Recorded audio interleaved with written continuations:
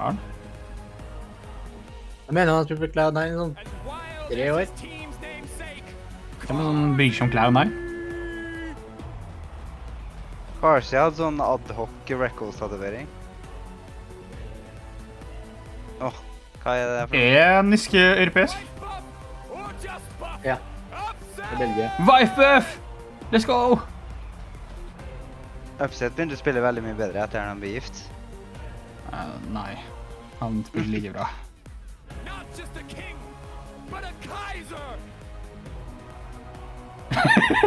Damn. Yes. Ja, faen. Down bad. Du må nesten se på chatten, altså. Cringe.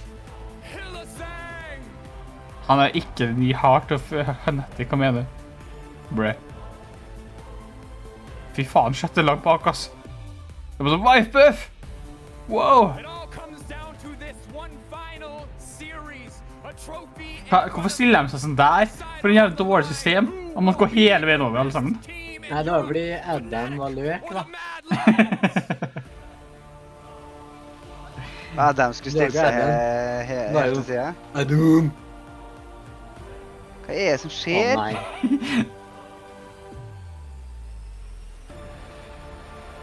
Hadde de ikke høyere budsjett, liksom? Eller brukte de alt perfektsen? What is going on here? Camille is back. Åja, det er det det er. Faen. Ja, aksjer altså på sang. Men jeg tror det er litt dårlig å gjøre. Det fighten der var syk, egentlig. It doesn't matter who won it last time. It just matters if you can win it this time again. De klarer 2 splits på ras. Ja, men det. Det er jævla. Fortsatt ikke pentakillet til... Da ser vi det blir wrecked! Hæ? Nei, jo da. Eller kanskje. I'm just really happy that we made it to finals. It happens in like a great way where we just come back, we stomp. Hvorfor fikk jeg se Wunder bli teleportet av Adam, og så dør han med instantly? The LEC 2021 Summer Finals. What an introduction to the stage for these players. Dracos absolutely smurfed it. Let's get on into some League of Legends. It's why we're all here. Absolutely How could we smurfed, not dude. be excited Alle bare after an kick off intro like records. that? We are guaranteed a banger. Without further ado, let's straight get into it. straight into draft. Mad Lions do get side selection. They will be on the blue Ja, side. Martin Expected Cannon. bans are things like the Ja, det er han Bucks, som er the Crash, coachen til something that we have Fnatic. seen time and time again throughout playoffs. Nei, det var så sjukt at den heter Billiken til det Star Cruiseren I StarCraft. Could be a first rotation for them, and then for Fnatic, maybe looking at things like Jace to take away from Armwoods, which he's had so much Det er så success on. sykt at coachen med Alliance er oppkalt etter den der iPhone... Mac and cheese? Twisted Fate and Rise being two of the strongest mid Nei, laners Mac and of course, Cast. in playoffs, both humanoid Cast. and Mac and Beast. cheese? Love to roam around, love to influence Cheese the Cast. rest of the map. With Jace being banned out as well, expectations are that we'll see Ja, things like the men- threats removed. Mac Mac- er så å si, Mac er så å si en av de eneste britene på det her, med på det her. Skal han bare banne ut... Nei, jeg tror ikke det. De banner ut Rise nå, ellers bryr jeg seg ikke om Rise. Humanoid er jo jævlig clean på det. Kan det sånn? Ja, men first pick, så. Kendra, this is something we discussed at length at Meh, the beginning meh. of the playoffs, where we were like, if you ban out Benjamin one of Lees. our safe blinds, where det does blir he sånn go? Leesen, så Because often bra we for et see alle him andre on champion. things like we see him on Gnar, Kanskje. we see him on Jace, and then we saw him on the Gangplank when he couldn't get either one of those, and he was shut down very effectively by Rogue in the early game. So perhaps that is the strategy that Fnatic is looking for to try and take Armut off of his comfort zone. Lamau. You're completely right. He looked like a whole different player on that GP itself. Yes, he got shut down, but he never really found his way into the game until the mid to late game. Ja, Adams Renekton er jo clean. But you're completely right. Jason Ja, han the only real blind pick er left that Armut has 100% is sånn the coinflip. But I'm expecting a Gnar, so Sånn if they don't helt pick it up in riktig. the first three, Fnatic probably going to ban it away. You That's see boom. Redline's giving a bit of respect to Adam in the top lane as well with this Renekton ban. He has played the Vibes. most of any any champion across the course of playoffs. 7 games on it, Rise 6 of da? those Ja, det var wins. det jeg tenkte. First pick Maybe Rise. they wanted to trade Rise for Thresh. Maybe that's what Fnatic wanted to do here. They're going to test the water, see if they can play something into the Rise. We saw the Cassio from Niski last time, so something like Cassio Ikke Thresh bli could be expected. Cassio, Could very well be. We know that those are both very comfortable champions for Fnatic. But we're going to see the priority Okay. a bit of a takeaway from Kazi. We did see Kazi skal ikke inte. Let's go. Vent, ta upset. Okay, de inte. Engage and can be relatively safe in the bot side of the map when we know Kaiser likes to roam. And it spells something, doesn't it? With Aphelios and Varus down, Fnatic's next high priority AD is Ashe. So Ashe Thresh already picked up. Ashe Thresh for en combo. Now it's all on Mad Lions to respond. We've seen lots of things come out in bot lane recently. We've seen Jinxes, we've seen Kaisers, and that's all because AD pool always gets pinched. Don't expect to see a Kalista, of course, but maybe he'll just match it with something. We've also seen Tristanas. Potential in bot. Tristana always an option, as you Kommer say, Draven. for Kazi. Rammis? Eloia Rammis? Serafin. The Queen. Okay. Okay, Vegard, ja. Kanskje Shaun, jeg synes Shaun åpen, og det sånn veldig. Det game 1, Ja. Ja, de rakk draften på game 1. Du rakk ikke synginga. Det var dritlang tid på sånn dansing og sånn random synging og sånne ting. Ja, det var det verste som Low-key glad jeg er. Jeg chattet var bare sånn cringe.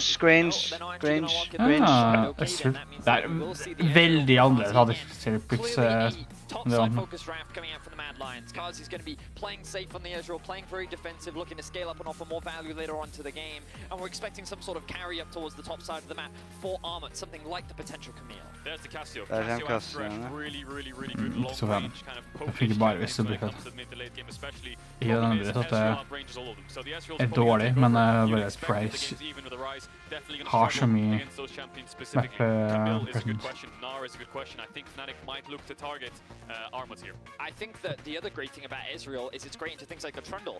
Trundle is the typical champion you expect as an answer to the Viego, something that Bwipo is very confident on as well. Oh, yeah. So I wonder if Mad Lions will look to ban it or if they're saying, you know what, with the champions that we Rakan have, ban. we're actually quite Let's go. comfortable and we're happy to give that away. Rakan banned away here by Fnatic. 11 games played on Rakan throughout the course of playoffs.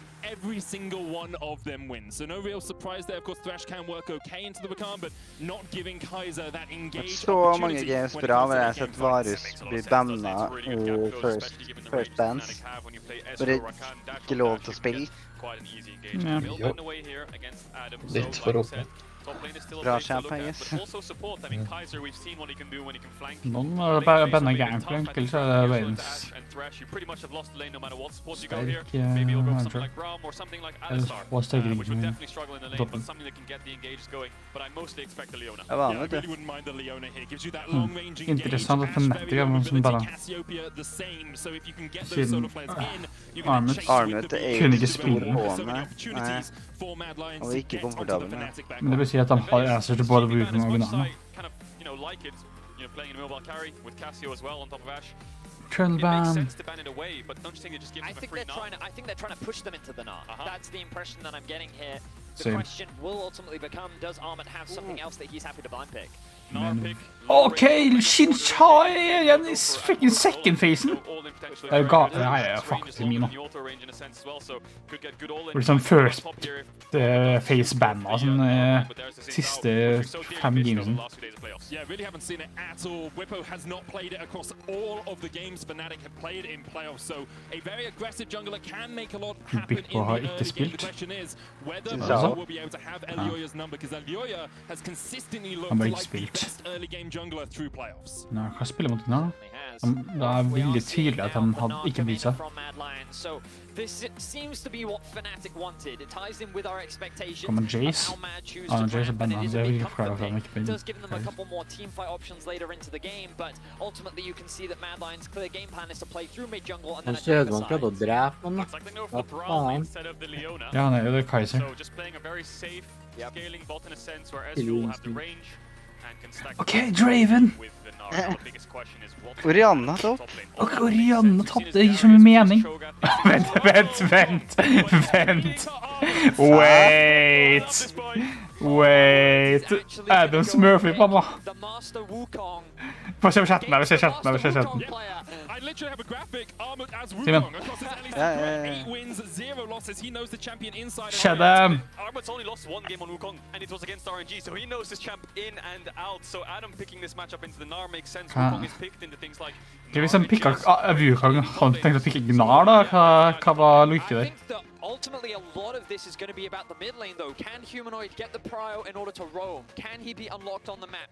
In the series yesterday against Rogue, it was something that Rogue could not stop Niski from doing, but in the Cassio game, he didn't actually get as much roaming time. Ja, But ikke går when you get ahead in this matchup, you can Men make it a det var lot det. harder Ja, for Humanoid to ja. roam. Ja, jeg går, as well. ja. I think the mid jungle is going Aspect of time, Can broken. Humanoid get out onto the map and get these side lanes going? Oh yeah, definitely. Rise wants to go side lane. You know, exactly get ahead against the Gnar. He'll have side push as well. But Booket both på these team comps want a team Pancake, fight. The only ass. worry I have for Mad Lions is what follow-up does De Gnar booker have when for he goes in. hverandre, Not so men, much, but when the Wukong goes in, I think Ah, det ser ut som en boka til vokalen.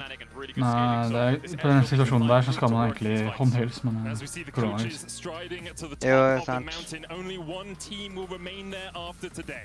Mad Lions, the reigning Mac LEC har med seg sin champions, løpegutt, Fnatic mens 7 Yamato titles in the sparket past, sin løpegutt for at looking den to var for match dårlig. G2 at 8 in total. Jeg fikser det selv. However, the question Ja, det var jo has to morsomt be, at de bare who gapper coming on top Armut today? med Mad Wukong. Lions versus Fnatic, let's go!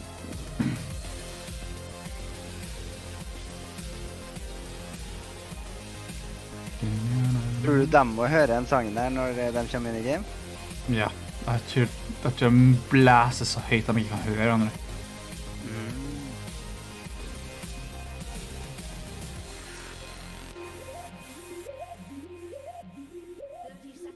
Let's get this party started. Finals weekend, finals day, Mad against Fnatic. 5 games perhaps between us and history once again.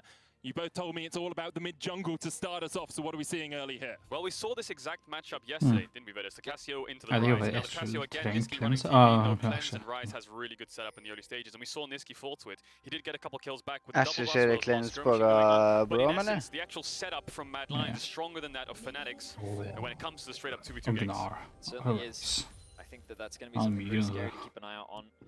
I think one of the big things that Fnatic had to deal with yesterday was the Ash Arrow as well, right? The fact that it was Rogue playing into it, the fact that they had that ultimate to be able to find those picks onto Niski as well, definitely made things a little bit harder. But now the Ash is on his team, and we see both bot laners clearing out the wards, but it looks like Hillsang and Upset not going to offer a pull as Whippo is starting on the top side. He knows that he's going to be able to get prio towards the bot side of the map. The No question is, will we leash. see a very early dive, but we see Yep. Armut stacking away No the leash. top. Report It's something Adam. We see Mad Lions Report. do a lot, which is go for very early dives and start to try and shut down the enemy Adam. very early on into the game. Kom igjen nå. And Whippo pathing down towards the bot side. He knows Adam won't have the push. Both these junglers, are pathing into the lanes with prio. Of course, Elioyo will get top crab. Whippo look for bot crab. Full clearing down to cover all camps in case. Hva of faen, invades. det er jungle diff Expect allerede, jo. towards the Faen. mid lane. I think Whippo here could go for something like Red Krugs Raptors into a mid lane perhaps, True. if he's feeling it. And the reason we talk so much about these junglers and these mid laners is just how impactful they've been across the rest of playoffs. Kan han Humanoid and skippe Niski, Wolfen? two of the players that do not like being in mid lane. Only about half their time in the early game is spent towards that middle portion of the map. Most of the time they are teaming up with their jungler and trying to get into side lanes. And I'm loving this development because it's something we saw from Caps all the way back in 2019, this ability to get into side lanes. And now it's this new generation of mids in EU who's really rising to Oi. that challenge. And you Dun, said dun, dun, with the jungle dun. proximity, they need their jungler dun, there. dun. Also En want to push out the lokal wave and Boomer, move da. to the side lanes to unlock them, and Sjukt that's what å the melde. lane meta is when Men you han see these tog i roaming blue. champions like Rise and TF. It was interesting hearing from Niski yesterday as we see a gank in top lane. Adam pushed far forward, the flash going away, double flash going to try and chase him down, he's going to try and get back underneath the tower, but this should be first blood to the Mad Lions! Armut Easy. takes it against Hvorfor the tok de ikke signature solen da? What we saw was Armut actually not pushing the top wave. Ok, men det her betyr at Bippo vet 100% det kommer mye camps nå. But now Whippo looking for an Oi. evade. Yeah, Elioyo, no flash. He needs to take the blast cone here, but he won't take it in the right Oh. direction. Whippo! Elioya has the smite to use it on the blue buff. Okay, men han kommer til å knokke nå. Humanoid's on the way as Nei, well, han but blir Elioya han nå. Warp only level 3 right now. Whippo still has the flash to try and chase Elioya underneath the tower. Can just flash chase, won't do it. Meanwhile, Humanoid was forced away and had to flash. I really wonder what happened there. Okay. Here, Niski doesn't have flash. Did Whippo not have the knock-up ready? Did his Q, was it on cooldown or something there? Because he really couldn't find the knock-up to get the overcommit there, and he just auto-attacked him down.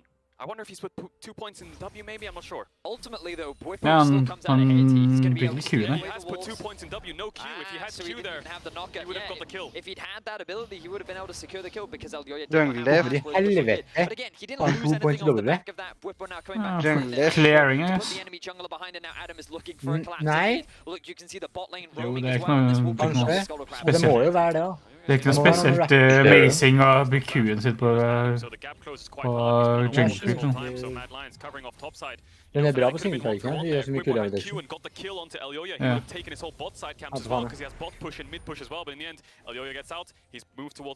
Jeg planer å gå for rosen sin. Niski no flash, remember, Kaiser's coming in.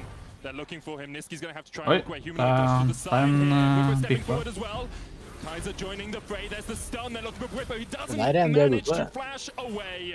Mad Lions 2-0. Yeah, Whippo blocks the stun there, but then he's the one that ended up getting chain CC'd. Hillesang looking for something on bot, but Karzi so mobile. Lanersen And ligger Mad foran Lions getting på a very begge good early lead lanes. here. And it's a much needed kill as well, because even though Algoy was able to get first blood Allerede. up towards the top side of the map, Whippo was taking so much more control. Look at the CS discrepancy you can see between the junglers. Algoya losing wolves, losing blue, not being able to secure either Scuttle Crab, really put him behind. Oh, But Algoya Algoya er så is smart. not slowing down. Det er Coming kanskje ikke. in, Humanoid has Glem TP, Niski has TP to match. Adam just being zoned away from the wave itself. They're gonna see Whippo here. Okay, as well. Armut, Stop kan ikke Adam hitte from getting headshots. the top wave. He's so far down in creeps. He's also gonna lose out a lot in XP.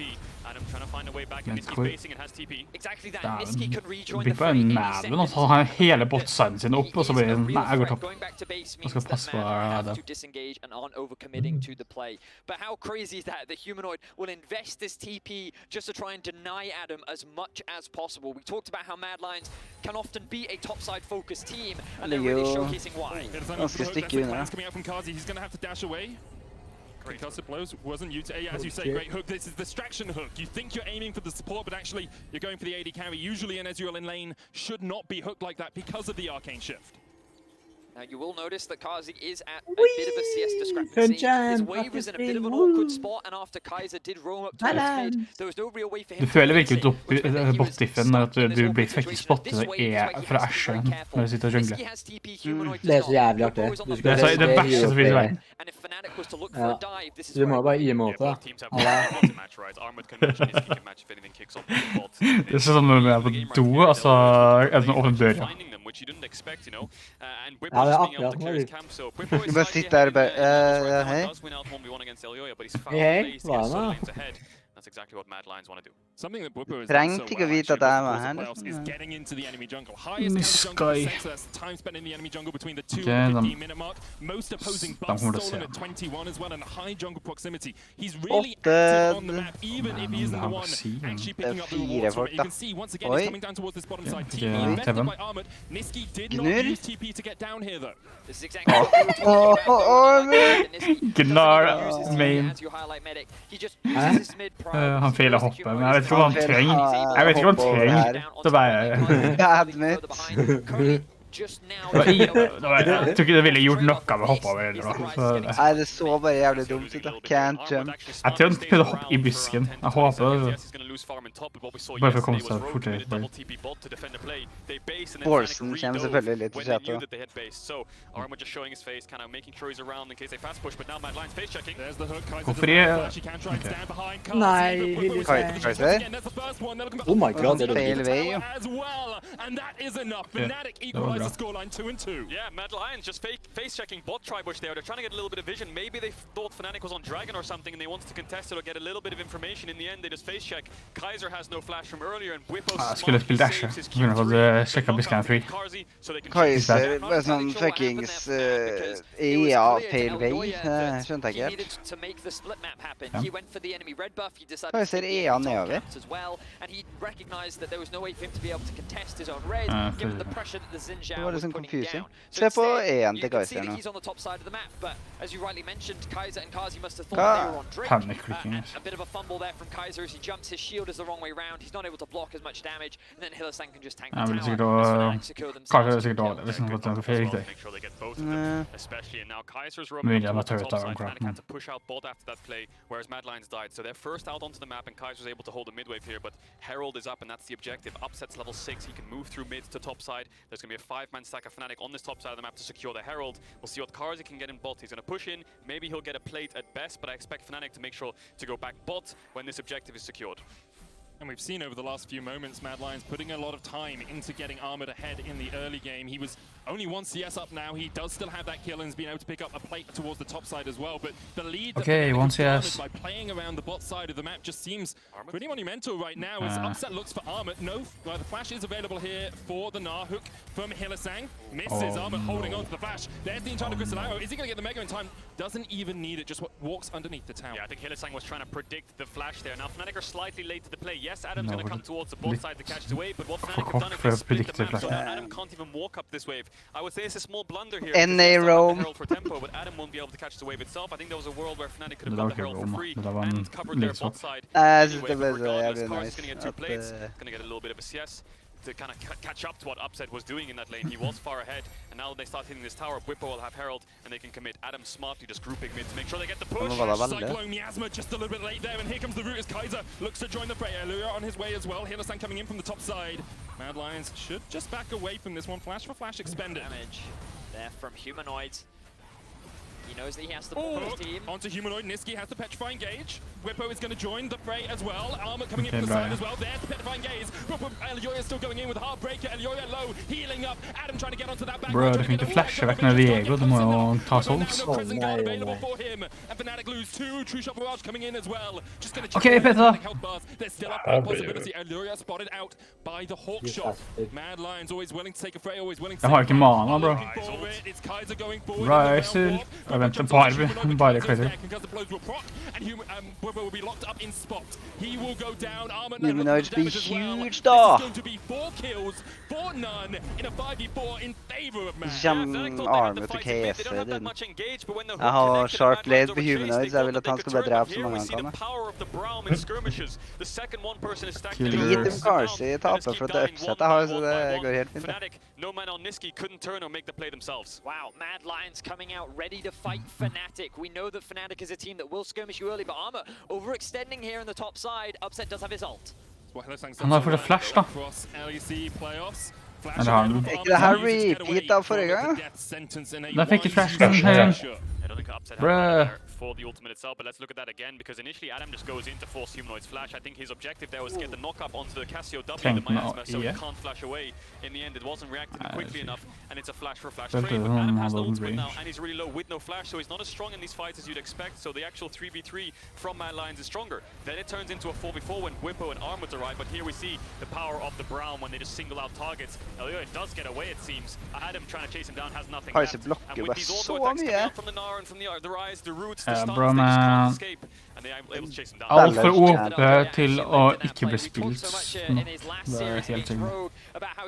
Bare bare teleporta Kaiser fram sånn. Ja, det er for at det er en distrasjon, så at de sitter og bryr seg om det, sånn. Og så kommer de bakom.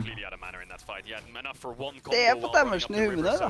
Cassio more of a late game kind of fighting champion going front to back, and the Rise, you can see Clean. a lot of him in skirmishes as well. So now Mad Lions into a gold lead. They do have 1 dragon on their belt as well. 50 seconds on the dragon still. But Report mids tok blumen igjen. Well, I mean, in terms of the map state, you feel like that after that skirmish from Fnatic, they've lost a lot of the pace that they had. They had good control over the bot side of the map. They converted that into an early Drake. They then converted that into an early Rift Herald, and you expected then to try and make the cross-map play happen where they play for the top tower. Now, though, Mad is the one being proactive. Loja er overalt, hele tida. Jeg vet ikke om du vil teleportere, men du har gjort det. Sånn er det sikkert har. Ja, det har det. Han gikk kukken mot buken i stedet for squishy AD-carrien, som null mana. Nok lens. Hvor er det? Ikke vel da. Fortsatt vært lensen hans da. Ja, men Adam har ikke flash, så I've never seen someone use Rise Jeg tror ikke han ville drept den. whenever it is available. This man is so proactive on the map. He always has his jungle and support with him, and this is the core that makes Mad Lions so effective at building leads in the early game. Yeah, Everfrost, Boots of Swiftness at around 12 minutes when that fight kicked off. He's really, really strong compared to Niski. Men han kjører hardt på toppsiden. Niski will get a lot of gold for this because Fnatic will pick up first tower of the game. You can see the gold lead only around 2,000 for Mad Lions, despite them being so far ahead in kills. Carsey var jævlig plates. They picked up Carsey. Has to Ja. shift away from the arrow. The good news for Mad is they're getting a plate in mid, they're going to be able to secure the Infernal Drake, and they should be able to secure the tower and bot, so Han overall, drept net det samme positive for 4000 i Mad. begge to. And the fact that this early game looks so convincing for Fnatic and a single skirmish has swung the momentum so Han heavily in går their match på favor. footwork, It's basically. obviously a For little en bit legende. concerning for Fnatic in the early game, but they still have strong scaling. They still have very powerful team fight, and it's something that you're going to have to respect if you're the Mad Lions as the game Ja, progresses. Kaiser og Loya, det som å se dere Viegoen og dere Luluen. De sammen hele tiden. Can they find wins from this sort of Really? position? Because up until now, Fnatic have been their own worst enemy at times. They get gold leads and then they throw it. They make a Eller mistake. Yumi og We Talon. haven't really seen them fight 2-3 Name a better combo. Yumi We saw them Talon. in a slight deficit, and All then the way. Felios ultimate killed everyone, remember? So I still have a lot of confidence in the Fnatic team fighting. It's a matter of how well Matt will allow them to do it. What I will say is this Rise is Men very så hvis du short range, and cleanser Human en has to be hook, very, very careful. slap One trash knock på up into a hooken da. Casio W, one Ja. dash arrow, Ja. anything like this will Bare, knock him down. He's dead. He ok. has barely Okay, any Med Rift. det of sett så. this Rise, so one CC chain and it's over for him, so he needs to play these fights very crisp and very clean, or just play over the side lanes right now, just push in bot, match at him, make sure he's on the tower with no TP, Okay, de and skal force numbers ta advantages bubben on hans. the side of the map with the Realm Warp. For now, check here. Gonna get the knock-up. TP coming in as Oh. well. That center's only gonna go onto the blue, but Good burn. he can dodge away. Webber going in as well. The exhaust has been used now. Fnatic trying to fight a 3v2 armor force Det away var from så Niski bra towards the top fight side. for Kaiser Loya. getting chased down by Webber. Hvorfor har Kaiser fortsatt veggen sin? Kaiser cannot get away. A double for Webber once again, going into the enemy jungler, and it looks like Humanoid might be caught out on a side lane as he went into the jungle, but the Cyclone finds him, and the kill is Okay, de fikk mye kills nå. continuing to fight in the mid lane. It's a fight on two fronts, and Fnatic Ja, Oh, det var Mega liksom Nar. kvartene på... I mørke megaer hopper inn og kommer med 3 stykker og skal prøve å drepe dem. So short range, one CC, one knockup. He's as good as dead. That shutdown goes across to Fnatic. Okay, 9 midlaners. Now this gold lead's only just over 1,000. Both teams going back and forth at every Hva skjedde bort opportunity, nå? and this time Ja, it vi was får se hva som skjedde Aljoya bort nå. making the mistake, face checking into Bwipo, not expecting Hillisang. Han brukte jo lensen. Hvorfor tenkte han å gå This is a sånn high da? risk, high reward play for Fnatic. Nei, det var Bwipo som lensa. Ah. Once again, Hillisang with the hook. He just continues to find Mad Lions. Åh, det var en stun. Men det har ingen å si. Kanskje det har å si, for jeg blir bommet ved dobbelt. You just miss Hillisang flash forwards with the lantern. Now he's really, really low HP. Oi, oi, oi. And Fnatic don't have any TPs to bail them out. Adam's running through mid. Hillisang, no flash either. We'll see if Mad Lions want to chase this down. Humanoids in range. Looking for the damage here on Åh, Bippa som har ultimate nå. Niski's gonna put damage down here as well. Has that blue buff to keep his mana stacked up. Humanoid Han vil inn, han vil inn. Han har ultimate. Bwipo diving in. Oh! Has the gun ready. They killed off Humanoid. And that's all yeah. the Fader for det damage. upset coming in from Let's la Shashi Shao åpen på andre facen. Let's go! Ja, den blir nok denne neste game. Bwipo's just slaughtering Ja, Fnatic det var right som now. sa, og jeg They're så trying billig so much time kjempe. and again. Humanoid's so short Det er sant. range. Rett ut. Loken kjemp. He gets the knock-up. He's dead. Mad Lions. They start to Dealer. fall Han er back. død, Fnatic can ikke? chase, and from that point onwards, Faen you're out of gas. meg helt syk champion. Hesitant to commit because his ultimate was not available. Helt sykt om det ikke er fuckings remover fra the management.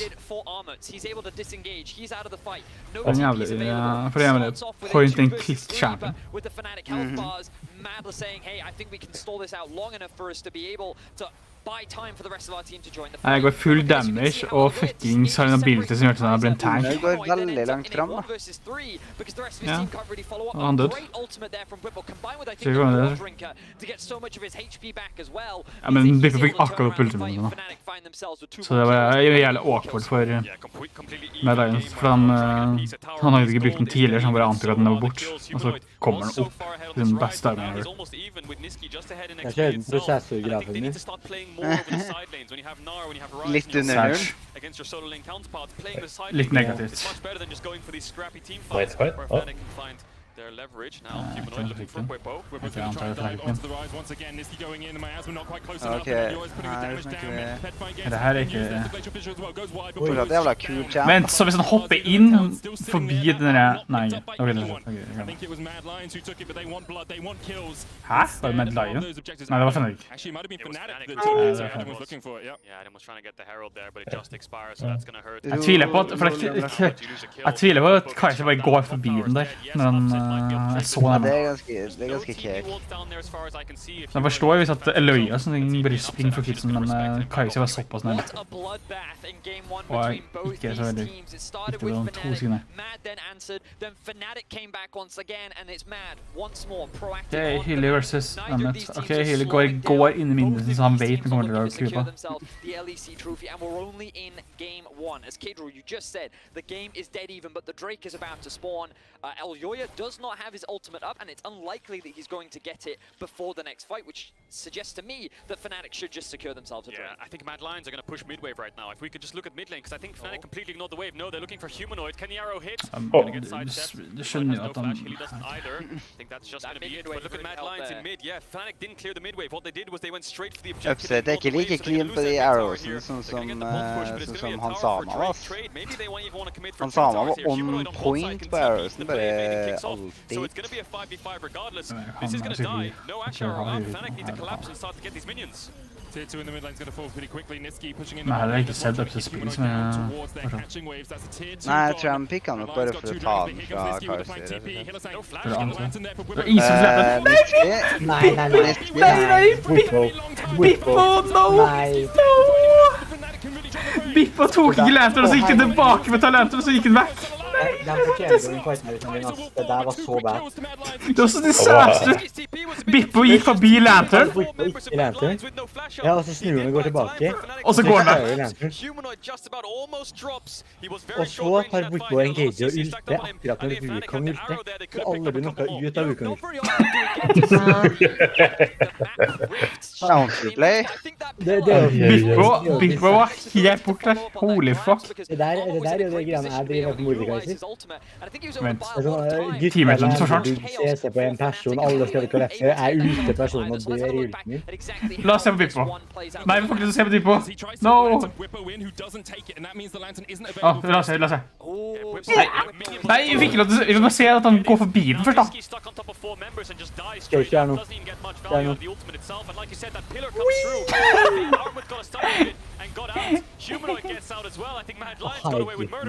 Litt dårlig spilt på Bippo. Det der vil gå så mye bedre. Det er sånn som å se på når Oliver spiller Trash og jeg kommer og liksom... Det verste. Hvor synes han mest stemmer? Det ser ut som det var Bippo som gjorde noe. Det var jo ikke det. Det var jo faktisk... Bippo bare denia Wukongen på gjøre. Nå skal vi lese den. Let's go! Det er så mye random sneers. Det er litt lag. På skjermen. Det er litt...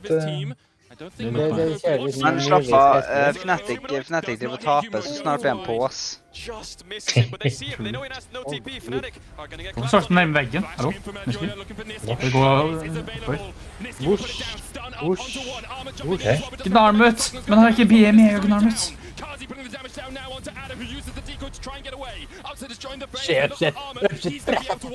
Han dealer 0 damage. Han dealer 0 damage. Karser er på.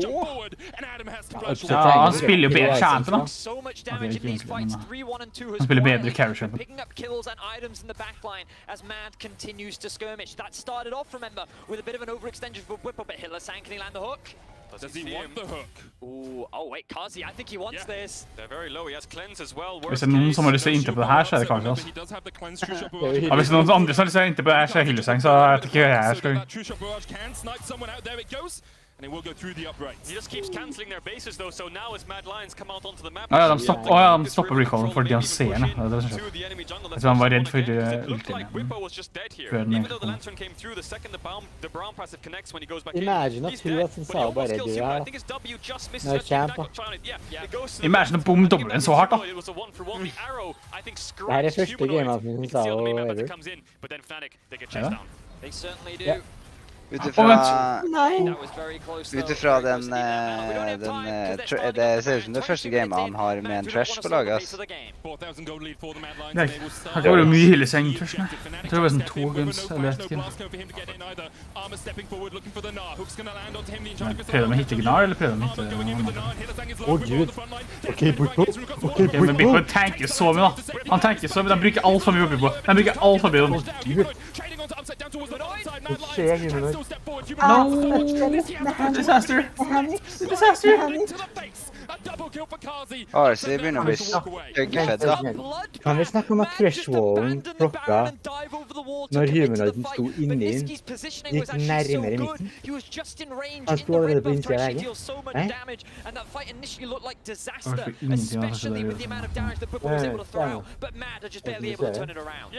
Jeg blir så mye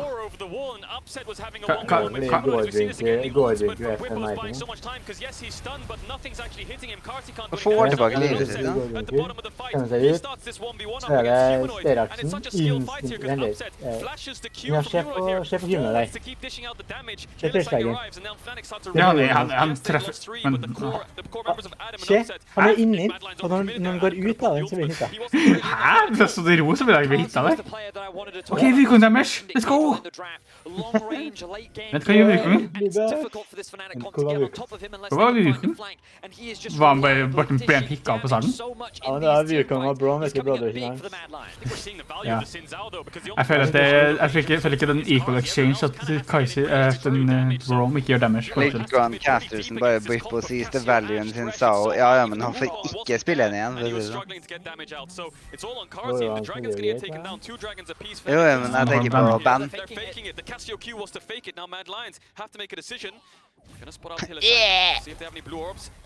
Ikke den blir. Blueorbs er så åpen, eller? Ta den hele varen. Går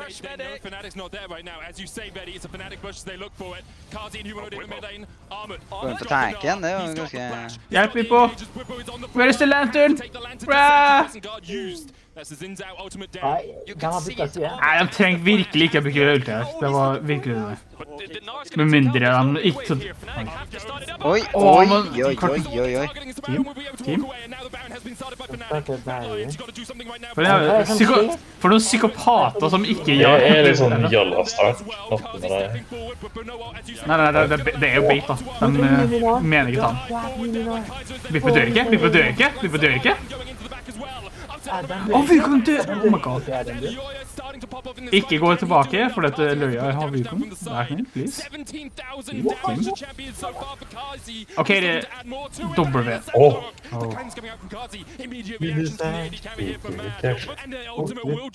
LOL, Carter kan ikke hitte ting.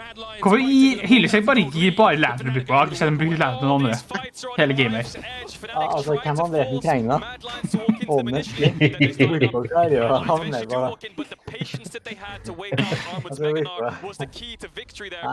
Hvordan havner jeg med 2 pinkvars inne i pitten her? Men sånn, se tepen. Ser du tepen, ikke? Og så ser du bare kostymer ting sant? Jeg så Fnatic liksom får det. Men det...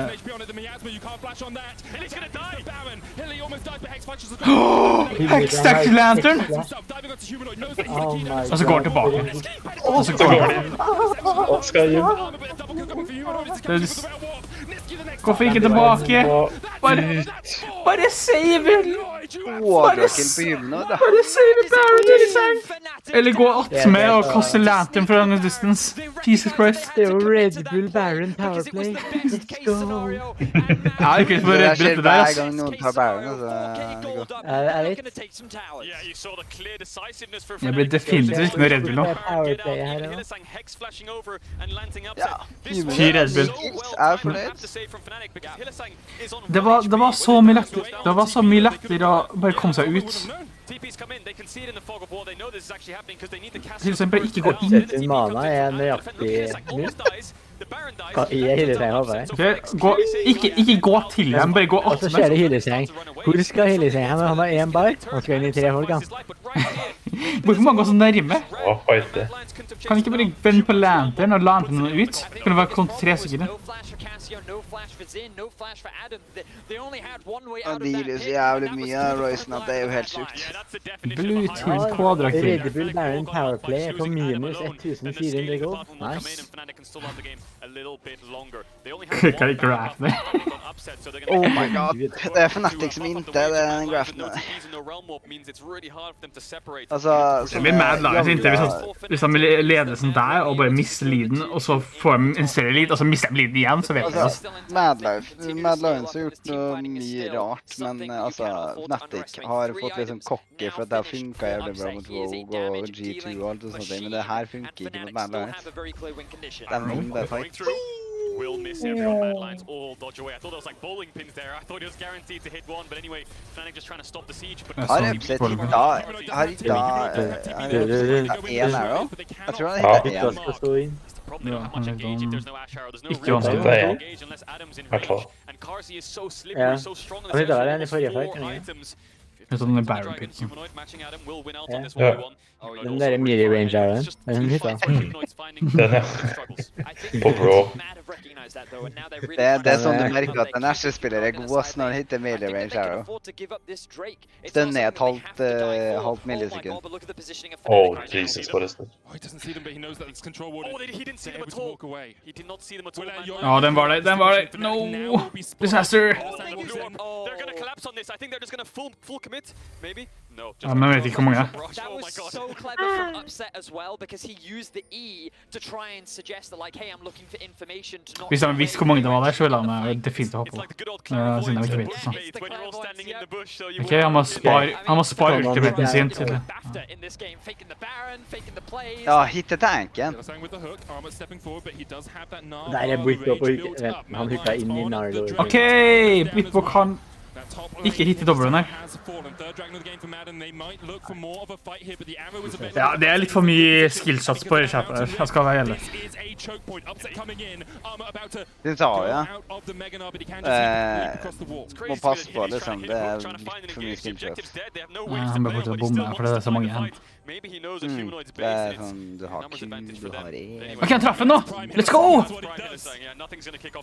Wow, Ja, now Humanoid is level 16, is... Oh my word. Litt sånn Meloja har like mye gold som Bitbo. That quadra kill did him a lot of favors, and no one can really stop him right Jesus, now. det er en skimmer race. Maybe if Niski's able to land an Kan de ultimate, Bitbo ha there's a world where 5 he could kills? beat him in a 1v1 with the Bottom diff cap scene. now being Ja, finished. det kalles Humanoid, he is diff, a det. menace in a side lane, and this is how Mad need to Jungle keep the diff. map. They need to keep pressure on sides and then collapse with numbers advantage. Fy faen, det der gjør vondt i øynene. Strategy that they have been able to Royce leverage damage, throughout ass. the playoffs and is why they are Damage considered til so champions. good. The best case scenario for Fnatic though is Det they blir could sånn han har vært med i fight fighten, the så har fight. jeg tatt They could Lantern. implement the Det er match dealer mer, themselves kanskje. and just collectively group as a 5 and try and force a fight with numbers and Men force Humanoid into the fight, Upset which might give them 404, better det odds of lover actually bra coming out on for... top. For satan, det Lover bra på fantasy. Ja, det, altså det er det eneste jeg bryr meg om Upset i fantasy. Ellers så er jeg Mad Lions og Upset. Korsi. Altså, når jeg ser på det her, så ser jeg bare tidenes KD til da. Det er jo det. Han spiller jo Asha, med definisjonen av koda skjæpe da. Time he has ever won the LEC title here as well. He is fighting for his life Det er to win this sånn game. KD. Så det jeg ser Han er dør at ikke. US er meta, ser jeg. Just try to dish out as much damage as possible and Hæ? engage with ultimates. Carsey Det er kites blue back S, as da. much as possible. Bygger bare Wait blå for Fnatic items. to use all their ultimates and then you can start to walk Ja, det er sant. auto attack. Until then, he's just Altså, det er interessant. Det er sjelden noe som er viktig. Han prøver. Det er mye stopwatchene. Og Ja,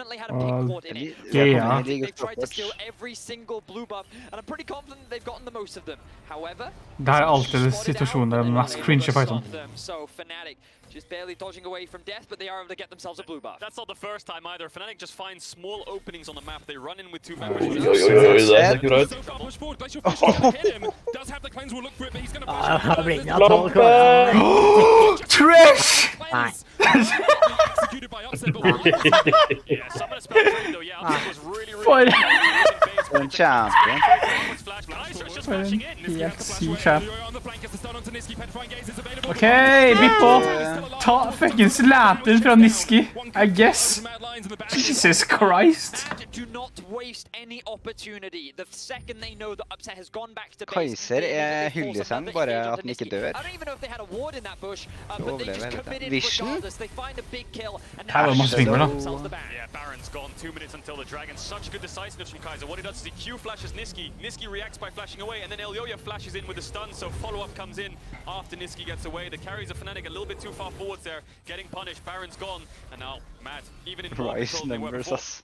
Mad are so Jeg creative in the tror ways in which they Arcane find opportunities, but this Adrenaline was er just a ganske big safe. mistake. Ja, la oss se det her, ja. So overextended. Skal jeg klare for å se på igjen? Afford to be this deep in the lane at this point in the game, and Kaiser, I mean, it's pretty straightforward. They just commit the CC. Of course, Armut does commit his flash. And 10 cleanse? I don't think he has. Upset achievement av keybinda. Only target friendlies. And watch Elioya flashes afterwards. Now that Niski's flashed away, he's just stunned. Really good hook here from Hillisang, but it's not enough to stop Jeg Elioya from digger securing that Bippo kill. bare tok Along land. with Mad Lions securing themselves the back.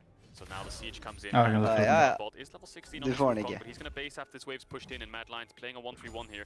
Needs to be patient for top push, needs to be patient for Oi. mid push. Niski is looking for humanoid. Humanoid called out. Oh. Det så usaklig. Det så usaklig som faen. Nei, fuck that. Time to die. Vi gidder ikke at du driver på det. Se på himmelen. Det var sånn, Ok. Jeg får ikke lov til å spille spillet. Can they contest this mountain dragon? 30 Ai, seconds nei, on, you ja. can see that push. Nei, men- Jeg burde deale ganske mye. Oh my god. Jesus Christ. Ok, her kommer TP også.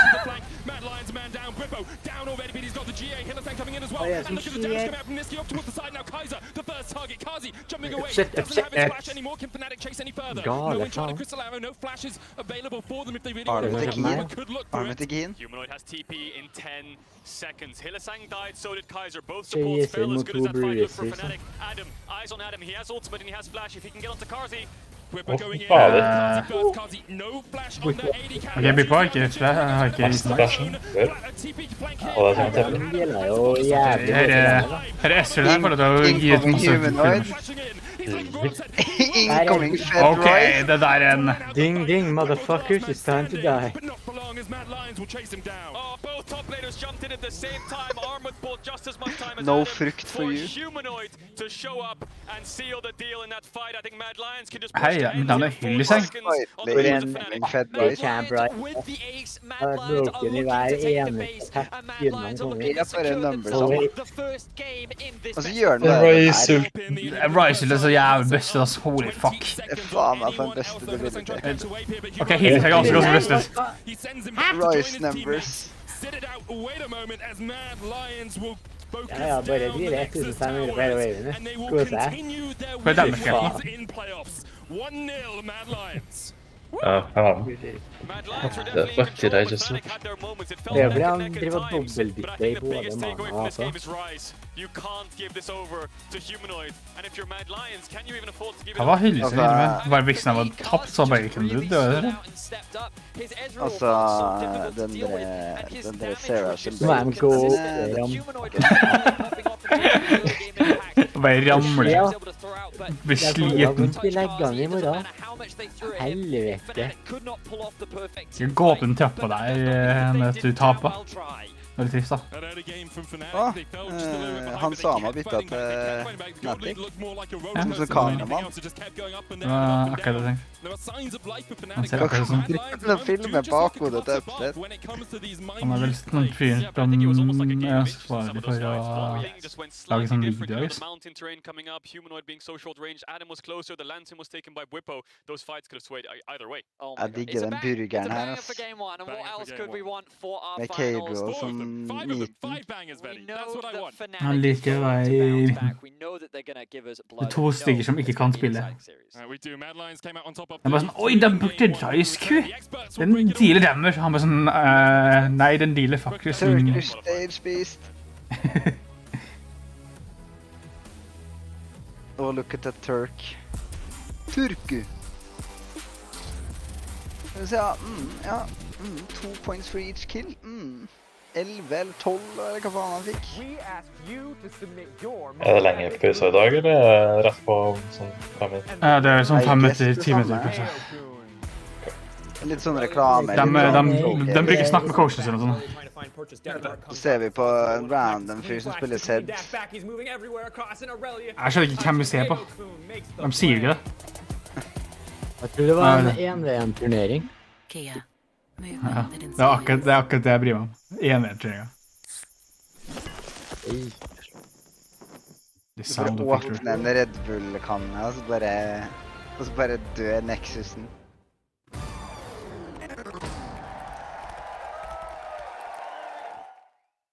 Tenk å pikke Asher for å deny Carsey, og så pikke Carsey champion som du mest kjent for, og så bare wrekke dem med. Det helt sikkert. Ok, da kan de hadde veldig mye med hverandre å gjøre da, men... Den first blood der, og den face-checken her, det var kleint. Kaiser, du bedre enn det der. Det viste han jo senere i spillet.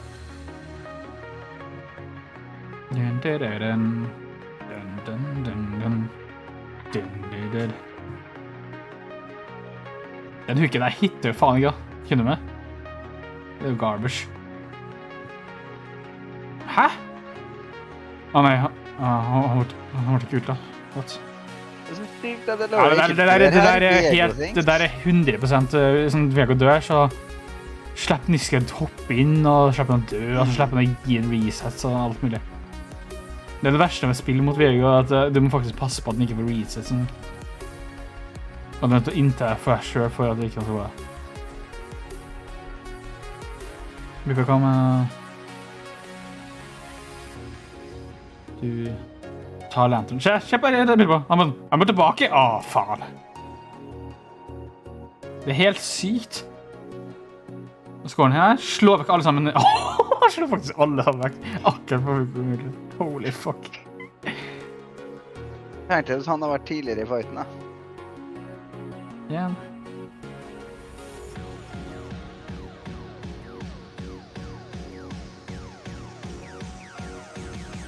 Men hvor var dobbeltgram? Sure. Ja, se hvor lang tid han bruker for å drepe på. Helt sykt.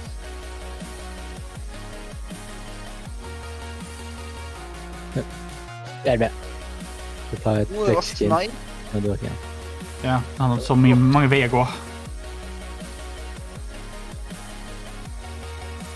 Mad Lions vinner jo for at de har med seg vikingene. We gonna pillage and rage. Åh! Viking! Åh, for en... Ok, for en synergy. De øvde på det der. Han tok den bort i en arm. Han var synergized av water. Han spiser sushi! For en legenda. Det er The Battle of the Drip nå. Jeg er sånn, jeg liker ikke sushi. Jeg vil ikke ha. Det lukter fælt.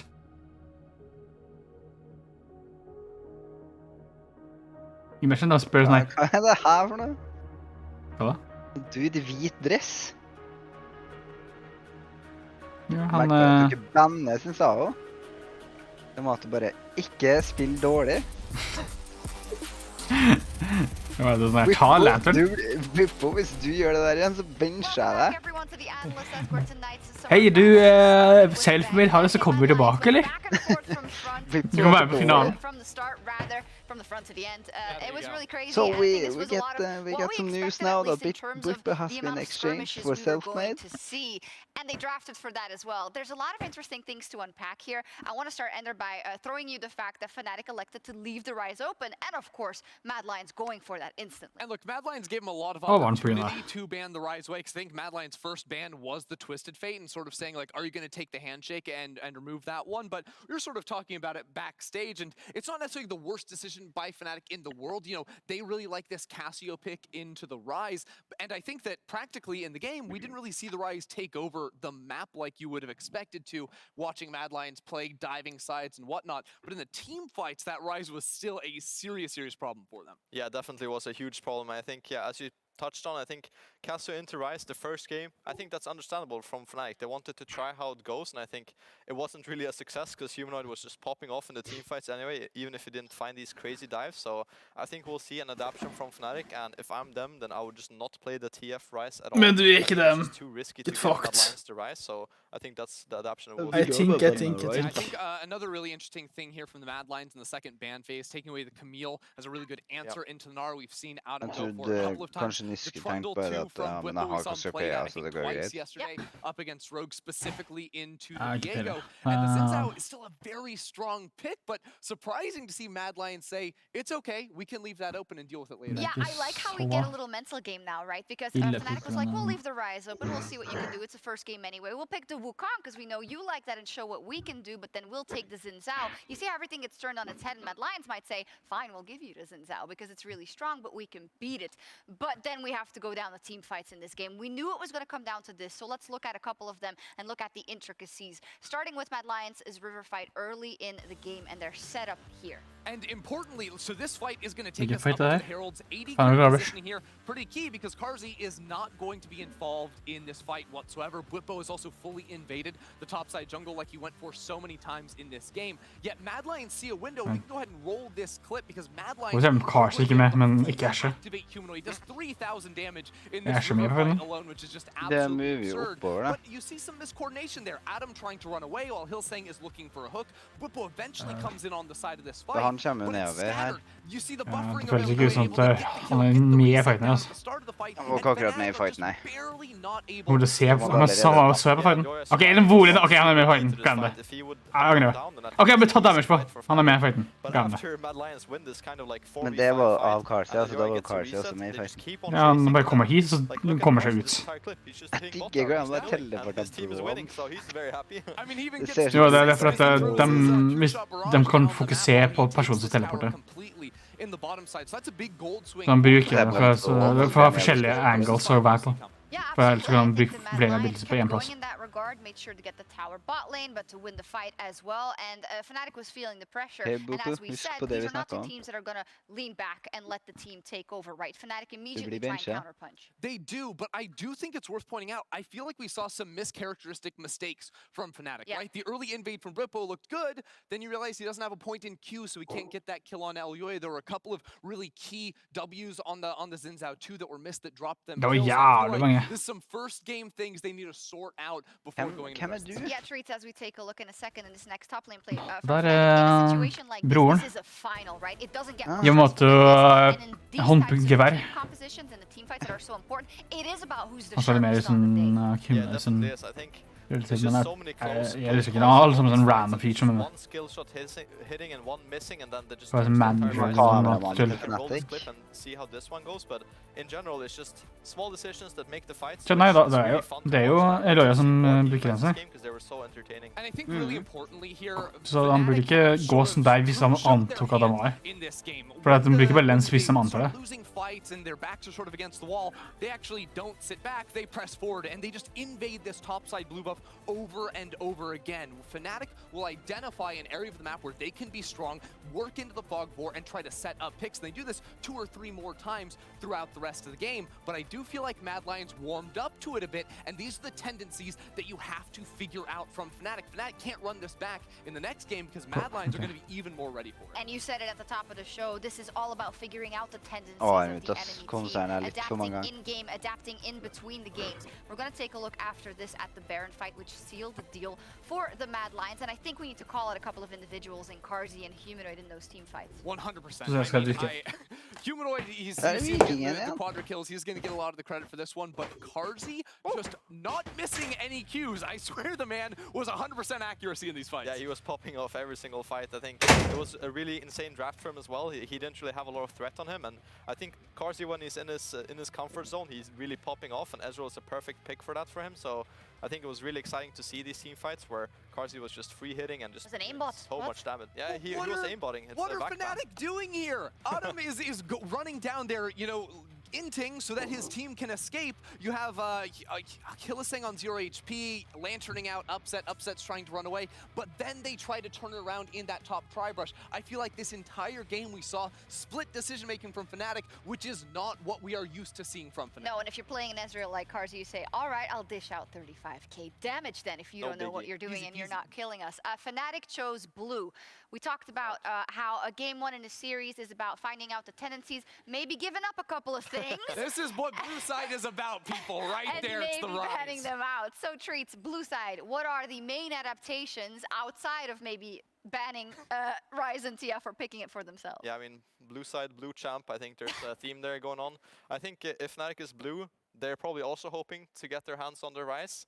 I think if you're Mad Lions, you just tell yourself, if Niski doesn't get TF or Rise, will he just carry the team to 3 wins? I think that sounds kind of unlikely, so I would expect to see Mad Lions just ban TF and Rise both and just play a regular game from there on. Seems a pretty straightforward plan for Mad Lions. No, honestly, I agree. I think that especially if they're able to like target some of the pocket picks from Fnatic in the second phase, that's really big for them too. The Trundle, the Camille, both taken away. I think we see earlier priority on topside champions instead of bot lane for Fnatic. Ah, that's a great prediction. Let's see if it happens. The LEC Summer title is on the line tonight, and based on the opening game, we are in for a close fight. We have more action coming up. Don't go anywhere. Woo!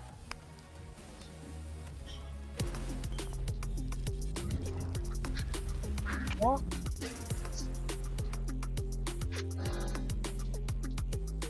Hello.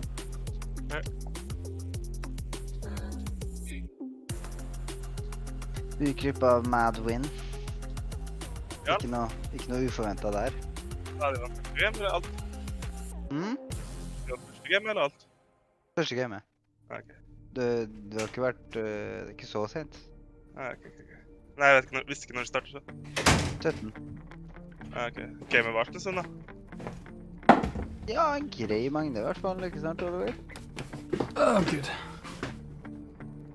Kan du oppsummere gamet her til Xavier kort? Nei, det gikk sånn som Mad Lions versus Fnatic beskrevet. Ja. Rise relativt back and forth. bra champion. Relativt back and forth, men Mad Lions bare er generelt bedre. Rise er bare en bedre champion. Bippo var ikke huge potensial for at den ikke ble bannet. Ellers ikke så veldig mye med melde.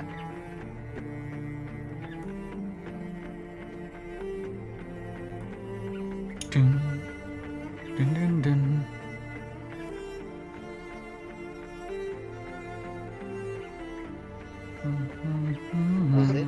Hold it, chance.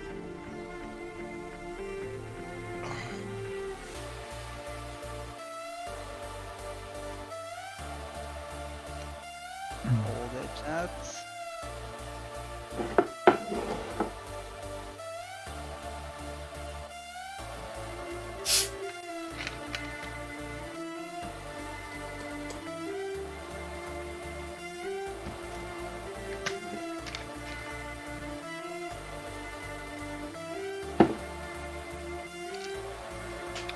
Hva tenker du, Xavi? Hva? Livet. Jeg tenker 3-0 eller 3-1, jeg. 3-0 eller 3-1. Ja, en av de to.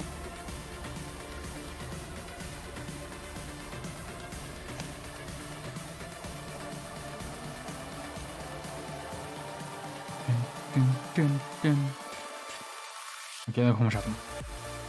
Det er fortsatt noen som holder det. Ja, det er fordi det er chatten litt bak. Kan du klare noen ganger å gjøre riktig, og den andre gangen klarte det ikke? På samme med.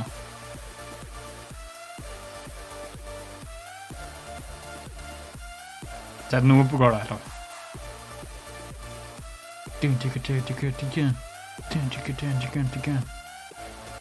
har ikke noe pace da.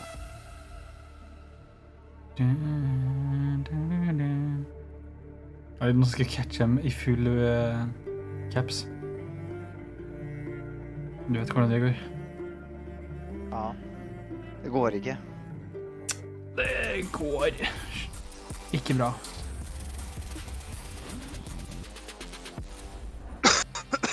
And we're back for another game of the LEC Summer 2021 Finals. What a game we had in the first match of Jeg tror det fortsatt kommer til å ta litt tid før jeg kommer til å starte gamet. Pipping Fnatic to the Her. post. The question is, can Fnatic Kanskje. now strike Det while bruker jeg flipping them to the post? Det eneste de gjorde I stad, var jo basically å diskutere hvordan Ryze var veldig bra. Og at de kanskje burde banne Ryze og Det pikke kunne han. gå an. Fy fader, det legger. Ja, det legger som helvete. We can talk about the two great Siden de teams, kan talk about the legacy redo. behind these teams, the history of the dynasty, the kings, the old era, the new era, any of those things, and instead you Which choose one? horses. Han går som han ser ut. Det matcher. Legge hele fuckings kroppsmassen sin her går. Og det betyr at han klar for å fucking carry. Det var litt for mye for... So, we're thinking about shifts Ja, and det som changes. skjer In terms of the da. draft, I was Jeg kan restarte Bjørn. I like what they brought Det to the skjer table. Og bare si ifra med en gang hvis det der skjer, det er Discord som Hecarim åpen. kul. Discord er ganske lame på å faktisk ha en innstilling. Det ser liksom at man kan fikse seg selv. Så som, hvis at YouTube fucker opp, så kan jeg bare skru ned kvaliteten og skru den opp igjen. Det er bare instantly du får en game. Yeah, I think the biggest problem they had was Ryze got a lot of the early gold lead and Hvor then er- because he was untouchable. So Resten av teamet, killing both the carries of Mad Lions was extremely difficult. De bencher han. Det går bra. Det er de tre viktigste. Whereas you were kind of front Not. to back, wasn't Hvor er it? det da? Han var for lett. Det er Loya og Game 2. Pride of Nation, kom igjen Pretty da. decent, I would say. De Ryze, I skal definitely think spille it's a point uten of alle contention. carriers egentlig, da. Fnatic have chosen blue Yes, side Pride of this time around, Pride so of we'll see if Nation they want to som first carry pick der, that altså. and Det er finds på- themselves a bit of a shift up in the comp. 'Cause I Ok, think Pride of Fnac's Nation. comeback plays Ja, weren't too bad, en and despite being behind, null. they found Pride ways of a to Nation. crawl themselves back into these gold leads. When I think there's something you need to do when you watch Ja, det. Fnatic. Fett Even though they're nytt. behind, Åh, there's se two på or three members into your jungle, like Bwipo was De with som, Hillsang, and he's got to Brandon brødre. kills top side, where you don't expect there will be. Ok, 1 frame i sekundet. Blue bush of death. Let's go. You know that they want your blue buff. Happening against G2 as well, I think. Helt sykt. det. Skal jeg refreshe igjen i The Discord, power of ass? counter jungling. He's like the re-embodiment of diamond procs. Jeg kan ikke ta sug. Oh, it's wrecked. Oh my god, destroyed. Tell Yoya too, like this man, even though he was put so far behind, he still found ways back into the game. He was very influential in the team fights. Just we have two great teams really going back and forth with each other. And the question is whether Fnatic can change things enough to manage to pick up a win here against Mad Lions, because of course Mad, they've only played 7 games, well 8 games now so far in playoffs, and they're 8-1. And Fnatic have played 16. Yeah. So they played double the games on Wait, no, stage. Fnatic have played 19, haven't they? Because they had 3 best of 5s and then a 3-gamer yesterday. Yeah, 19, you're right, and actually, then you're right. Fnatic have played more games in the regular season, more games in playoffs than they have in the entire regular season. Yep. Mad Lions have played less than half of the games that That's Fnatic crazy. have played in playoffs so far. So a little bit more experience for Fnatic. Obviously, that means you have more tools in your toolkit, but it does also mean that Mad Lions have had a lot more tape, a lot more time to research Fnatic strategy. Well, this is the also thing, right? done One of the things that I will say Cool. about Fnatic is I think that their drafts are a little predictable. We've come to know what to expect from this team when they're drafting. We know that Niski has 3 to 4 champions that he'll often refer to in the mid lane. We know that typically Adam is going to be playing weak side. We know the jungle pool because it is just quite limited for all junglers right now. And the bot lane, I think that the only one you can't really predict is Hillsang because he's pretty much willing to play anything in the support position. But it seems that Mad has come in prepared in game 1. Jeg er ikke så slem at han prøver sitt beste. Han er dårlig nok fra før, ja. Let's see how Fnatic change their priorities. We're going to see Camille from Fnatic just early rotate something like the Camille, see what Adam has as a counter in top. At best, it's going to be something like a Jace, but we've seen a Fnatic ban. Ok, får se Adam Darius. Adam Darius, let's go. Could go for some Ikke kind det of kommer til å Ryze skje, first pick and then get a really Jo, strong det kommer til å skje. jungle Kan man rush. ikke komme til å skje, det synes jeg. Just lock it up with a Camille, and then you have yourselves a very good top side draft. Det var sånn lol-pick på slutten. Det var ikke et lol-pick på slutten, det var siste gamet. Det var avgjørende. Det var faktisk avgjørende game. Akkurat. Ja, det er minst viktige gamet. With the Varus getting removed, Lee Sin was Fnatic's last ban in round 1. Mad Lions went for the Aphelios Twisted Fate Pride of a Renekton Nation, da. bans on the blue side last time. Kanskje det var mer fascistiske tanker mine. Den bandet Trash nå! Jeg venter på at jeg ser Twitch-chatten skrive Turkey, Turkey, fordi at Mad Lions gjør det. Den vinner ikke. Would you pick Okay, I mean, That's the thing, Ryze wins into TF. Yeah, Ryze does win in TF. I We saw mean, G2 Pride right? of Right? Jeg ser at det ene som er ute på G2. Yeah, they lost. That's the point I'm trying to make. It was against Fnatic. Fnatic was Let's playing go. TF nå Rise, and they were absolutely fine with it. You have ser det to- ut som at Fnatic har lyst til å ta Ryzen. Nei, ikke det er Ryzen ikke. As I say, that's not TF-appen. Rise banned away. Will Fnatic first pick TF? I doubt TF. it. We'll Oh, see you what they doubt do. it? I TF. kind of expect it, actually. I feel like the Fnatic just want to lock it in because I know that Humanoid will blind pick it. At least I believe that he will. So you have to make that Hvorfor exchange. ikke? Hva kan være bedre? But now you know that Humanoid's going to do Ja, Twisted men det er Fate. masse som er bra, That is his men common No, answer. no, it just got first picked. Sorry, Så det blir Silas. Silas. That's what I meant. That's what I meant. Sorry. I guess Mad Lions must have an answer to it. When you do these bans, they were probably expecting a TF first pick, like you said. But I just think we'll see what Mad Lions is. Xinjiang It's gonna be a for Sylas, second it's gonna pick. be some kind of control mage like an Orianna for Humanoid, where you can just push it in. But I think it doesn't really matter. They could pick their mid laner on 3 if they want to. We'll see if they go for the Ashe first rotation, like Fnatic did. But no, there it is. Sylas instantly locked in. Okay, Betty, you're 2 for 2 so far. What's number 3? I think it's Viego. Okay, cool. Andrew, do you want to disagree with him? Because every time you Oi, holde rammen, sant? Det er ganske I think kult. that there's no reason not to lock the champion in, Gjort even det though 2 you ganger på rad know nå. Whippo is likely to Det er answer hans with a greie. trundle. It's just such a strong champion in Det er the mot Yorion in particular. Espanol. It's something that he's very comfortable on, so I wouldn't be surprised, especially seeing as they don't seem to Ikke have a Xinjiang, clear det er ingen priority of counterplay. what they want to lock in Oh. right now. Okay. It just what gives their are draft a lot Fnatic of going to pick? options. Come So on. I think that this will actually be Trundle a eller Trundle Xinjiang? and either an Ashe or maybe even a Tristan. Ikke gå med Ashe, vær så snill. Aldri ikke gå med Dick Upset, and they want to try and get him a strong bot side. The problem is that you have to blind something. Det er helt ok hvis de kanskje gjør, men upset kan ikke gå an Dick. Det er en supportive ADK av han. Ok. Sit down. Very Klar. keep going. Very, you keep going. Oh, Rakan! Oh, Rakan er faktisk videre. Rakan er faktisk stor. Betty, only, legacy falls. only the Jeg vil ha first bandet one Rakan is- foran Trash, ass. You're reading the minds of Yamato. Hva er det man pikker her da? Pikker man Ezreal? 11 wins so far in 11 games. Will they match Leona with Rakan? You expect to get banned out maybe on the 4-5 if you don't do it, Might or just do you do match Ezreal AD again. exactly. Ezreal Ashe could be a pickup, but no, they're just gonna go for a straight Farm GP it. top. Jeg liker det Into picket. the TF lane, maybe ban out tops from Adam, maybe things like the Darius, something they want to focus, and then just play this as the kind of I'll deal with topside draft, the GP. So I was not expecting this, especially after Hvor dårlig er han på GP? Ja. last week. But to be fair, Yeah. he was attacked very early on in the game, and he was very much shut down. But still, the GP ultimate is incredibly valuable, and it can be very useful, in particular when playing against a Twisted Fate early on into the game. I imagine that Mad Lions will then use this to try and counterpick AD, as now these AD champions are being removed from the race. Kallisto. Now GP also wants to Så play Kara some spiller mobile Kallisto. games, right? So will Mad Lions take away Ezreal? You Har think gjort det just før, har han ikke? upset or maybe pick it away Han er ny on pilling. 4 to make sure he's playing something like Ashe and he's stuck inside that GP ult? I mean, upsets Han yet burde to be banne Ashe. called on Ezreal across playoffs. 4 games on it, 21-0-28. So I think the Ezreal ban would be very... I think.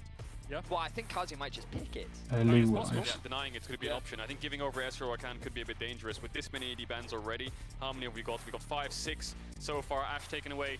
Ezreal expect to be picked. I think if Mad Lions do take Ezreal away, Fnatic will match with Kai'Sa, most likely. Probably. I think you're right. Kai'Sa. It's a traditional counter pick, of Eller course. Kaiser. Follow the Kaiser. Ezreal onto the back line. Shotgun to him if he tries to jump away with De that. bare tar Kaiser sånn. Hvis han pikker Kai'Sa, så føler jeg ikke de bryr seg med. Again, you could just leave it and pick Kai'Sa yourselves if you're Mad Lions, but no, they're Vær så going snill, to ikke go pikk with Kai'Sa. Ezreal. They want to take away a mobility AD carry Hva faen, from han skal upset, pikke? so this GP has a lot of value. Now you expect Pogma? upset to go for something like the Kai'Sa.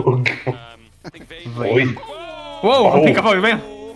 savage. The thing is, I Det er ikke en bra team, det. think Vayne would be I very heard you dangerous. said Vayne, yeah. Vayne is very dangerous because you're against GP Ezreal and you're really outranged right now. On top of the fact that Hver gang noen har Du bygget skulle det inn, pikke så er det Caitlyn. helvete. or Rakan ult, so he should be able to get on top of Det you. var én gang, så jeg vet ikke helt hva hva slags antibiotics det er. or It's a trust thing, frontliner. though. Ja, you know, det er det it's a jeg sier trust hver thing. gang. They're putting their Så faith in 100%. Upset right now. Men det er jo He has det her er ikke had en a bra, fantastic det er ikke en playoff bra set. team å spille Vayne mot, men jeg He vil si da at Vayne 1-9 on the champ. føles ganske bra ut mot Ezreal. S-Karma. Oh If you my see, god. if you pick Vayne into Leona Olaf or something like this, or Leona Sylas at best, you can see they Eller have så. champs. But right now, if you're playing Ezreal Karma GP into Vayne, it's so hard for her to hit. So as much as I respect and I love this pick from Upset, I think he's going to struggle in fights. So Mad Lions have got the Silas Ja, men det går to steal away the surfen, Fang. Twisted Fate ultimate to be able to match him when he attacks on the sides. You also have Humanoid that can just hold on the Jeg side. vet You know ikke. he's gonna scale into a Hva monster. kan He Vayne won't er go så on tror to the game. Bare for laning. Jeg vet egentlig ikke. Sånn, det er ikke engang en mundo, det er ingenting her. Det er en GP som bare dobler det. Det er jo en S-Vil Karma. Hvis en GP, hva skal vi inn gjøre? Han kan aldri gå inn i range til Silas. Nei. I guess rapid fire først der. Du, selvfølgelig. Det er for å ikke gi Eloya en veldig bra reset av det, Carrie. Kajsa var ganske farlig, for da kunne han bare dashe og gjort sånne ting. Ja, jeg tror. Da kommer det bli litt tank. Hvorfor counter Eloya? Du skal resette for meg, men det er useless. Fnatic looking to strike back against the Mad Lions, who are trying to continue their playoffs form, their 2021 form. After winning spring, after making it to semi-finals at MSI, Mad Lions look atop the LEC right now, and Fnatic trying to knock them off that perch. Can they do it? Skjedd veien skal pikka i visse sjoner, men det er jo ikke en... Det føles ikke som veien game, altså. Hva mener du? Hva kan man Caitlyn? Kan man... Vent, hvorfor står det Seier? Det var ingen som spilte Seier. Nei. Det er bandet, ja. Ja, så hvorfor kom du på skjermen? Har vel lyst, da.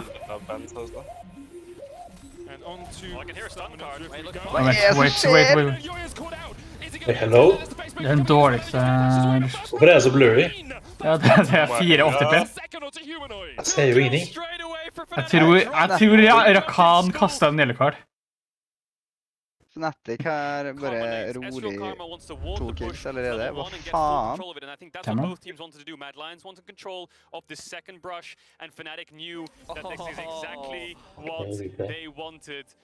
Nå kommer Hillesang med goldcard. Bippo kommer ved gjeldekarden. Det var jævlig bra Bippo ved gjeldekarden. Oh, that E from Adam, really good. And then Upset gets first blood. Oh my god. Hillesang! Wow, what a great start to the Fnatic bot lane, and they're already 900 gold ahead. Look at the damage down. Karma damage, da. Why not? Karma doing 700 damage, but still. Men er det bare med det blurry til det? Nei, det blør ikke alle. Where did those kills go? I know that one Jeg ser jo ingenting. Det er fuckings Discord som er ræva. Ok, vent da, jeg skal ta det. It's very difficult for Vayne to last it in because the amount of poke, but now she had Funker det? Jeg får lide how this bot matchup shifts. It's been a long time since Upset piloted Vayne on the LEC stage. All the way back in 2019, he played it for 2 games. And those are the only 2 games he has on Vayne in his professional career. What a moment to bring it out in the finals of the LEC. Your first ever title. Jeg har nitro. Jeg bare tok ikke på fullt, siden jeg ikke skal bli straffet. Ja, men det er 2020, så det er greit. Bedre enn 480 eller 144. Jeg satt den på 10-8 da, men Discord bare har ikke lyst til å levere. Well, now he's going to have information. Big thing, he got a pink ward from the level 1, so he pink ward the river, and he knows there's no ward from mid lane, so he can use this path to go up towards the top side. He's going to gank Armut here, who has flash. Den blir kokt av minusen. Pride, domination. Oh, okay, maybe actually, I think the wave state is still perfectly good for Adam. Armut? Doesn't have flash. Whippo, pillar must have... It's such a long Please. down. I think the biggest problem now is Elyoya can move into his bot side camps if he knows. He saw Whippo top for so long with blue buff wolves and Gromp taken. 3 camps down, Elyoya can now walk into your bot side. You have Ezreal Karma who has the bot push, so if Whippo wants to commit here, he's going to bring Niski with him. You expect this to be a 4v4 to kick off. Elyoya doesn't start it up yet. He's going to spawn him out, so it looks like Elyoya doesn't want to go for the fight. With Crab spawning soon, keep your eyes on Whippo. Maybe he can sneak away this Crab in time. Nope, he's just going to back off. What I love about Hillesang though, like, he knows they are getting pushed in the bottom lane, and immediately he just walks up, forcing Elyoya to come down towards the bottom side. Now, because Kazi and Kaiser have to push, they can work their way across. Whippo does not know they're here. Kaiser flashing forward, looking for the root. Whippo trying to get away. Tror ikke han kommer drepe meg. Jeg tror også han bare inn der. Ok, den flashen jeg tenkte ikke. Du kan flashe, men du trenger ikke flashe over veggen. Du kan flashe den inntil veggen her. Ja, du kan flashe over veggen nok. Åh, Karma! Ok. You can see Oh the my rest god, of the Mad red Lions card trying to no. get across here, but Honestly. Humanoid is going to go back to base. Upset on the chase. Flash Condemn available. And Han flash? But he's in. Har han ikke? Har han ikke? Har han ikke? TP. Jo, men han vil jo ikke i risken av at den ikke knocker. Han var line akkurat sånn at det kanskje ikke det stunner. So much time to keep Mad Lions there so that the bot lane could collapse. They collapsed in the end, but Carzzy saved the play in a sense by getting those 2 kills. If he had not gotten these 2 kills on Det Whippo and Niski, huge da, med tanke på det tullet som skjedde bak lane. Huge.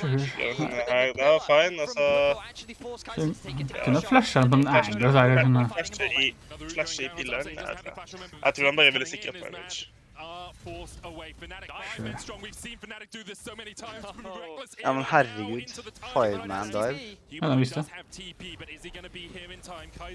The Sun card looking for him, gonna lock him up. Whipper stepping forward. Here come the rest of Fnatic, and Whipper Humanoid's gonna blir TP him, TP, but how straight into his death. Carzzy down as the Ignite ticks away. Humanoid trying to trade onto Niski. The red card. Ok, de red cardsene her. De red cardsene her. De varmt den gamet, skjønner du ikke? Oh, Fnatic aren't slowing down despite having this Vayne pick. They're just going to dive bot straight up. Really good TP and commit from the mid jungle of Fnatic. And now this wave, which was so good for Mad Lions, it was a freeze for Mad Lions. This wave was pushing into them. They can use this to zone away upset like they tried to do. But what does a freeze turn into? If the enemy team is stacking with members, it turns into a stack. And when the stacking wave crashes, they just go for the full dive. Wow. Wow. Fnatic are just unleashed. This is a Fnatic classic. Look at Adam. He's like, hey, my wave's in a bit of an awkward spot. Don't care. Oh, sorry. I'm TP to bot lane because I gotta help my teammates out. Upset is in danger. I will not allow that to happen. Meanwhile, My wave's in an awkward spot. Spring bot lane og tar to the level 5 of Niski. The TP comes through, but the target selection is fantastic. The condemn into the wall onto Carzzy to prevent him from getting any return damage. The fact that Hylissang is then tanking up the tower after Niski is the heal from Upset as well to keep Niski alive. Everything comes together, and we find Fnatic with 8 kills. Jeg måtte bare for et bra play, jeg må skrive det ned. Punishing Mad Lions non-stop. The level 1, the invade bot, they're trying to go for this bot play, just bouncing back. Står den taten på spill bra. This Vayne is 2-0-2 at 6 minutes in the game. Og så bare checkmark. Gonna struggle the later this game goes, you expect. Er det pengesituasjonen her, eller litt sett? Ja, PF en greie. The problem is, Mad Lions Det var ikke bare derfor. into the game. They've demonstrated multiple Hvis du så på pengegrafen, så var sånn 4 av Fnatic-spillerne øverst. Still in the laning phase. Once they get out of it, watch them group and start being proactive and looking for players to bounce back into the game. Yeah, and Mad Lions all year long. As I say that, there's a fight in top. Armut has no flash. Destiny coming in this kind of barrage, but Armut caught underneath his own tower. Adam on Det oppsetter mer peng enn midlene, det er helt... Look at how they sacrifice their lanes. I think Imanto is saying it. Playing as a team is what Det skal ikke være mulig. And my lord, they're playing beautifully as a team right now. They're going to get a Og Ginger for den. Jesus Christ. Flash in from Hylissang. Kaiser realizes he's dead as a doornail. Upset now on a killing spree. 3-0. Elioya, the next target. Humanoid is on his way across. No TP for Niski. Oh my god. Oh my god. 10 for leash, by dude. Han er level 6, han kan bare stå og slå folk. Han har ikke level 6, no. Han har ikke level 6. Men hvorfor hopper det ikke i veggen? Han er lokal.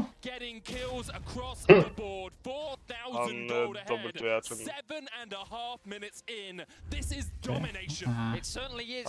Han var ikke i range for dobbelt-V der han sto, og han hadde dødd Det verste med det her er at det kan fortsatt bare være at Vayne ikke får lov til å angripe noen i hele fightene, hvis han faktisk med kommer tilbake. Banna vi Trundle. Det funket greit. Hvorfor gjorde vi ikke det igjen? Jeg fikk han banna. Trundle ble banna første game. Second så. Ikke første quiz. Nei, Så, men han pikket første quiz. You want the game to be in a stable state where you have information on enemy jungle, you can push in, and you can trade aggressively and keep them under the tower. But when the game is so messy and scrappy, it's so hard to play. You can see Whipper really intelligent there on the Trundle. He actually saved his subjugate until Humanoid had used the storm. Ja, det er jo litt greit å se at finalen ikke blir en hel stomp, da. Det har bare ikke vært så gøy. Sunder at 8 minutes. Yep, he's pretty strong. Fastest ever we have seen. Sunder. He's been involved in 10 of the 12 kills for Fnatic. Burde bare rushe den Sunder, da. Han har ikke knifen engang. Nei, snart den forsvinner. Oh, look, we've got a new record. Niski. Showstopper coming out from Adam. He's looking for the 1v1 here in the top lane. Not much attention has been paid up here. Armor is forced away, but Adam's sitting at 3-0-3 is in a very strong spot. Upset does have flash, does have heal, and he has a Hillisang coming on the side as well. There's the final hour. Upset trying to get away, but the dive is in. Hillisang just waiting and dives into the final moment. Humanoid. Han er død, han er død. Han er faktisk død. Nei, det kommer faktisk først. Det kommer 100 greier. Oh, you saw it, but it's Sinji. They thought they were going to turn, but the Mantra Q comes out, so they were forced back. So yeah, Upset loses both summoners, and he's going to be zoned away from this tower. So they're going to lose out on bot, but they're getting heralds for this as well. Niski's also pushing in mid, so he can look for a plate perhaps if he wants to. You can see Humanoid basing with no TP. GP ult isn't up yet either, so I think Fnatic just winning out here on the top side, unless they get caught. Quickness taken away by Humanoid. Does have the flash if he wants to chase in, but continuing just to push them away. And here, Riptail's going down in the mid lane as well. Humanoid has spent so much time down towards the bottom side of the map. All around me. Broken open, they're looking for the tier 2. Yeah, they can definitely go for tier 2. They saw Humanoid. I think Armut might have to use his GP ult on the next wave. Han bruker ulti for å se han. Using the ult Niski, just looking to see where all the members are. 2 mid lane towers dead at the Okay, yellow card. Let's go. Armut's cut. They are everywhere. Jævlig random med yellow card and turret da. 7,000 gold. We're 10 minutes of the game. They've almost got 8,000 extra gold over Mad Lions every single minute. Han klaget så mye på at han brukte ikke nok yellow card, så han bruker på serien nå. Du vet, sånn blue card er faktisk kortlig med APSG. Ja, jeg vet det. Det er helt... Men tingen er at du Her går er Oslo i bandet sjelden. Du går veldig sjelden til damage-bild på testen. Karma inn til Rakan høres ikke så bra ut, egentlig. He has been such a consistent player for Så det Fnatic. meste han leser til er sånn Everfrost, Rapid og Hourglass, liksom. Så mange games hvor jeg bare tenkt hvorfor bandet de ikke TF, og nå fortsetter vi med det. Det her var de Den avspillingen gjør ikke så mye. Utilizing the prio that they have in mid. Hillisang roaming from bot into the jungle to help with the Han var camera. låten der til da. It's difficult Nei, to det var... pinpoint a single piece. Of course, some members are going to shine more than others, but this is what makes Fnatic good. This is what has allowed Fnatic to make the gauntlet run. You know, like, we called Schalke the miracle run, but no team has ever done this. Carsey This is earliest the most timing game of bot lanes. that a team has ever played in the LEC playoffs. Divine And Syndrome. Fnatic have done it through their use of teamwork and individuals really Yeah. stepping up. Yeah, the last time we ever saw a team Han har go fått from en del 5th kills. seed to the finals, it was Unicorns of Love all the way back in 2015. They only had to win 2 series, and you know who was on that roster? Ja, Upset viser ikke hvordan man skal spille... Hvordan man skal spille 15-spillen. Adam with the haymaker goes in with the showstopper as well, trying to turn this one around onto Elioyo. We've seen Adam escape from the silver towards the top side, shut down to Armut. Yeah, just buying time though. Adam knew he was dead. They're going to try to get this bot tier 1 Fnatic, but the GP ult is going to slow that down. Niski TPing mid and has the ult, so he can go towards bot side. Mad Lions trying to defend this tower. Han kunne ulta sånn at han... Ikke kunne bare gå ut. That's an 11 minute and 50 second. There's no way. There's no... Like, How much gold does he have? Can we just... 7K? 3,000 ahead of Humanoid. Oh, shit. Every lane is a lead for Fnatic. Ja. For TF er ikke sånn som man banner. Bro, det her er så bra. Det her virker ikke som en fight han vil ha. Nei, han er ikke backa. Han spiller veldig retarded da. Antar han gjør det for å få Dragon. Jeg kan få se meg. Men han drikker litt sånn... Draken er bare ikke the pressure engang da. Niski will still be able to secure this. Altså, han var 94, det var veldig verdig for han uansett. They recognize that their situation is dire. If they do nothing, then they will simply lose. So instead, they will take the 30-70, they'll take the 20-80 plays, and they will take gambles in order to find ways back into the game. Shutdowns, miracle fights, anything, they will use it to try and get back in. Jeg kan ikke like å være så stor når jeg spiller egentlig. Humanoid looks for Adam. Adam, of course, no stopper on him either. The parlay will get him, and Humanoid's on the chase. A good abscond abduct will mean that Humanoid gets his second kill of the game. Meanwhile, Fnatic Humanoid kommer tilbake igjen. towards this blue fire. Rapid fire. Det er litt disaster for Reps, egentlig. Quickness coming in as well. And Kazi just doesn't have a chance to move. He tries to flash away. Kaiser locked up as well with the quickness, but Fnatic... Helt sykt at en av de beste supportene skal gå som Karma-dritt. Rapid fire, you can't get away from that. Karzi has no cleanse. Mad Lions are finding some kills on the map, mainly coming from Humanoid here, who's just forcing the plays. Now we'll see if he can find something else. Upset has both summoners up this time around. He didn't have them before. And Whippo, there's no tier 2 tower, so Humanoid's caught in his own jungle at 14 minutes. Upset. Hylesang. Should have been able to get out of that. He knows geometry, okay? He's been studying Pythagorean theorem, But what he was knows crazy, that sin his cause is tan. Jeg vet ikke om han faktisk har vært kompetitiv player, men det var faktisk bra. This man's brain is too big. It's that meme with all the, you know, geometric shapes. Humanoid's face just looking at the situation. One thing I will Hvorfor sitter yellow card der? Niski's level 11. Honestly makes no sense. You know, you're always like, you know, support. Han sitter bare og spammer det ordet, altså. Ok, han kan ha brukt det yellow-karden. He has no idea where it's coming from. Du kan se på at han vet hvor det kommer, altså. Det er ikke så mye alternativ her. Nei! No idea, Kiss. No idea. Ok, den flashen der. Eller kanskje det. Hylesang will get his second kill of the match. What can you do about the CC chain of Bare få han back. Yes. Men det er ikke noe objektiv så pass for en support, så... Hylesang jævlig flink til å bare pikke opp ting. Jo, men han har 450 kjøtt nå. Hver gang veien pushes. Den vil ikke til fight, så den må jo bare gjøre det. Hylesang kommer som en skryter. Skryt, ass. Faen, går det inn, ja. Ok, ja, det dør. Jeg vet ikke når han... Nei. Jeg tror hun prøvde å teleportere botlane der, sånn at de bærer. Den ble faktisk mobba. Det blir en hvert, ikke? Uansett om de er head eller ikke, Adam blir mobba. Det er fakta.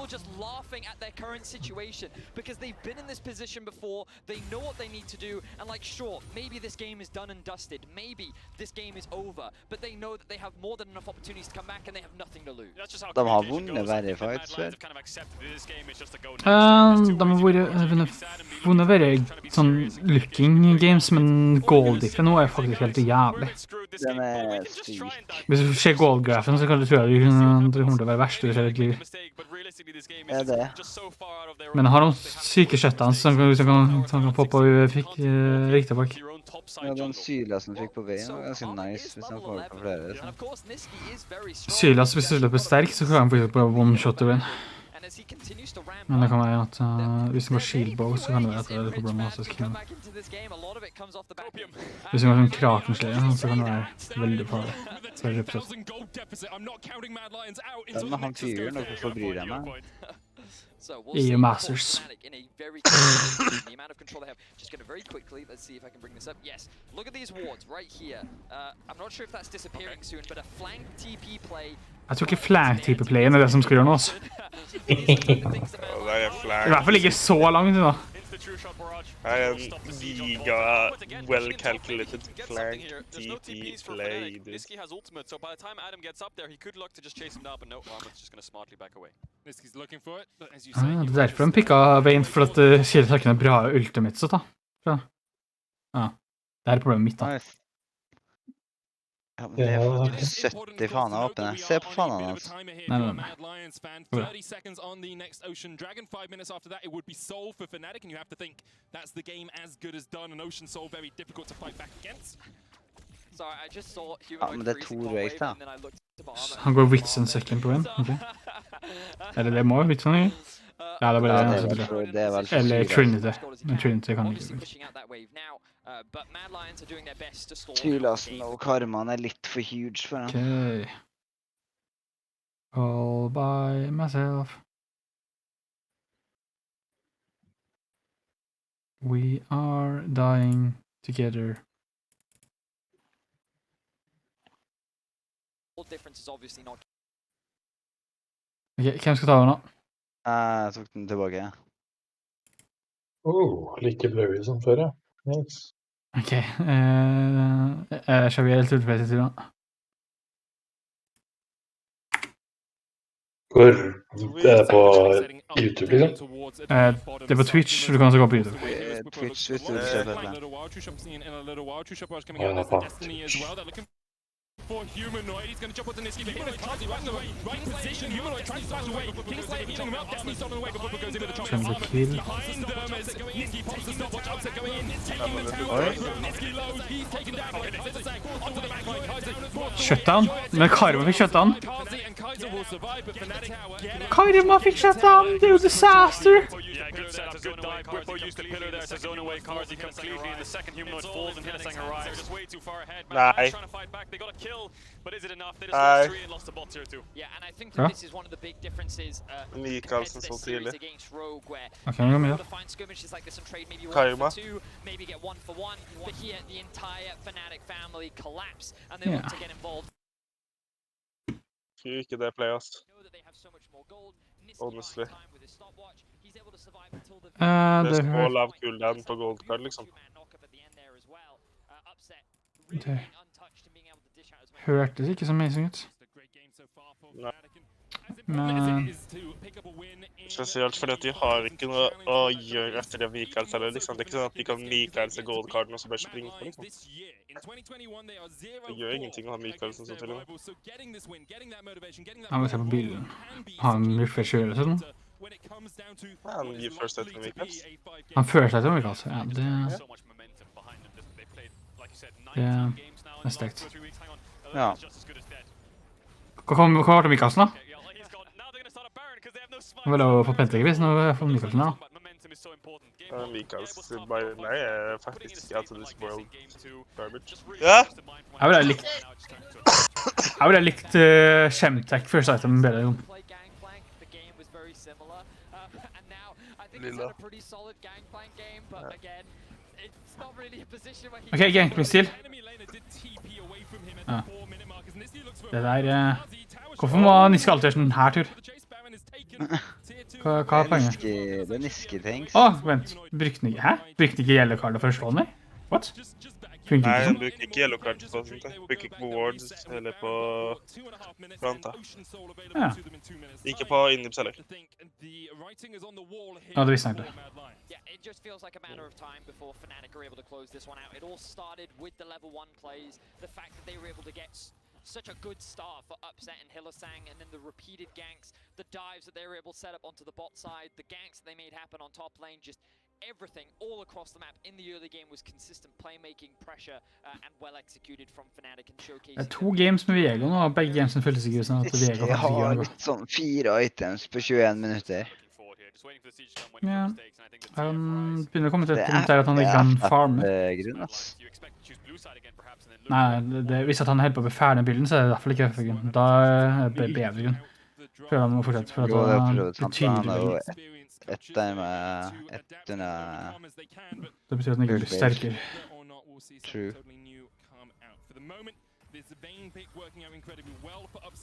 Vil du gjøre samme på veien som på Ashe? Eller ikke nødvendigvis Witsen? Wait. Kan du speede opp minions med supporten med? Ja, kjører det så. Det visste jeg ikke. Ja, det er ikke veldig brukbar veldig ofte, men... Nei, men det var bare... Fint og vidt. At det var mulig i det hele tatt. Hva var det som hadde den... Det var Sonalten som også stødde minnesen også. Så det var ganske huge buff det oppe sånn da. Ja, hvis det er stor mine over. Så kan man bare ikke ta aggro. Og antar de re-aggroet til stedet, eller så angriper de når det stønner. De re-aggroene. Hvis de ikke får den Draken her, ass. Hva var det? De er alt for sammen for å faktisk gjøre det, de så jo dem. Gjør de bare for å mime dem?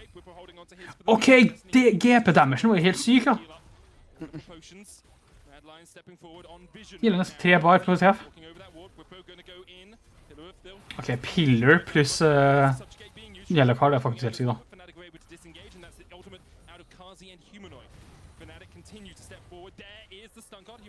Var det Microsen? Det der var Microsen. Det der var minst... Adam er død. Whippo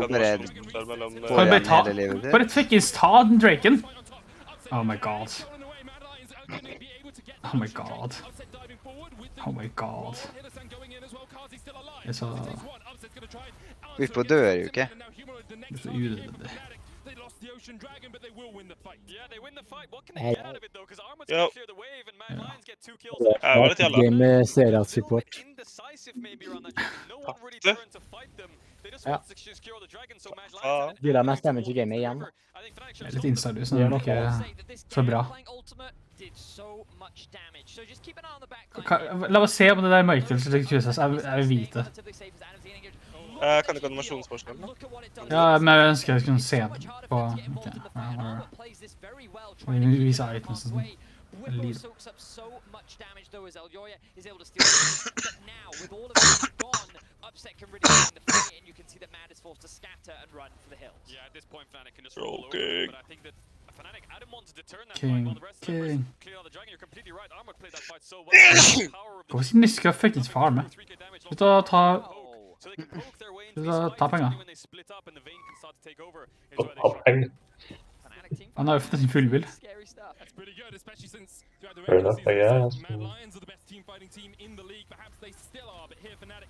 Så tar barn. Jeg er douchebag. Human har dødd nesten bare for å få den ene raptoren. Det var viktig. Kan TF-ult den? Hallo? Se på 16 til bortpå. TF-ult den gikk i feil vei. Bortpå dør jo Han gikk på andre siden av veggen. I faen som var ile. Niski tappte fighten 100%. Ok, han vinner det. Jeg følte ikke meg på oppsett, kanskje. Hvordan klarer de seg i fights? Det er helt sykt, det er Mad Lions. Det er fordi, ok, se på Fnatic. Nei, se på Fnatic. Se på Niski-ultien, hvis han virkelig ble ultien, så skjønner jeg ikke hva som skjedde i fighten her. Se på TF, se på TF. Se på TF. Han ulte? Ja, han ulte ikke nå. Nå ulte han. Og så, se på ultien. Ja, han viser. Hva er kamera her, da? Han viser TF. Se på 16 til bortpå. Han kunne gå på Kaiser. Det går opp og ned. Men han trengte ikke å gå så dyp engang. Han kunne bare suttet seg ved upset og stuncarde Elyoya. Ja, det var litt fint. Han er jo udødelig. Han er trollking og tar statsen til han, altså, men det er ganske king. Det ble helt sjuk hvordan han ikke dør. Han er jo fortsatt den mest damagen på laget. Hva faen? Han fikk jo mye damage av vettet, eller sånn var død igjen. Det kan vi se. Ikke at det er så veldig mange på teamet som faktisk kan deale så mye mer enn han.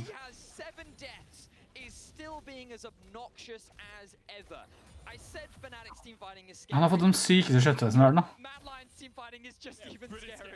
Yeah, the Baron's coming up now as well, but Mad Lions still really far behind. This is a bit of a deja vu. I don't think they care. This is a bit of a deja vu being 10k gold down and winning the last two fights, but for now the Baron's up and Fnatic have full control of it. So Mad Lions, yes, you've been the last two fights kind of equal bort.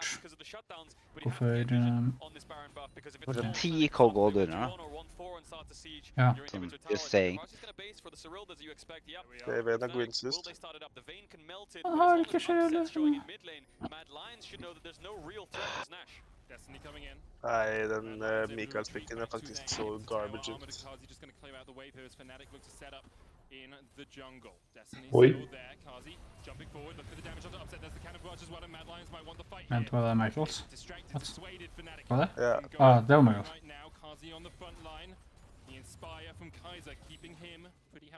Dæven, han dør. Niske døende.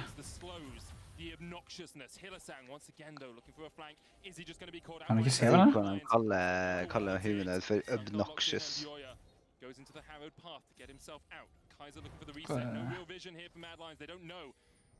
About the Baron. It's not started upset and Niski though. Once again, just gaining control of the midway. Yeah, so have a look at the minimap here. You can see that Fnatic are just waiting. Dragon spawner. They did have top push in, they're just keeping this midway pushed in as they maintain control around the Baron area. With the GP it's a great situation for Fnatic. Ja, burde de ikke bare give up Baron og få kontroll på Dragon? Nei, jo egentlig. Oh my god, oh my god! De gjør det der, da. Imagine å gå for 50-50 smites. Ja, det er jo litt troll da, når de er 10k gull over. Jungle Diff, da. Altså, for de Drake nå, Altså, Mad Lions fortjener å vinne når de driver og gjør det her, ass. Oh my god. De bare vinner så far behind. Better team wins, ass.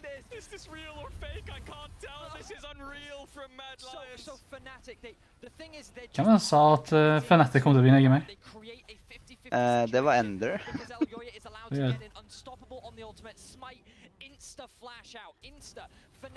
det var ikke akkurat Insta da, men... Hva sa du? Hva som er da? Fighter på 921, gjør det ikke? Ja, jeg tror det, for den gikk fra 921 til 0 der. Ja, jeg tror vi på smite på 921, og så smite vi på 21 og holdt på det, tror jeg. Ja, det er mulig at han ikke fikk smita for det gikk så kjapt. Det var en attack som får på samtidig. Det er bra at Fnatic bygger anti-healing, for at en Silas med 2 Ocean Breaks, det er litt sånn... Kekt å bli.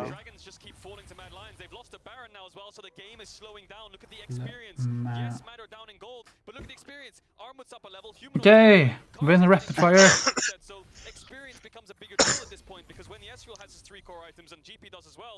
Nei, de mistet first turret.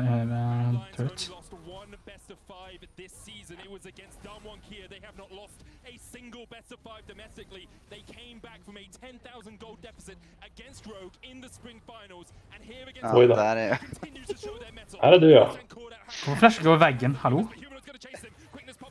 Din jævla ape. Hillesang! Sumis! And you feel like the momentum is just so That's dramatically the shifting into Mad Lions' favor. Humanoid was 2 Pride levels of down. Nation, Can we have a quick look at the gold, please, observers? Ja, He's ok. probably still going to be massively behind, but sitting Hvorfor? at... Okay, he's still 5k gold. Det er planen her. Pride of a Nation, ass. Cars, ass. Det er helt sykt hvis han skal tape det her. Jeg tror... Oi, Ok, upset! Det er... Nei, ikke? Helvete. Hvorfor gir det på Kaiser? Hallo? Hvorfor gir det på... Ok, Spesielt lag, men Kan sånn er. ikke Han så begge. gold card imot med Origin, da. Tror det. Må ta han der først. He should be winning this game. Gud. The ones in control, and it starts off with a beautiful... Ja, hvis det her gamet her er så vanskelig for dem, så kommer jeg ikke til å vinne til dette gamet etter det her. Holy fuck. Jesus Christ. Litt Det er jo vondt å se på oss. problematisk. Kaiser's up in 8, but Hillesang's back. He has ultimate. They have a 25-second window where this is a 4v5. Whipper wants to zone away Humanoid. Moments ago, I called for patience from Fnatic here. They are stepping forward. Nexus Tower, the first one. They're looking for the second. Kazi is up though, and they're looking for the damage. De prøver å bruke ting på Trundle, men Trundle bare er Trundle. Kult kjent dere, så fucking sett den, ass. Han er full liv! Han er full liv! Altså, men hvis de har klart å tappe det, det har vært så trist. Det har det. Det var mye mange, altså. Holy fuck. Så du hvordan jeg aldri død? Så du hvordan vi nesten tapt? Så du det, bro? Jeg fights, vet du. Jeg dødde ikke. Og så de prøvde å ta meg. Og så bare... Hillesang bare sånn, Hillesang bare kult. Jeg dødde hele tiden. Bibbidi-babbidi. Men jeg dødde jo ikke. Og Hillesang bare, jeg kan ikke relatere til det, ass. Jeg vet ikke helt hva du gjør. Det har aldri funket for meg. Faen, det var et game, ass. Nå går de bak på bakrommet, og så får Niske litt sånn bank. Yamato bare, kan du slutte å throw over games?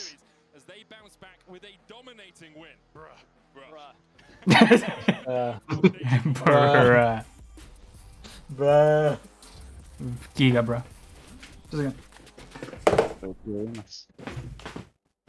Herlig.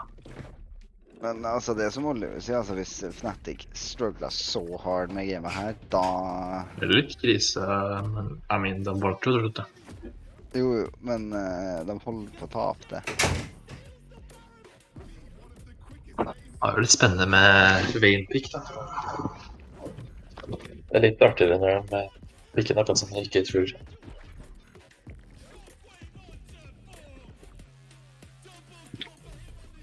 Synes jeg, da. Men det er min... Han fikk jo to kills mot lane før lane play startet, så. Hva? Hva er veggies? Det er full 5-mann. Det var ikke inventories, det var liksom bare botlane. 5v5 i botlane? Ja, altså, før vi ble vist gamet, så hørte du bare gold card. True. Og så kom vi inn til gigablue-greier som ikke kan se en dritt, da. Det var straight into the action, altså.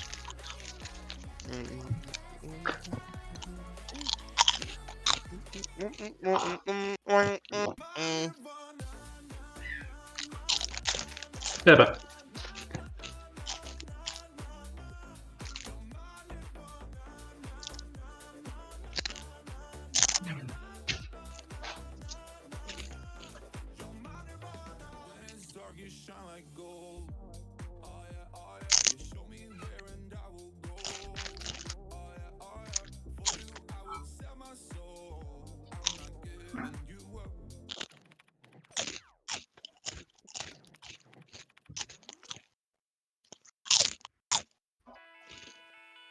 Faen, da.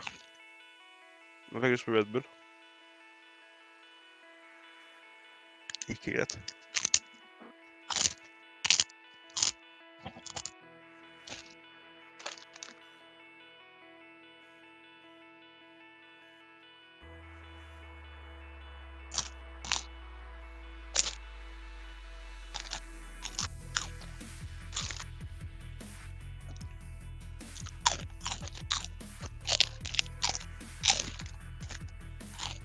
Så dra mikken litt bort fra trynet mens du tygger, eller?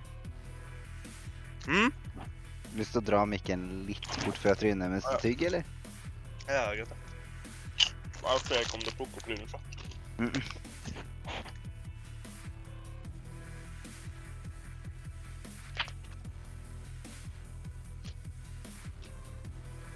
Faen, da!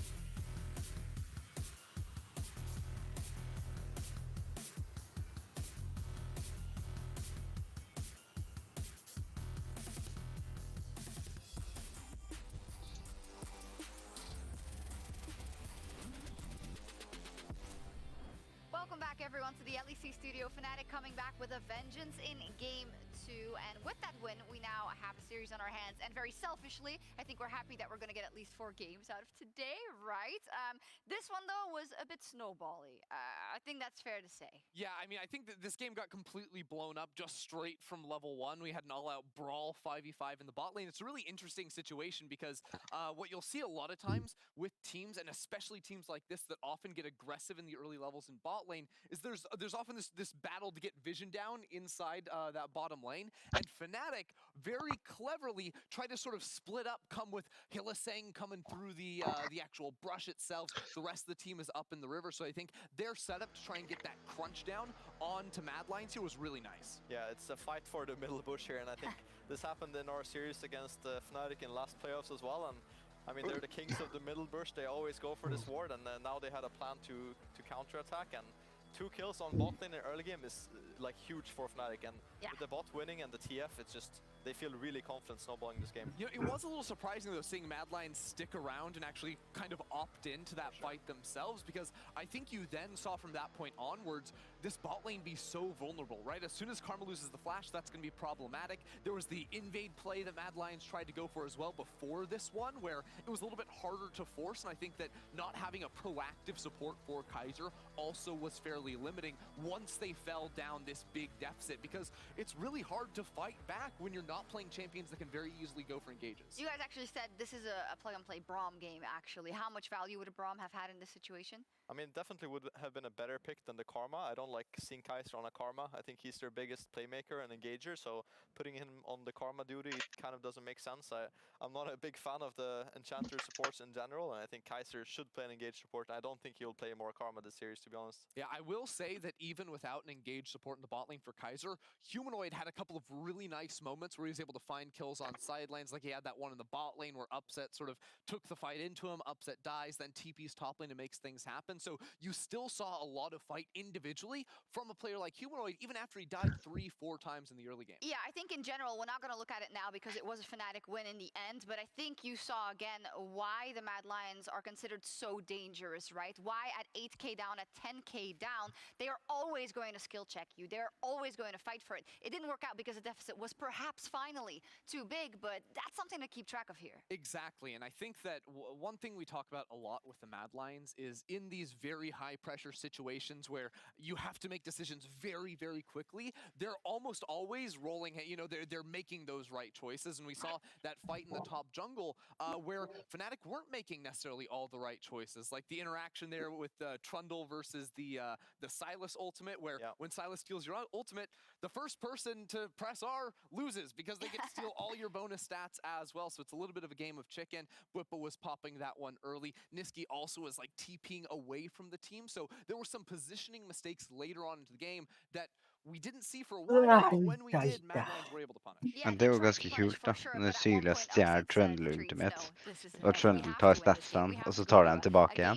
Ja, men det var det med, så hvordan Frank er size, men det var tickare, så Trundle ble større og mindre hele tiden. Det så jævlig dumt ut. Yeah, Fnatic, I mean, it's like the caster said as well, like, this can't keep happening for Mad Lions, right? How do they keep winning fight after fight, and then Upset has this fight, he's just like, yeah, I don't wanna keep playing this game, just get me to the next one, let's just close this one out swiftly. And while there were some missteps in a couple of fights for Fnatic, I think we did see them very convincingly just explode this lead up to 10,000 gold for the squad.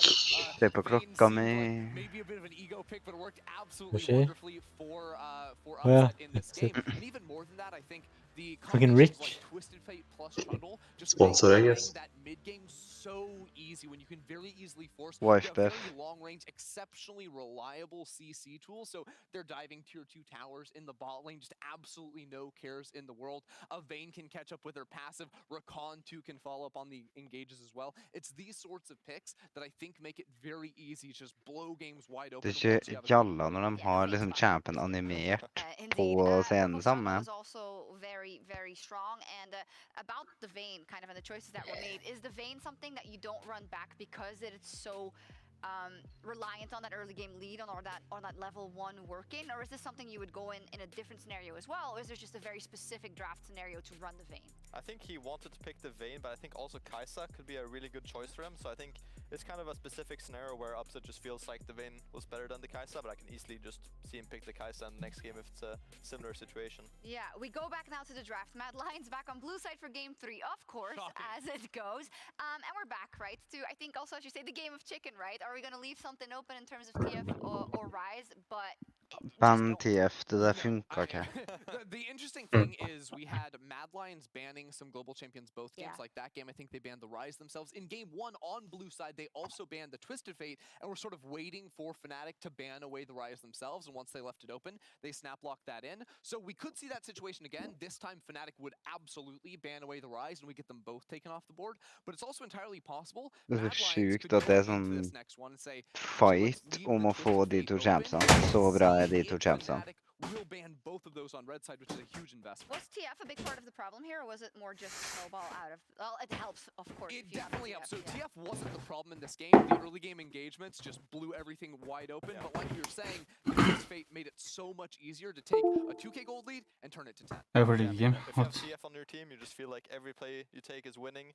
And I think Niski is a really good TF to make this happen, and his team feels really confident. So I think we'll definitely see it back next game, and I think it will be interesting to see if Fnatic will go for the Rise ban or not. Yeah, indeed. I do have the distinct feeling that these are two teams. Jeg ser sitt Eivolini og spiller Nuzlocke.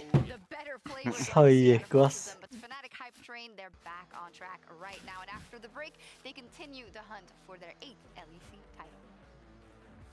Biscuits are the moon with glow.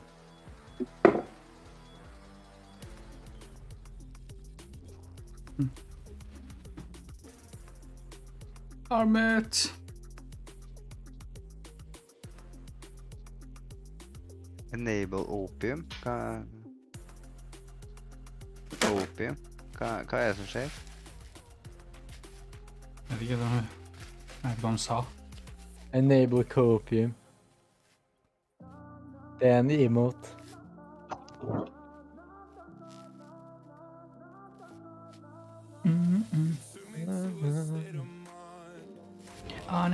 Yeah. Oh yeah.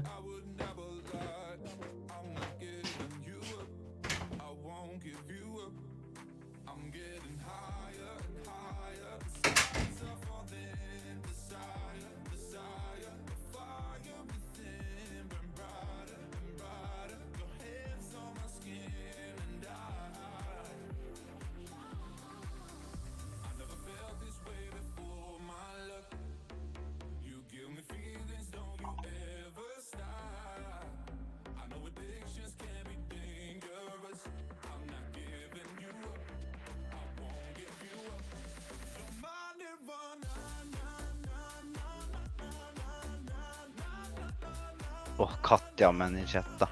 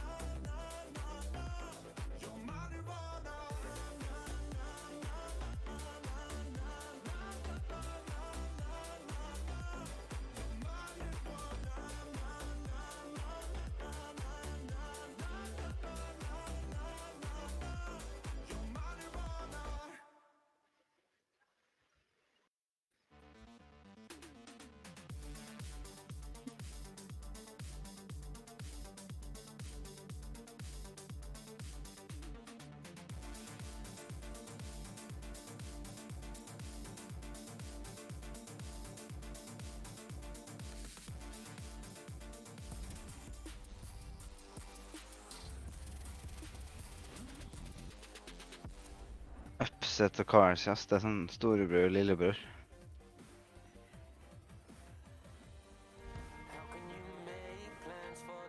People always doubt us. They even thought that we are gonna lose against G2. Han sa Us winning in spring was just some luck. Yeah, we won this, but we still have another BO5.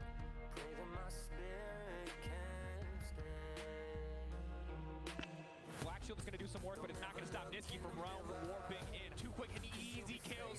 So much damage coming in, and it's immediately out of it in the backside. They're just shredding through Rogue. Like, I think that we were already sure to win against Rogue because we're like super confident. As we're worse Mad Lions, but with 3 of them as well. How good is Mad then? How good is Mad, guys, if we're worse Mad Lions? They have made it to the summit of the mountain, and only Mad Lions... Hur Morty står de på Jax då? Ja. I'm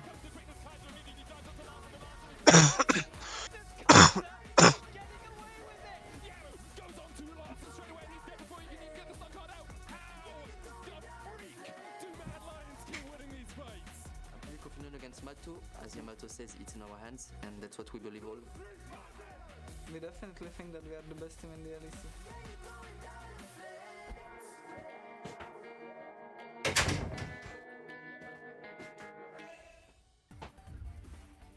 And welcome back to the LEC Summer Finals here in 2020. Og det var bakken da. Fy faen, de kommer til å bli sliten desto mer games som spilles.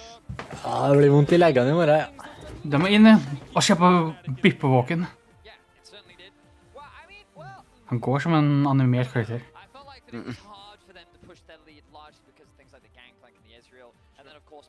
Ja, Morty Sporty.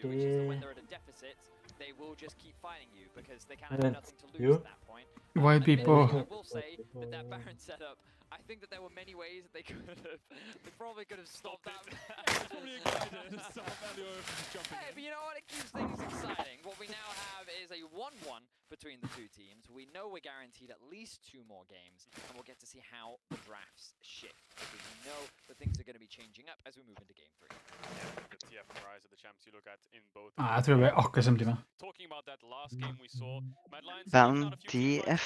it looked like they had a lot of momentum because Fnatic Ikke blande TF, så vinner Fnatic.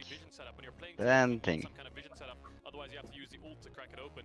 In the end, Mad Lions overextending, and that's the thing when you're so far. Jeg synes det skal bli den bende veien.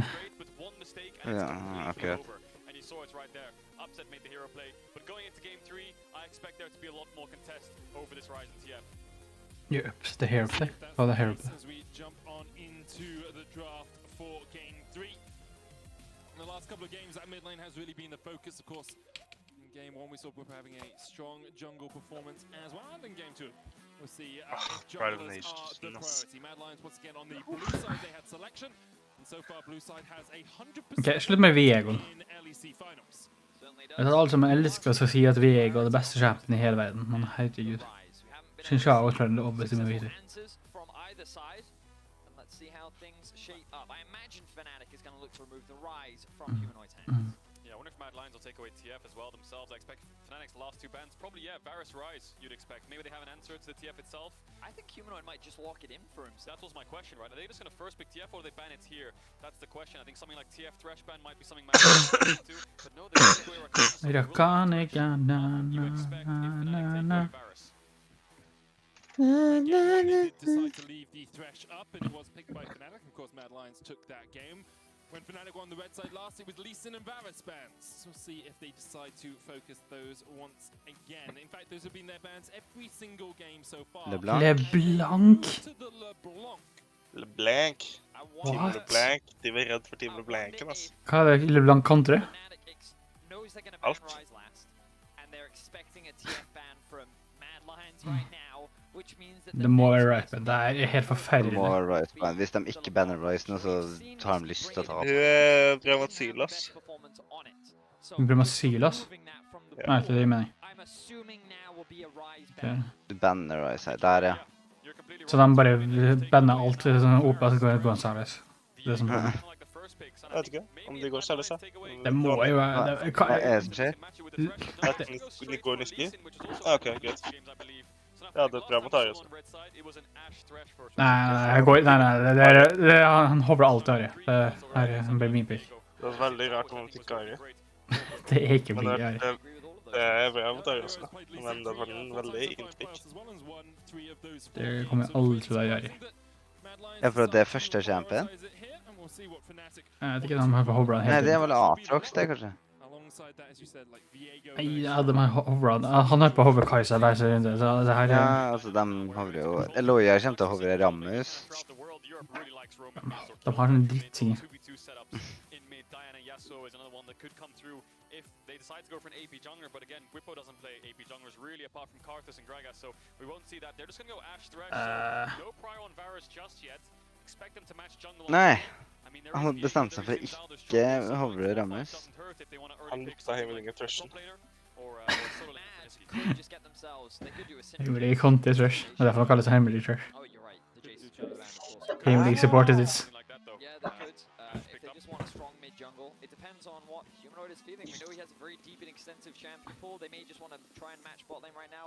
It's going to be the Orianna. This is something that we've seen a lot here in Europe in playoffs, often used as an answer into things like the Twisted Fate and the Rise because of how well it scales and the teamfight prowess that it does. Nå er jeg bare veldig forvirret over LeBlanc-pigget, eller LeBlanc-bandet. Hva er sånn åpen på grunn av LeBlanc-pigget? Nei, bandet. Det var jo så åpen nå. Men ingen bryr seg.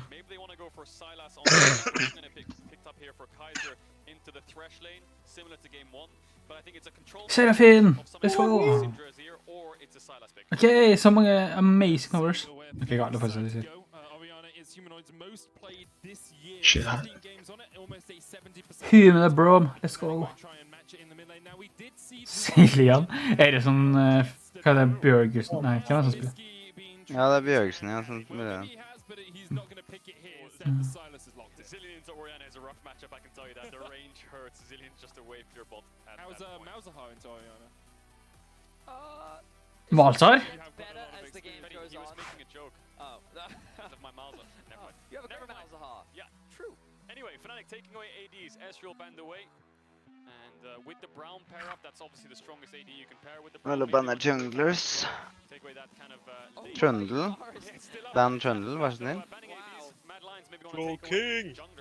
Troll King coming true. Ok, han er grei. Det er forståelig. Ja, men jeg skal banne begge deler, altså. Ja, ban begge to, please. Mindre de har en syke pics. Skal bare ikke... Skal bare evolve seg. Ikke banne dritten sammen med nekten og... Fuckings varer på det første greia. Varus virker det sånn. Jeg er mer redd for TF og Rise, ass. Nå banner jo ikke Trundle. Lee sin er litt bedre å spille mot Trundle, så jeg ikke... Jo, det er jo for så vidt sant. Ja, men det er greit. Men jeg tror ikke Bipla har så ekstremt mange andre picks. Men jeg skal gå Viego, og Viego tror ikke... Viego oftest. Jeg tror Viego er litt sånn... Viego og Lee sin er litt sånn kekk. Lee sin bruker å ta de. Meta nå er early game champion, så Viego er ikke sånn super-giga early game. Ok, early game champion! Let's go!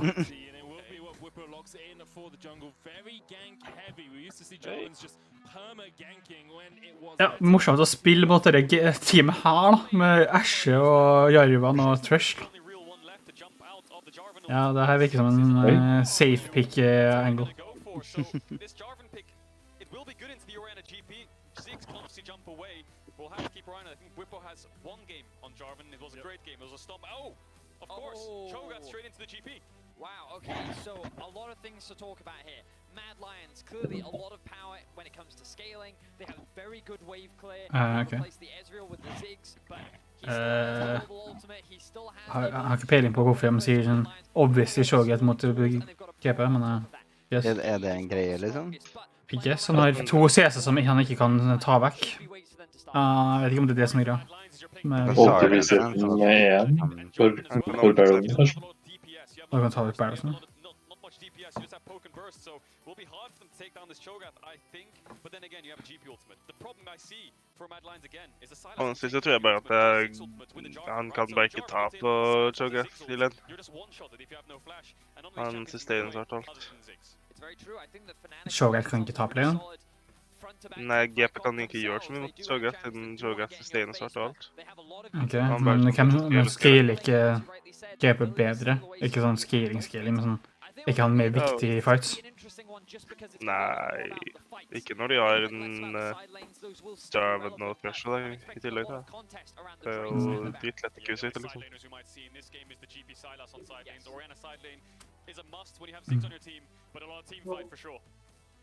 Well, so far we've been hot and heavy down with the action. Let's see if we can have another banger. Kaiser. Fnatic coming up.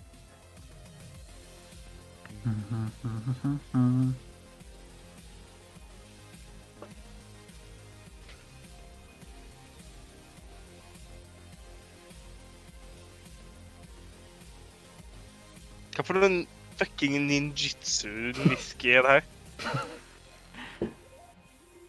Wrecker det, tror jeg. Det er faktisk det. Hylesang! Let's go! Hvordan ikke dø? What? Overraskende han ikke dø. Nei, skal Laura ha sånn intervju i matchen nå?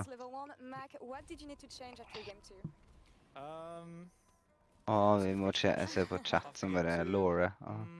I mean, I think game 2 was just level 1, honestly. I don't think there was too much that we needed to change. It's a completely different draft from blue to red side, so it's more just... Craig Asmus, ja. Ok, hva i faen er damagen der? Anything to be mindful about when it comes to the Jarvan pick from Rebo? Level 2 ganks, level 3 ganks, level 4 ganks. Alright, well, ganks as a whole. Thank you, Mike, for the interview, and back to you guys on the Rift. Det virker som han har veldig lyst til å være her. Ja. Either side, neither team burning any summoners. All players able to get back and at full HP as they walk back into their lanes. Didn't Elioya start with Q though? And it looks like he's also doing a solo blue buff. So yeah, this is gonna Q-start på solo blue buff. Ok, det her virker jo garbage da. Skal Vanlig starte eller? W. W, ja. For shielden. Shield, og så får jeg dobbelt attack speed. Ja, det plukker passiven fortere. Og har vi lov å skåre kula? Det her kula når du dobbelt deg selv. Spør siden jeg ikke kan Lee-sin, så. Du får attack speed når du bruker W, og så får du attack speed når du bruker W igjen, fordi du har en recast på den. Og det vil også funke med E, sånne ting, men de har også animations i tillegg. Så du ikke får... Det går ikke like kjapt. Oh my god. Ok, den har jeg en ute. Ok, men det er bommet som 2 autotekster.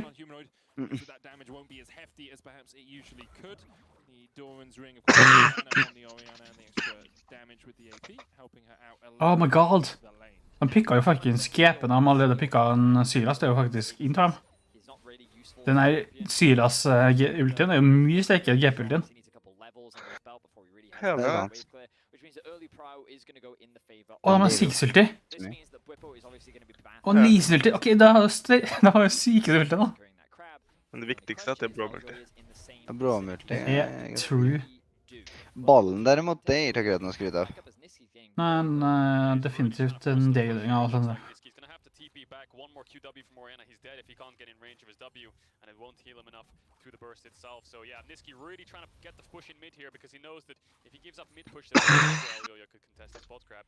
But now that he's CP'd back, that's as good as gone. I expect Elioya to move towards the top side of the map after he does his Raptors.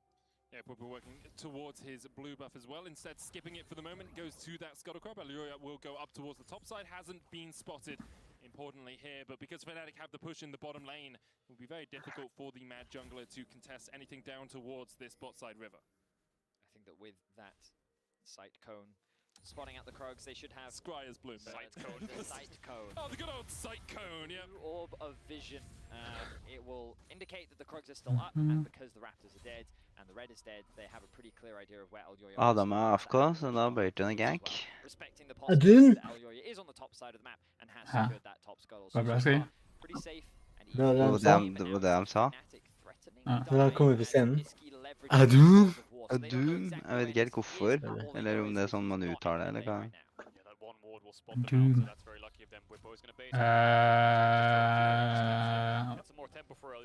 Nei, men han kan ikke dø da. Han må jo hoppe over, men det var litt cringe.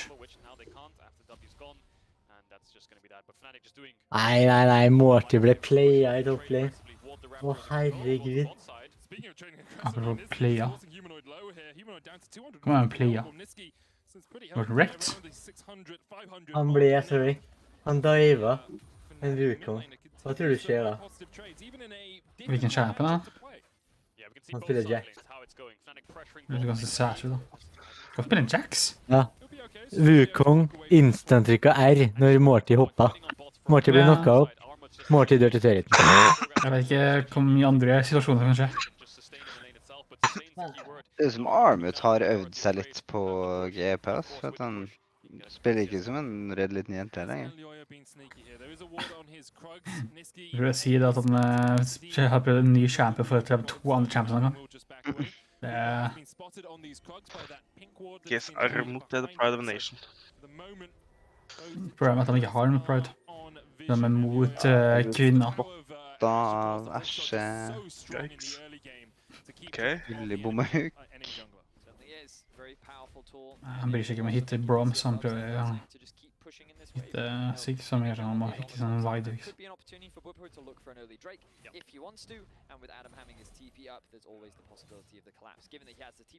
Er det meningen at Shoget skal vinne det matchupet? Ja, men ikke det tidspunktet.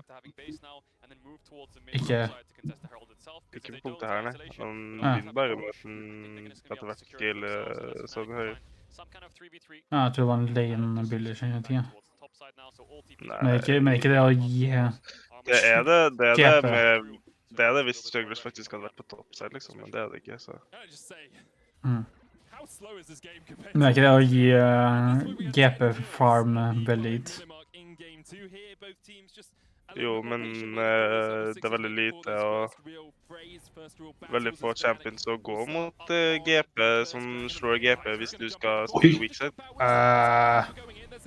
Men den GP-ulten var jo alt for langt bak, da. Ja, her er han det. Hva var det der for da?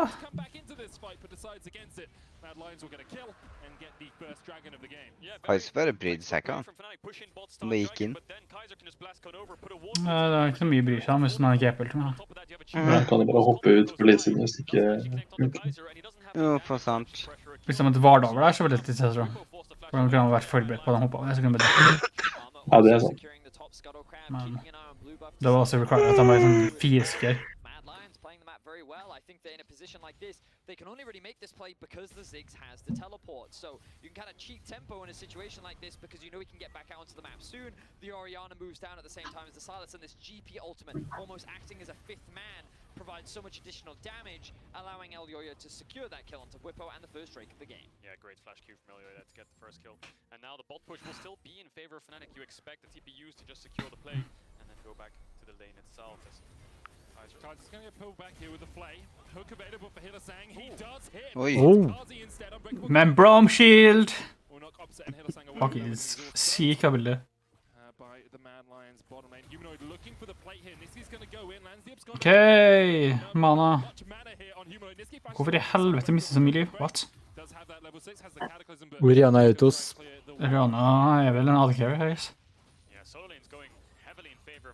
Obviously top lane from the champions itself. We saw a lot of trading in mid early. Niski actually dropping a little bit of creeps here and there to move towards bot side to try and find some kind of fake push Mad Lion's bot lane itself. But now here comes the isolation herald of top side. Mad Lion starting it up. Of course they're winning out on top side because Armor's had the push all game. And Fnatic late to the play, upset still bots. Hillasang's moving there now, but I think they're going to be too late. Yeah, Kaiser will arrive there just a little bit earlier. Humanoid also has the push on mid. Won't have the TP up just in time, so Whipple could look to just try and force the flash out from Humanoid. Cataclysm available. Vent, hvorfor stod han i ro? I like it a lot. I think that one of the big problems with Orianna is that because she doesn't have a huge amount of mobility inherently in her kit, once you get her flash out, she becomes a lot easier to kill. Hillasang with a level advantage. Ja, det er sånn de fleste champion funker. Hallo? Hallo? Hallo? Hallo? Kan du se på? Kan du se på? Bare nei da, upset var veldig viktig for den fighten her, så vi måtte bare se. på han. Jeg skjønner at han kommer til å ulte, men gi oss en secondary cam, eller sånt. Jeg har lyst til å se hva som skjer før det. Shot the arrow across and gets Fnatic a kill now with this bot side pressure. Look at the vision that they have. Deep walks, pinks, deep into the enemy jungle, upset. Another cannon barrage. Stops his push in this series. He gets one plate as expected. GP-ult ganske deilig ult da. GP-ult en sånn 80% av champion. Veldig sant. Og på talenteren da. Name a better combo. Armet with the earliest. Sunder.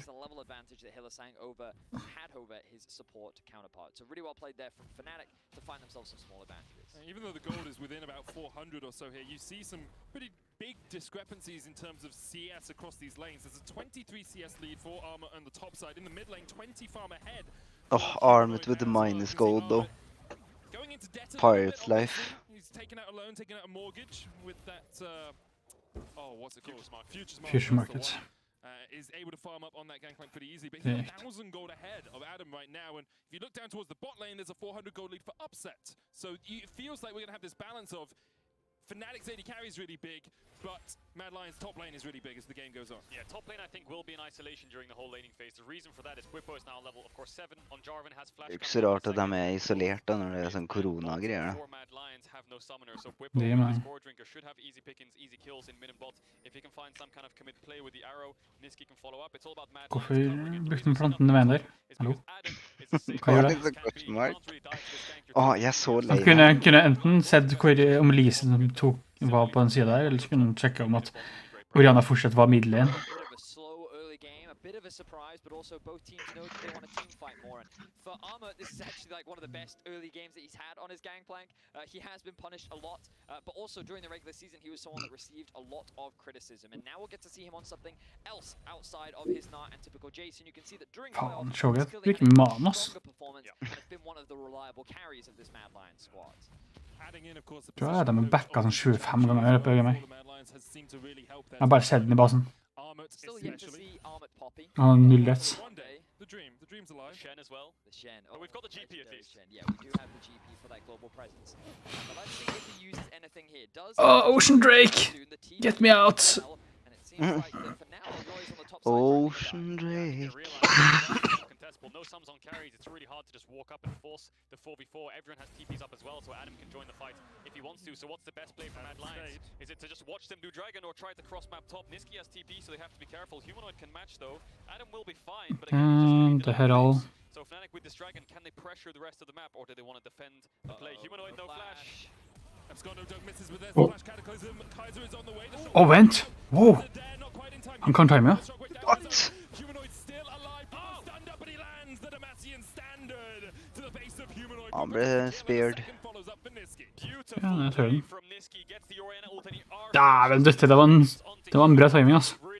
Det så veldig rart ut først. Han har øvet seg på timingen, for at han husker at han snakket om at han ikke kunne Ariana-timingen, og at han gjorde den der ballen på Carsey-opplegget med Kajsa.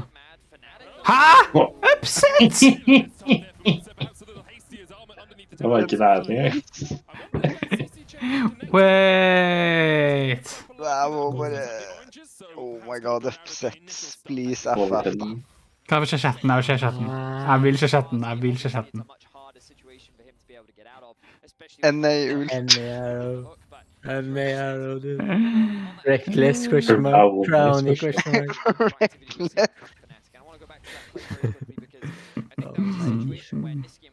Crowny. Crownshot er godt likt, ass. Bruh. Wife nerf. Åh, gud. Hva med Herald? Herald død? Ja, han vet nøyaktig hva som skjer. Han står midt på borden da. Han vet ikke om Varden da. Han vet hva som skjer. Sure. Define though? Ah, there's no way it's that. Brown passive. Yeah, balance. Jeg tror kanskje det er verdt det. Jeg tror. Men har han ikke ulti? Har ikke Bippa ulti? Hallo? Hvorfor i helvete tok en... Ja, det vet. Jeg tror det var Han har ikke hatt noen andre ult, så ta. Hvorfor tok en... Sikkes-ulti det? Ok, han bomma. Orion ulti bort. Orion ulti bort. Jeg hyrs.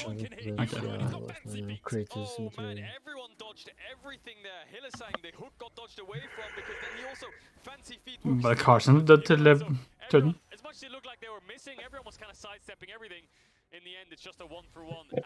Herregud, han between enemy lag. Han heller ikke ulti. Solo bolo! Ja, akkurat tenkt. Det var definisjonen. Solo bolo! Trash Lantern! Let's go!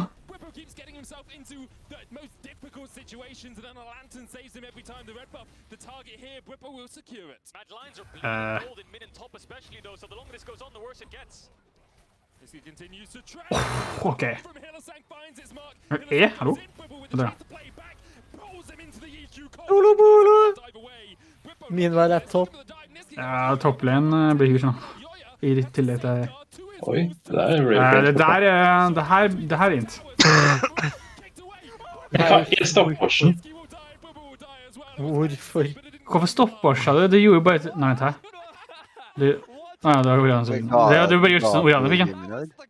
Det der er så... Lite liksom bra. Just Fnatic things. Litt Ja, det var så... optimistisk å tenke at han kom seg ut den veien her. Hvorfor gikk den veien der? Det var jo så disaster da. Ocean Man. Herre, det er faktisk det vanskeligste tingen i hele spillet, altså. For å ta ned øyer. Når vi slår bak ved ryggen, og så bare sånn, nei. Det var ikke hit. Og så snur han seg. Reggie er så god gutta. He has entirety of that, he was just farming, and that's why he is now so fed and why Mad Lions have such a lead. Also as well, Humanoid I think got a shot. He is now a heading gold over Niski, even though Niski has... Ocean Man! Humanoid only has what? Nå, Kajsen bare fucka Siegen til Armut. Hadde ikke Relic? Nei. Nei, han hadde ikke Relic, og så bare Q-a han, og så bare Armut bare missa han. Det så litt dumt ut. Sier du var Armut min? Eller var det Human? Det var Armut som var... Ja, men det er verdt det.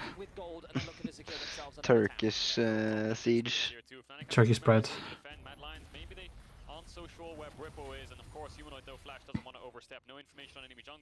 Humanoid no flash. Faen, ass. Hver gang du hører Humanoid no flash, så bare kommer det en Jarvan ut av busken og ulter. Nei, nei. Ok, synergy! Vision is clear! Det er 3 warder i den busken der. Det var veldig mye versen i busken der. For å si det sånn, den busken der, den er... De kommer til å se dem i den busken der. Ok, du er litt så forfølgende. Altså, Upset skal få lov til å fortsette å spille Ashe, altså. Han gjør så mye questionable. Han dealer en mil sammen på GP. Men, ulta GP. Rett inn i... For en arrow. Nei, ikke gjør det. Han feiler flashen, men han lente. Nei, Gud. Det er så... Det var så født av dem. Det er så hylleseng. Hvorfor slår du inn hylleseng? Hallo? Men det er så hylleseng. Å, det her er hvorfor Mad Lions kommer til å vinne. Det er fordi det Brick og hylleseng er akkurat samme mentality. Det er bare en modus. Det er rett inn. Det er ut av gamet. Det er sånn som pushing av de. Ja. Det er sånn freezing at du skal gi. Ja, greit. Det finnes ikke. Å nei. Disaster. Han har Oriana-hult. Det er den beste hulten. Ja, men det er bra hvis den kommer seg inn på... Det er fordi han er ballen. I am the ball. No one can stop me. Åh, Gud. Nei, hva skjer med det? Nei. Tilt plays galore her. Ta det.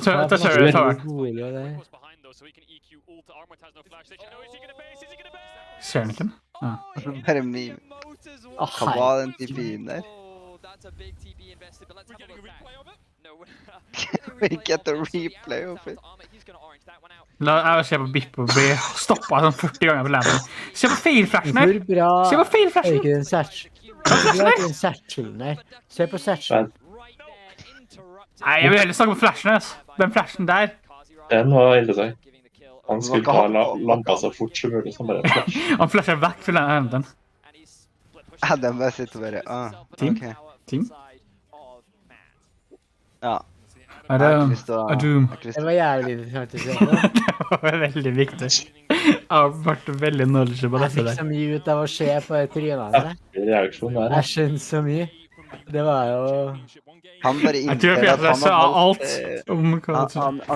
at han har valgt feil team å være med til Worlds. Ja, men det så jo ut som han liksom... Hvor er den VL-finalen? Nei, VL-finalen. Hvor er finalen? Ok, kan vi slutte å snakke om det her? Vi har hørt det før. Forresten, Damwon. De har ikke tapt til Damwon. Det er det eneste de har tapt mot... Visste dere det, at de ikke har tapt til Adam blir mobba som vanlig? Hvordan i helvete dealer GP så med på den? GP-en er på, da. Spam yes or no in chat now. Are mad at top 4 team in the world. For du tenker jas. Du får grafen etterpå. Er mad? Nei, de er ikke denne. 4 team in the world? Nei, de er gode til å fighte, men de vinner ikke fights mot team som... Det er bare veldig mye bedre. Kanskje, jeg vet ikke, ja. World-standard nå er ikke like bra som det en gang var. Det er ikke så mye domination. Korea er ikke like god som LPL er ganske bra nå. Nei, SKT1 og sånn, er de like gode som de har vært? Nei, ikke like bra. Faker var ikke med i Worlds i fjor, han er med i år. Showmaker, de har sånn skikkelig sykt team, sånn Showmaker, Canyon og sånn. Kaiser. Nei! Hvordan er Oriannes for den? Hvordan er det en ting? Når du Arrow Kaiser da. Det er Arrowsen til Upset, ass. Han burde fortsette å spille. Han burde mene seg, ass. Jeg kan ikke velge det. Vent. For en minutt? Vent. Hopp inn! Hopp inn, Elsen! No! Ja, han kan ikke hoppe inn, han blir one-shotet. Det går bra. De trader. Hvis han hittar en, så er det en trader. Hei. For en gang så hopper jeg ikke... Og så tok han også feil vei, han tenkte ikke hoppe hvis han andre igjen. For han mot den. Oh my god. Det er en bait! Til at han dør. Veldig dårlig bait. Ok! Det var litt sikkert. Du skjønner at han kommer til å hoppe! Upset, for fuck's sake! Hallo! Whippo er på! Syke da. Hva er planen her? Han skal inn, Kiss. Han skal inn, da. Eloia er på. Eloia! Så jeg tror han spiller Jinx eller sånt, eller? Det er sånn ser jeg til. Bro, shit. Bro, men så... Du kan ikke klappe resten av teamet. Hvis Bippo gjør det der, så må jo resten av teamet skal... Altså, men det her er hvorfor akkurat jeg ikke ville at Humanoid skulle pikke Orianna, for at han gjør jævlig mye for teamet, men det går sånn 0-7. Han kan gå sånn 45-0. Det er ikke så bra for dere statsene der. Det er fucking stikkens, ass, bro. Han er 1-3. Upset, du må predikte at han hopper, da. Du må predikte at han hopper. Du må skyte den med til venstre. Holy fuck. Det er så obvious. Det er så obvious. Altså, jeg har lenge nå gått rundt og sagt at Upset har vist meg det at han en av de beste Eddie Garrison i LEC, men det Asher-placerne hans, ass. Middelbart så kommer det en Asher min side. Jesus. Så suicidal, da? Nei, jeg går tilbake. Han sa meg på salget. Fuck det her. Tilbake på veien. Vet du hva? Slutt med Asher-opplegget. Han så ræva med Asher, sorry, altså. Så dårlig. Og fikk en dritt der. Cars er så mye bedre med Asher. For at han inntikker, og han gjør så mye tull. Upset, som faktisk er god med sånne andre dager, skal sitte og gå med ditt champion her. Som er bare sånn support-champion, eller? 0-1 og bom. Oh my god. Det en grunn til at han har bare 2 kill participation. Han er bare sånn, ja, jeg hittet en min. Han er sånn, det er en sånn C-bild. Faen. Jeg kan ikke champion her. Hvorfor? Jeg vil bare få frem det faktum at Upset i serien her har spilt 2 games med Asher og 1 game med fuckings Wayne. Og det er hans champion her. Det er finalen. Han sitter og bare spiller Ezreal og Tristana. Han er god med Tristana og Ezreal, det er han ikke i det hele tatt. Alle spilte de to. La oss ikke spille akkurat samme champion hele gamet, hele fucking season, og så bare plutselig. To be fair, pikka 2 ganger og banna en gang da, så den forstår jeg. Men Tristana ble banna en gang, men han har pikka Asher hver gang. Nei, det er så usaklig, egentlig. De så hvor bra Asheren til Mysterie Hansama da. Så de var sånn, jeg må spille Asher. Jo, hvis du kan spille Asher, så er det helt sykt da. Men hvis du ikke kan spille Asher, så er det jeg mener, det er ikke det verste champion ikke kun, men ærlig talt, når du har en på teamet som er så carry-person som Upset, men han er en av få folkene som Niske, og en av de mest carry-folkene på teamet, men sånn ærlig talt. Upset er veldig viktig element i teamet. Jeg har heller ikke bippa på en tank enn å Upset på en super-heavy Vayne carry, enn det tullet her. For det Asher du har ikke så mye. Du har mye sånn her ting. Og rett inn i appelsiden igjen, ja. Ja, det er bra. Det er bra med C-vitamin på gameplay. C-vitamin, det som det. Overdose på C-vitamin.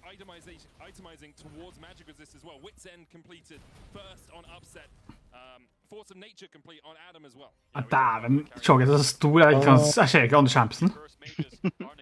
Hvordan skal du hitte Q på noen andre enn han, liksom?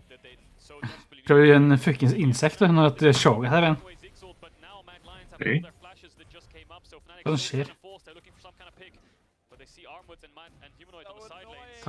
Trodde du ikke virkelig at dere skulle ta det? Nei, det skjønner at han kommer til å hoppe frem! Vent, han ulter ikke. Ok, legende. De er Mortis-sportet. Faen, Shogeten er stor, altså. Adpoipo skal inn, han. Det var jævlig. Ok, nå er den gjelder ut, den. Ja. Hva er det med at Arvid blir så høy level? Hva? Nå har du bare farmet hele gena. XP-bot, ass. Altså, fucking Sportis, eller Telia-ligaen. Og en 0-3-0. Ja, Arvid har nesten 300 farm, ja. Det er jo en greie. Det ser ut som vi må gjøre om på Telia-lista. Morty på Deather. Kanskje Mark. Hva faen er Jack-spikket da? Det høres helt elendig ut. Han gjør det sånn, men refleks, han spiller hva faen han føler for. Skal du bare hitte Kaiser og Armet? Han hitter Kaiser og Armet hver gang. Lucian, full lifestyle-bild, ok. Lucian? Jeg har laget en fra Lucian. Jeg har sett på 2 league-stream samtidig, jeg, bro. Armor-bild? På Lucian? Hva er det sånn? Nei, lifestyle. Ja, lifestyle. Og midlene? Mad Lions, if Fnatic can base and get these mana and health bars back up, they can move out onto the map. The reason they're contesting this mid wave is Dragons up. Third dragon of the game. They know Fnatic don't have a window for Baron. Or do they? Maybe they can Lantern and hook over the wall. Or do they? They're thinking about it. Whippo is thinking about it. Whippo på. Resten ikke på. Av et team? Det jævlig, ja. Teamet er også jævlig på. Men han trenger ikke team. Most objective damage in the game, Humanoid. Ja, det derfor jeg aldri velger det på junglers lenger. Hva vet du, det er så bra. Is that Mad don't just have those Not. threats. There is this third option of Kazi, and if you have a wave pushing into him, guess what? He can just TP back into wave. He can clear that out instantly, and then he can be ready to join any fight that happens to be going on. So it's much harder for Fnatic to use these small windows to try and find sneaky plays, just because of how quickly Mad can react on the map. I will say though, the awkward thing for Mad now is the only TP you have up is Humanoid, and if he goes side lane, it can be dangerous. So forcing Nash is really the play that they're going to look for. They're going to group up in and keep forcing. Armwoods can't pressure this bot tier 2 that's really low, of course, because he has no TP. So he's going to group up with the team. Humanoid doesn't want to go into a side lane, and they're going to look to push Fnatic back. He dodges out with the EQ combo. Armor forced back as well with a volley. You can see Upset doesn't really put the damage onto that gangplank. Whippo might look. Bare gå frem og bare skyte den. Wants to sweep out this ward. Double barrel going out. Whippo down to half HP. Elioya getting a flank position off as Niski steps into him. Elioya by his lonesome here. Whippo's going to get the knock up. He does set up. Oi. But the shockwave down towards the bottom side is going to do so much work. Mad Armut. Adam blir jo slapperen. Nei, upset. Og Land Arrowen. Ja, melee arrow igjen, ass. Han er jo dun, da. Men Whippo skal på solo bolo. Jeg ser litt ganske over ut til det.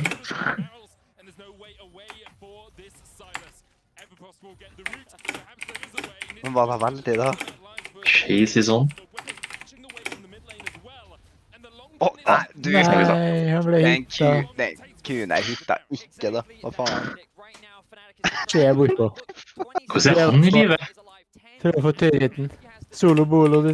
Solo bolo. Jeg er redd med faen. Q-en no flash. Jeg tror ikke du vinner det der, ass. Hva er det her for mye? Whippo, du er en med Hvor er Hillesang? Jo da, han skal saving hodet. Hva det skjer? Jo. Ting skjer. Bare se at Det er så krise. Fnatic, leave this game, please. Kajse bare flasher ut det inn. Det her er trist å tenke på. Det her er guttene som 3-0 av Rogue. Det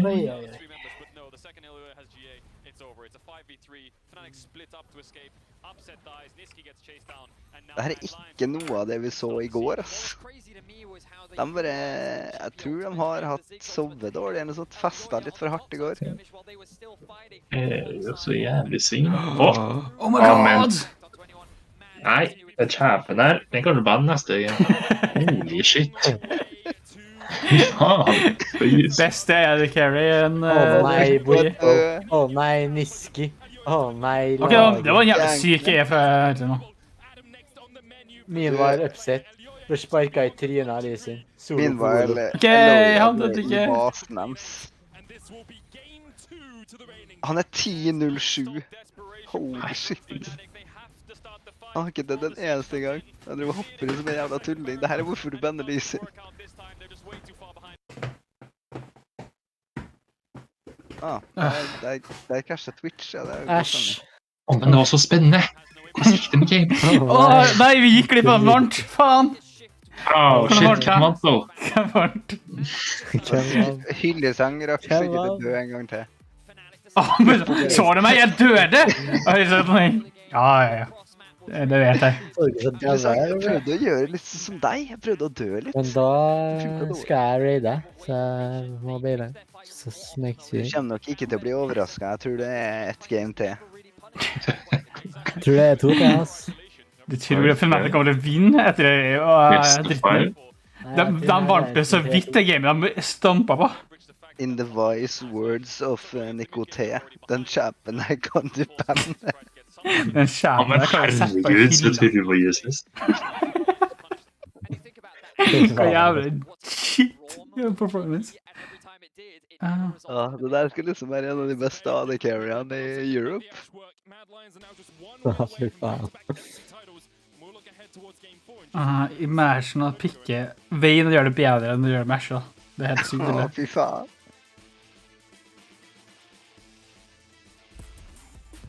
Jeg måtte sånn upset. Jeg bencher snart. Jeg kødder ikke. Ser du Crowley? Jeg skal bytte ut med han. Hey guys, it's not a sport. It's not a sport. Alle må bli så skuffa. Det her verk. Not a sport? Huh? Who gives a shit?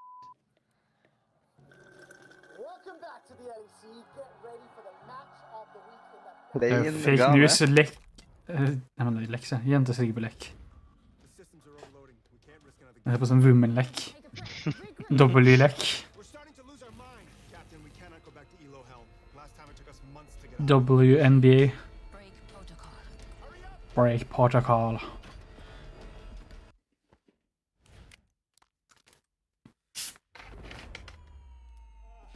Så at hvis du spiser et KitKat, så tar du ikke og...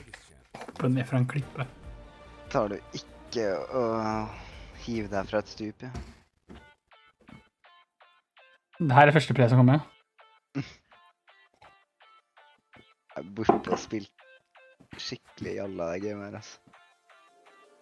Oi, det stjal killer fra Jurana. Han brukte seg med ulti. Hva faen er det garbage? Å, kjøp en ulti der. Å, den er så syk.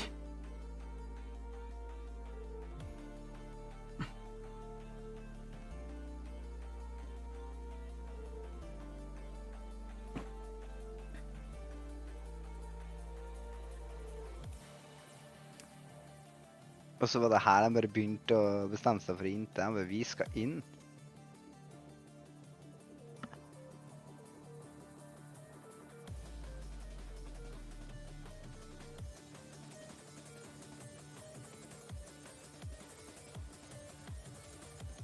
Kan Sonasten der? No! This is a disaster! Hva gir du til Himmels?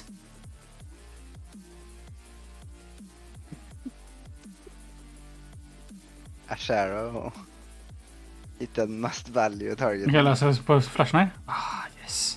Men han er jo på andre siden av den W-en, da.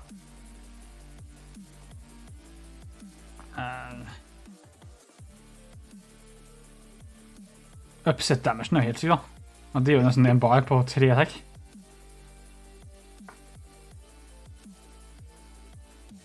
Det er humanoid som bare inntar Nei, ikke fighten her. Fighten her var så jalla. Bare humanoid bare, jeg skal dø, og så kommer Loya og bare, ja, det er bra. Hvem på laget skal ikke ligge damage? Skal vel egentlig være Sylas og... Det var ingen som dealer damage, ja. Sylas døde jo tidlig, og så skal Bippo deale damage. Oh my god, oh my god.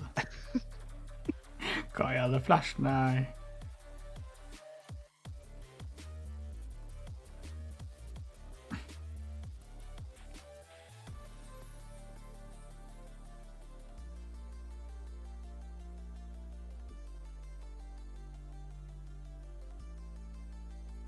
Hva er den fyren, den hvite suiten?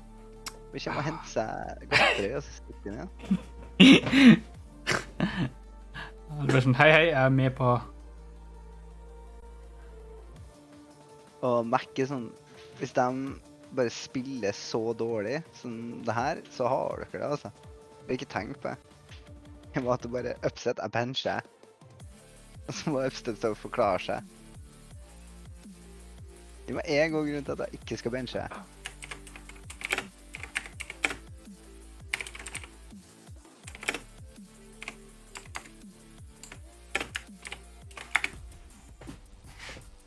Sånn som upset prøver å drikke øl.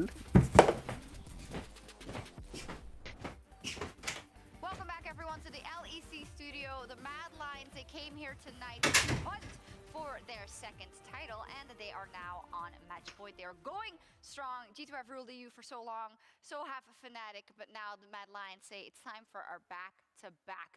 They're not there yet, though, but again, in Game 3, we see a very different approach. Yeah, I think Mad Lions came in as soon as we got all those global mid laners off the board. They're like, let's draft strong scaling, let's draft really strong team fighting, and I think that stylistically, that has to favor Mad Lions. If they can remove all those champions that can cause chaos in the game, you take it back to fights around objectives, Mad Lions are going to be super strong. Let's take a look at this bot lane crazy action fight, because I think both teams try to stabilize a lot, but it is in the nature of both of them to keep going for these opportunities. Yeah, I mean, Fnatic had honestly a pretty decent read in this game, and I think they had a lot of good fights, and Hylissang found some nice hooks, and this is just a classic Fnatic, no? They get some really good picks, really deep in the jungle, and then like, actually, let's just go for more. And this is, it's problematic for Fnatic at times too, because here you're taking a lot of momentum, you have Adam pushing in the top and it looks good, and then two of your players are going way too deep in the enemy's opposite side of the jungle. Elyoya, Armut are there to be able to punish. The bot lane is nowhere to be found, and this is something we've seen throughout the day, is some disjointed decision making from Fnatic. I do also want to call out this top lane matchup. You mentioned just an Armut versus Adam. And in this series, it feels like Adam has not had the similar impact that he had that, you know, awarded him Rookie of the Split that we saw versus G2 last time around. What is your read on that, Treats? I think Armut has been stepping up a lot in this series, and I think it's really cool that he's playing GP as well as his blind pick. I think that's not something that he's done before, and he's just really outperforming Adam in the series. And I think it's not only Adam playing bad, it's also the team is not really giving him a lot of resources in the series. 100%, especially like with the Cho'Gath, you know, they're always going to be playing towards the bottom side of the map in this last game, and it feels like Adam doesn't have or isn't willing to show champions that can actually just stomp this GP in lane, right? Like the set was a decent option that we saw get some fights around the top side of the map, but again, you reach a certain point where set leaves top lane trying to make plays, and Armut just goes up tons of CS in game number 2. So I feel like if he's able to consistently get champions like this in the top side, it's a really good matchup for Armut to be able to scale into the late stages of the game. Yeah, I think especially his GP was commendable in this one, and Ender, you wanted to take a closer look at one of the fights we've been, I think, celebrating of the Mad Lions, but specifically in this game. Exactly. And I think this comes down to some smart drafting from Mad Lions, because we see them with a composition that punishes you when you dive in too deep, right? Ziggs bombs, the Gangplank, the Braum, all these champions want to kite back in fights. Fnatic want to dive in for you, and you're going to see one of the problems with a champion like Jarvan. He wants to go super deep into these fights. The rest of the team can't follow up so well. Ja, han skulle raide. Right off the bat, you got 4 players of Fnatic in the mid lane, 2 players of Mad Lions not in the area. Nei, nå må de nesten høre på hvis de vil vinne, altså. De klarer virkelig ikke å trykke på den. Må se på chatten, ass. You land a nice knockup, but here's the problem. You're in this super tight choke point. Bwipo, so far away from the rest of the team. Look at the distance between him and the backline. Upset is nowhere to be found. Your mid laner is down. Upset var turbo useless gjennom hele gamet. Akkurat som han kunne så veldig mye hvis han ikke vært litt nærmere. It's a little bit hard to follow up off him. We have Thresh, he can lantern out to safety. Not so fast. Look at this sucker right here. Instantly can interrupt your escape on for Bwipo to get out of the fight. And you see all the AoEs, the Braum ult in the passageway. Han var på høyre siden, det det som jeg reagerer på. It's a perfect example of this composition absolutely punishing what Fnatic want to do. Then you have Elyoya already in the top side jungle, can roam on down. Han driver bare Jeg tror man ikke hadde fulgt med helt av det. Han bare driver og diskuterer. Ja, jeg muta det slutt. Jeg orker ikke å høre på dere kommentatorene. Jeg ser den da. De litt cringe. Ja. Oh, we have a little visitor, apparently. I think this is from the chat plays Scuttle Crab from before. Hvorfor har han hentet en Scuttle Crab? He's gotten lost. In any case, you know her? Hva? Well, yeah, I was hanging out, you know, before the show. Det så mye memes. It's chilling, it's fine. In any case, let's take stock of everything we've seen. I think we've seen, mechanical outplays from either side. We've seen that aggression, even in controlled games, is important. It is about when you pull the trigger. And I think the consensus is that Fnatic have been a bit too overzealous at times. But it's Mad Lions that are on match point. I think it's Mad Lions proving consistency time and time again. Even in game 2, when they fell Ja, det var behind du som sa att de kunde exceptionally tapa. early on into the match, they were able to find fights and claw it back. Fnatic looking disjointed at times, individual errors as well, and also pressuring too deep. These are problems that we knew existed with Fnatic, but the fact that they're starting to pile up here and Mad Lions are going to seize every single opportunity to punish your mistakes, that's what's so damning here. Yeah, it looks like Mad Lions are just too good in these team fights. Like, I don't know how they can have close team fights 10k goal behind, and when they're up, it looks so effortless. And for Fnatic, it also looks like they have pretty good games, but it's just not quite there. And this is not a comfort zone because we had the 3-0 out of Fnatic and we had 5 games out of Fnatic. Now they're in game 4. We know that they have the resiliency to bring these things back. We've seen it time and time again from Fnatic in the slower bracket run. But give me the win conditions. What are the most important things for Fnatic to bring this to a game 5 treat? I think it has to start with them having a bit less of this trigger that they have, like when they just go super ham. I think if they get a goal lead, even if it's kind of small, they can still just take it back, just chill a bit, and then play it from there. I think they have to stop with these over-aggressive plays. That's my first point, at least. Yeah, knowing when to stop, and then I think if you're going to look at the draft as well, we need Adam to be enabled, right? Yeah. Either it's on champions like the Camille that can find a lot of pressure in side lane, playing off a global mid laner, or roaming towards mid lane. He needs to be able to have some kind of impact. There's a lot of different options for him to do that, but we need him to be enabled in the draft. And then if we see these global mid lane champions banned again, Fnatic need to draft better scaling options because the game will be a little bit slower than they're necessarily comfortable with, and Mad Lions are going to have those excellent scaling tools to fight back against you, and you need to be able to contest around objectives. Fnatic's going to be on blue, so I suggest we pull up the last time they were on the blue side in game 2, the game that they won also. You're talking about, maybe top lane, a bit of a change there. Of course, the globals is still an issue. What are the key adaptations out of this draft, or is this just like yes, this actually worked, you can ship it? Well, I think that the fact they're able to get Twist Fate is crazy. huge, and I think that Mad Lions may end up banding that out and just giving the Thresh over. I haven't been super scared by Hylissang's Thresh. Has had some good hooks, but I think Hylissang might want to try something more in the vein of Rakan in this next one. Yeah, I agree. I think TF is definitely a champ that won't be open. I think the bot side of the map was pretty nice for Fnatic, I would say, just because of the karma from Kaiser. I don't think he's going to go back to that either. So I think it will be a bit more well-rounded comps from both sides, and it will be like a skill check, I think, because this one was kind of a one-sided draft from Fnatic, I would say. Yeah, one-sided in game 2. I think pretty one-sided in game 3. Let's see what we get in game 4. The Mad Lions, they can see the LEC title on the horizon. The Fnatic are looking to pause the celebrations and bring us to a game 5 in Silver's grave. Hit the pause button! Pause the game! I didn't write that.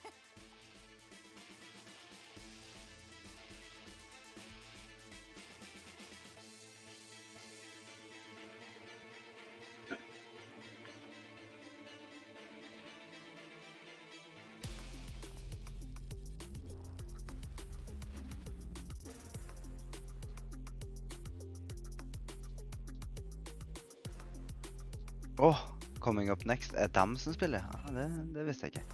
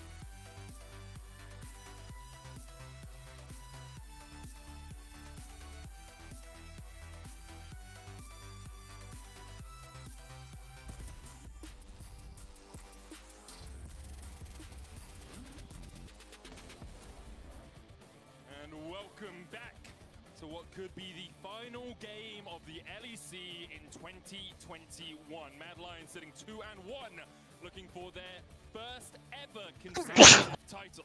And I will say, what I just saw, we can see them on the stage now, but Armut, as he goes down this ramp, is going to be waving at Fnatic and smiling at them multiple times, kind of taunting them. It was so funny to see.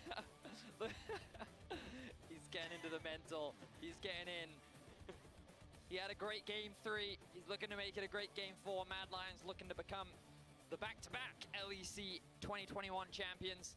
This team has made an incredible resurgence since joining the LEC in 2020. I mean, they were just a bunch of rookies plus humanoids. Yep.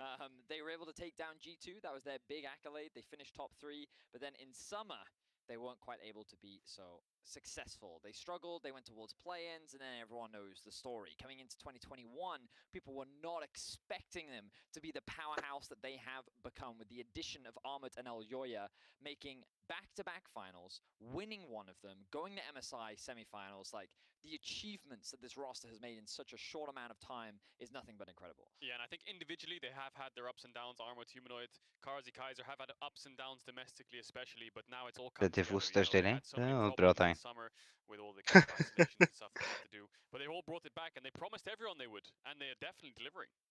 Jeg måtte sånn, jeg blir jo bencha hvis du tar på det gamet her nå, så det kødder ikke. Ikke spill Ashe igjen, liksom. Ja, men jeg har lyst til å spille Ashe.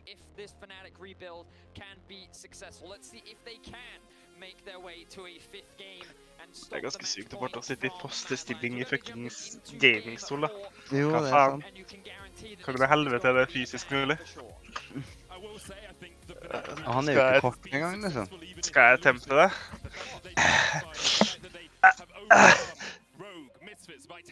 Hard life.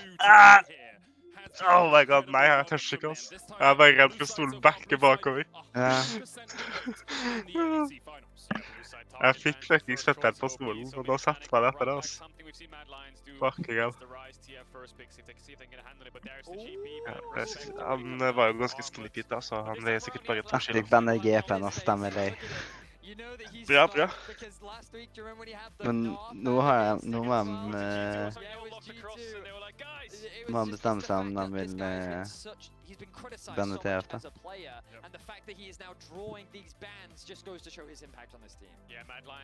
Probably.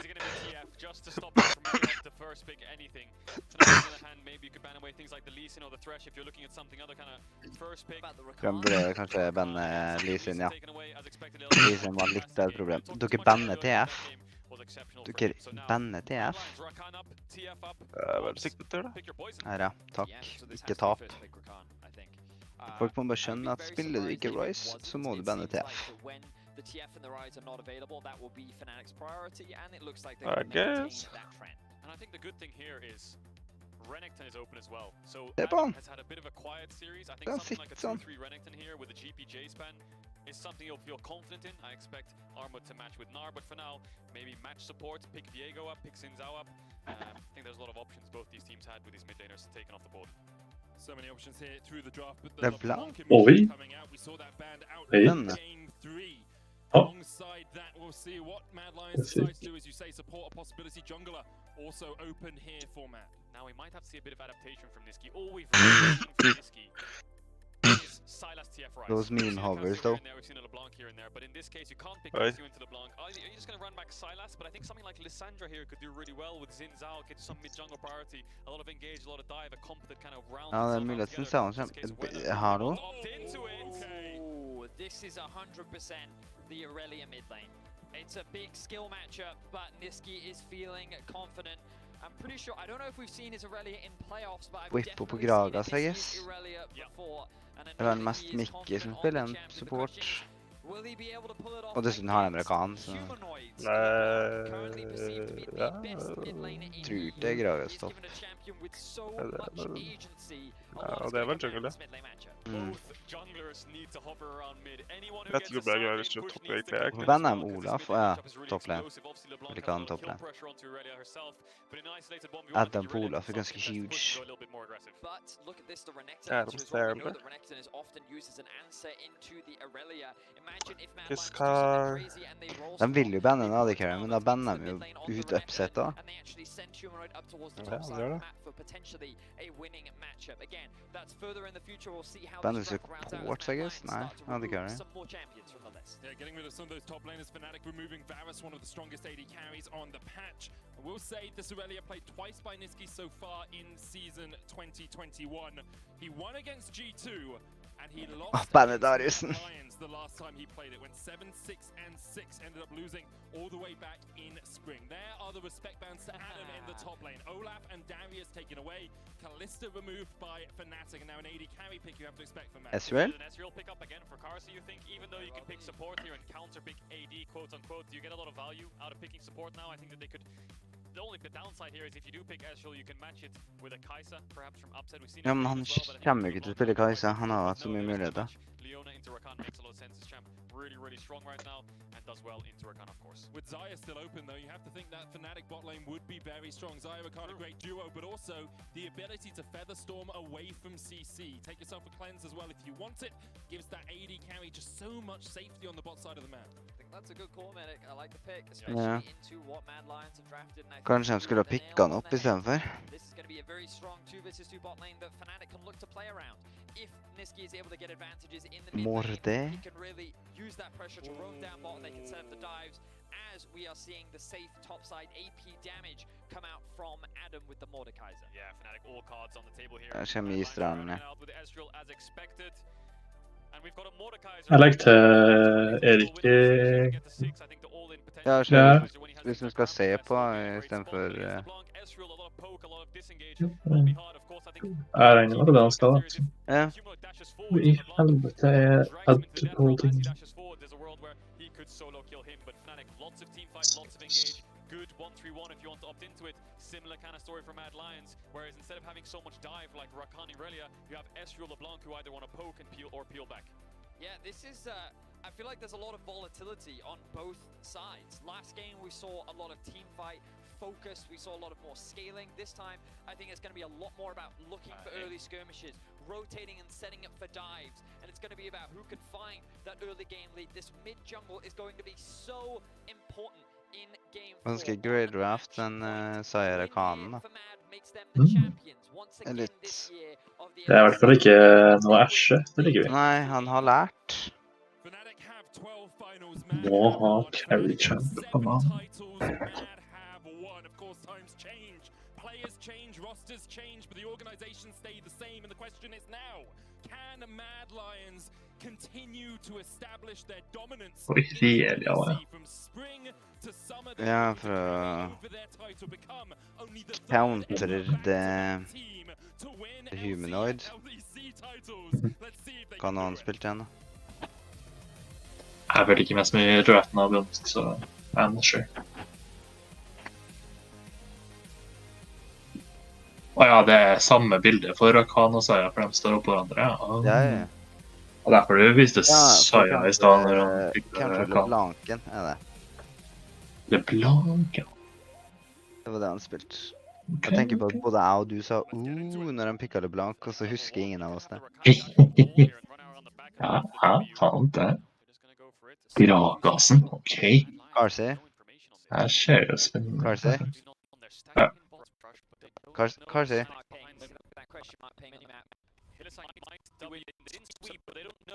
This... Holy lyd. Nei. Ja, dritt I lyden. Jeg kanskje fight. Okay,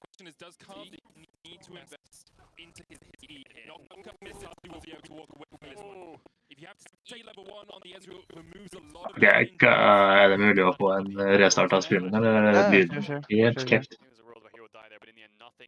Bare å si frem det, vet du. Nei, jeg vil ikke hvis det skjedde. Nei, det så ikke ut som det skjedde nå.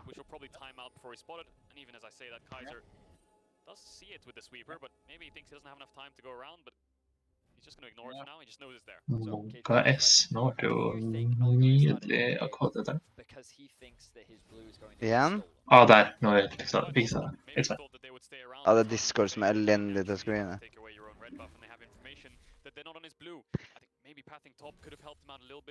Armut på Renekton. Ja, det kunne jeg se så ofte. Kaiser.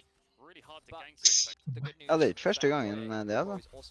Nei, I guess he's starting as red. He's going to do a topside clear and then path back down towards that bot. Scott away, he does have prior. The only worry I have here is if Armut fast pushes top like he has been doing quite a lot in this series, then there's a world where he actually dies to a level 3 gank from Whippo. He's stacking away for now, so a lot of volatility, like you talked about, Vedis, in the draft, especially in these solo lanes. Whippo actually saved Smite on the first camp as well. He hasn't used his Smite yet. Maybe was expecting a fight around his blue buff and so was holding on to it in case Elioyo did go for the invade here.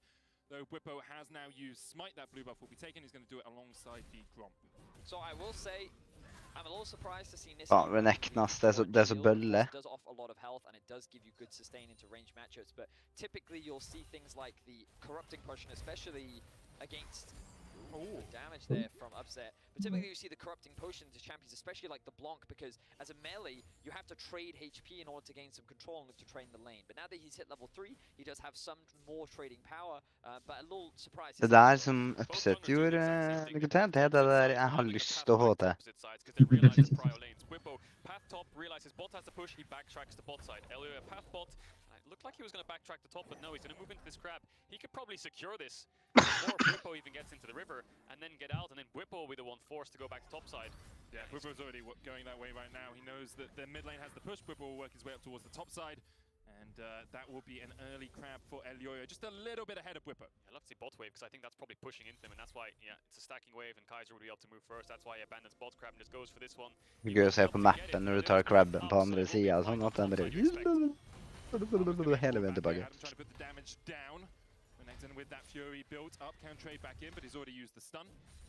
Må jo se jo veldig strong som generelt.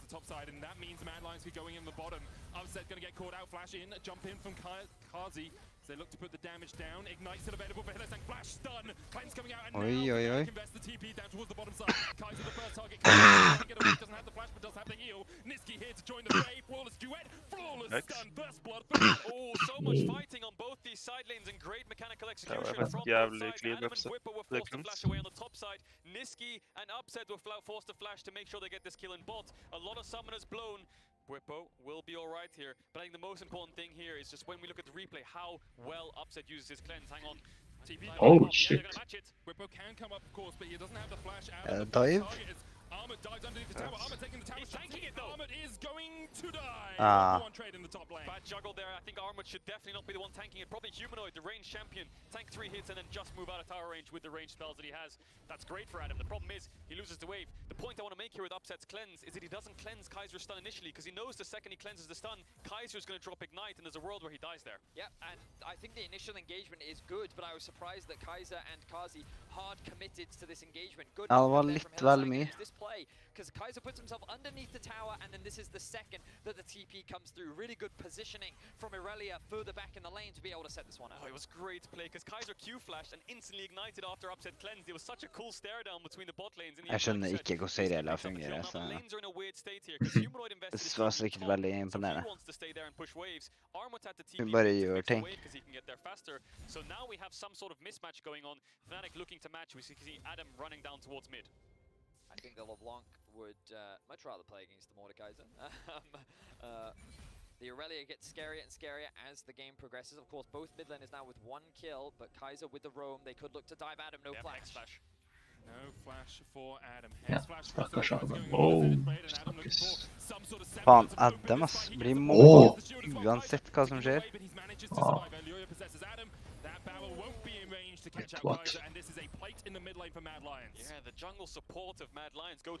Adam som kan være i basen, blir fortsatt mobba. Really good punish there from Mad Lions. This Mordekaiser is 2 levels down and 30 CS down as well. As he goes to this top side, you can see what Armut's doing. He's ignoring mid. He's ignoring mid wave against Niski. He's running top. He's going to dive at him. He was level 4. Oh Oh, fy faen, så nasty, actually. Det der så slemt. Mobbing.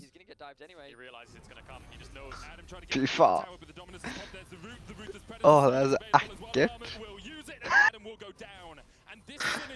Det sånn, du har en fyr I klassen din. Han litt liten, han kan ikke helt å slåss, så du slår han I bakken, og så prøver han å komme seg opp, du slår han ned igjen.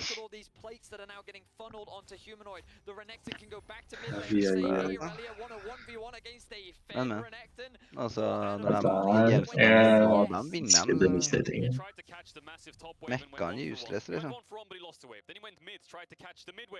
Han har 1900 gold, liksom. Killesang nesten like mye.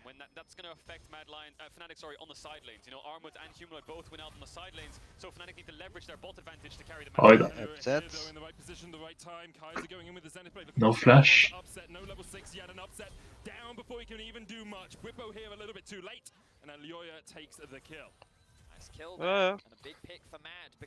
Jeg føler problemet mitt med Bippo som jungler at enten så han jævlig huge, eller så han useless. Det som foregår? Slapper dem bare rundt. De klar for å vinne. Real damage. Hva faen var Real der da? Real rett ut da. Siste arm ut for Relia og Hilly.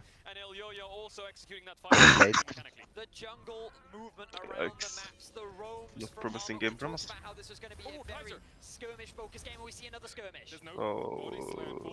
Bippo bomma Baron også. Det var så krise.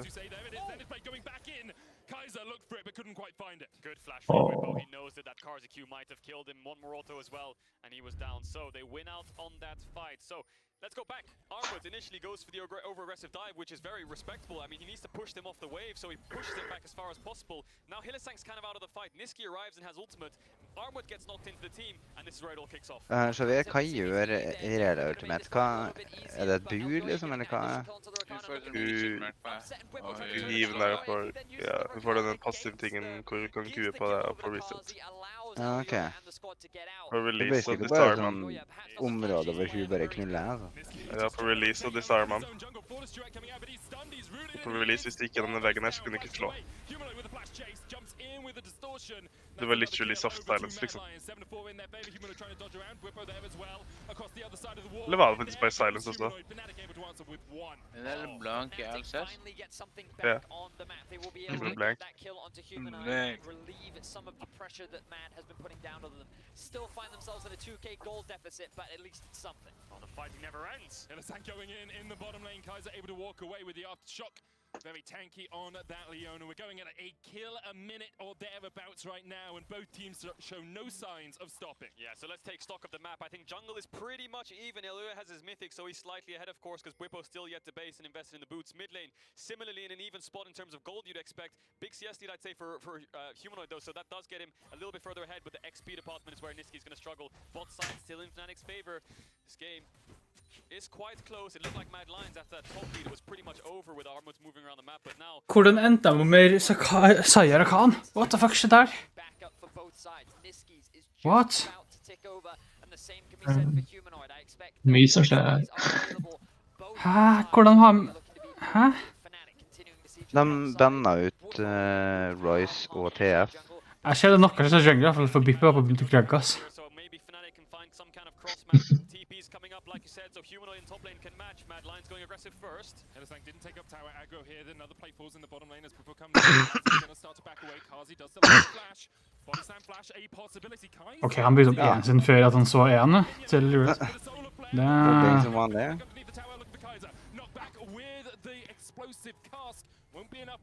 Nei, ja, de banna Royce og TF fordi Fnatic var first pick, så fikk de Sayar og Khan, men det var slutten da. Slutten? Ja, de first pick av Rakan, gjorde de. slutten som i second phase. Second phase, ja. Både Rakan Fordi det som sto igjen var AD Carry og topplaner, og de banna Olaf og Ja, men hvorfor Darius. banna de ikke? Hvorfor er Rakan åpen da? Hvorfor second phasen? Fordi de banna... Hva var det? TF, Rise, og så var det en til. Ja, men det er ikke second phase. Aphelios. Faen, ass. Second phase. Second phase følte jeg ikke med. Jeg har ikke peiling hva som skjedde. Benna, tok de Rakan Saya før second phase? Nei, Rakan pikka i first phase og Saya i second. Og de hadde til og med ADC-pikken, så de pikka Ezreal når de kunne pikka Saya også. Ja, men Saya er ganske bad i seg selv. Men det at det er åpen er ille nok i seg selv. Ja, det var åpen. Det skulle ikke vært åpen. Men hva faen? Irelia sin fuckings ult, de sarma jo i nesten et halvt år. Holy shit. Det var faktisk sykt å tenke på. Oi, hva er TP? Det var så diskusjon. For en legende, han går Gragas... Irelia-ulten. Den var ganske hit or miss, because you always miss. Har han ikke ulti? Ja, da må jeg inn. Nei, han brukte den. Oi, ble splittet i med. Han bruker Gragas uten å bruke Magical Footwear med Predator. Det er helt sykt. For en kombo. Det er gøy at man går Predator på Gragas. Oi, så.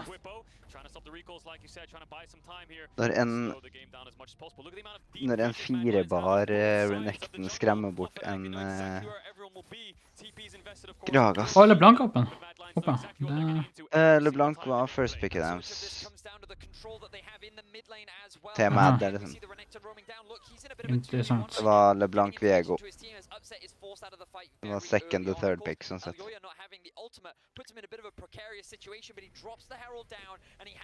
Og derav kom... Ja, men det gir mening, jeg skjønner ikke som first pick. Irelia også Gragas. Tried to keep the fight going with the Gragas cast, but in the end, Mad Lions have enough to back off. I was impressed by how much time Elyoya bought, even in the 1v1 against Adam, of course. Then I remembered Adam is so weak and poor right now that even if he does, han er weak and poor. it doesn't mean that he's going to win. Ja, de har blitt mobba hardt. Nei, da han ble 40 CS bak. Han blir fortsatt mobba. Centimeter there that Adam wasn't caught out. A 4,000 gold lead for Mad Lions. No dragon for them, but they will get the... they did get earlier objectives. Hvordan i helvete kan jeg gusse 3-0? Det vet jeg ikke helt. Jeg tror han bare har fått ting. So what they'll start to do is push out these side lanes and move towards mid. Mid tier 1 is their next objective. Fnatic have control of the bot side of the map. Mad Lions have control of top side of the map. But Humanoid reads the play. He's probably going to lose his blue buff. We'll see if Mad Lions can force something on the top side. Armand stacking a wave. Eventually, Fnatic's going to have to respond. But for now, they'll get this bot tier 1. Mad Lions, they have a lot of time here. They can probably pressure this tier 2. There's also the tier 1 in mid lane, but I think that's a little over-eager if Mad want to commit to that one. Of course, the trading of blue buffs across the sides. And Mad, I think they're just in a very comfortable position right now. We talked in the draft about how a lot of this game is going to come down to this mid-jungle. Turns out it was actually about jungle top lane. The fact that Armor has been so impactful, the way in which Mad used those early waves, Kadra is something we've been talking a lot more about recently in terms of the slow push and how you can set up for the stack. The way in which Mad used 3 different waves onto Adam consecutively was just absolutely ridiculous and really started to snowball for Mad Lions. I think Mad Lions are really good at finding what their win condition is. Maybe it can be a champion on your team, but shutting down the Mordekaiser will always help you out the later the game goes, because that shuts down your answers to LeBlanc, and it shuts down any side lane potential you might have if the game is even, and Mordekaiser and Renekton on kind of one person ahead of each other. I think playing bot side would just be a statement. Mad Lions crack open the top side of the map and now sitting at a comfortable board lead. And I think that what we're seeing as well is how well Mad Lions read the map along with Fnatic. Both teams constantly looking for opportunities. Fnatic try to answer a lot of what Mad does with their teleports, and with TPs available for both top laners, we may very well see more action with the Drake spawning in 30 seconds. It feels like if you're Fnatic, you're resting your hopes on your 2 most storied players. Hylissang and Bwipo being with the organization the longest here, and you have to find picks, you have to find engage. If you're Fnatic, of course, Bwipo on the Gragas can do that. Hylissang on the Rakan so well known for it, currently undefeated in playoffs on this champion. Will this be his first loss, or will he once again be able to find those avenues of approach that Fnatic First loss, hva? need? Because right now they are a bit behind. They do not have the mid lane pushing in. Mad Lions will Jeg elsker å snakke sånn her. Dette her er første gangen i hele serien han noen gang har spilt Yumi toplane. Han har aldri tapt på det. Altså sånn her, ok. De sier veldig mye på veldig lite som beskriver det. De kan jo bare gå til turreten. Hallo? Dragon, ja. Var på en pink? Det er sånn fikk jeg.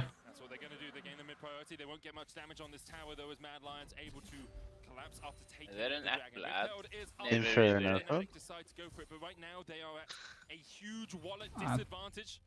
Tror ikke vi ser det Det samme. er spenstig. Inferno. Du ser ikke noe... Nei. De har KitKat og bil. Jeg skal map på det. Her er en... Derfor er det mjauing. Jeg flikker som faen i sted, fordi jeg trodde jeg hadde accidentally glemt å katte det bare random. Livet er en fane åpen.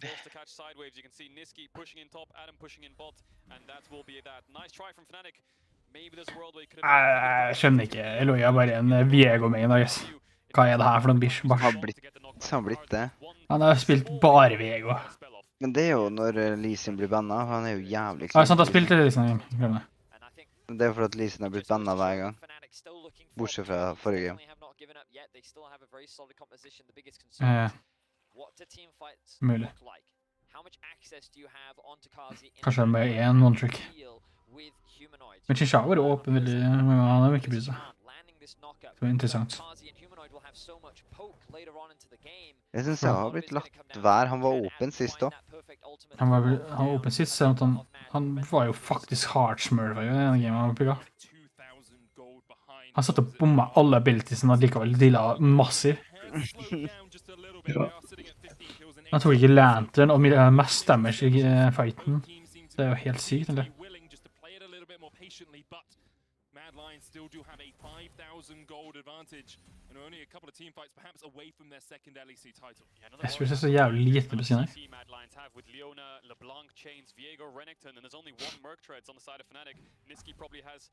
Imagine Xavier at vi kan spille sånn her. Det var helt sykt, egentlig.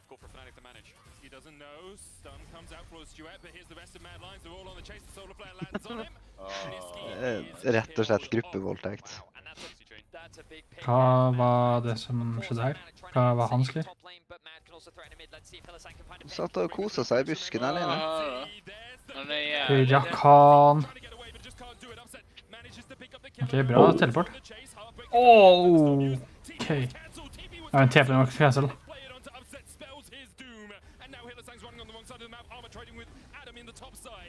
Try to heal himself, but remember Ruthless Predator can go through the shield.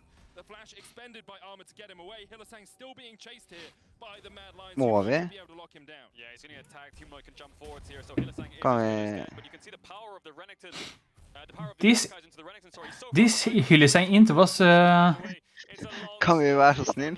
was given to you by KitKat. Skal vi slutte å bruke tid på han der? Ja, noen var sånn. Hvorfor har jeg tenkt hos jeg bjørn med? Alle som er på stats.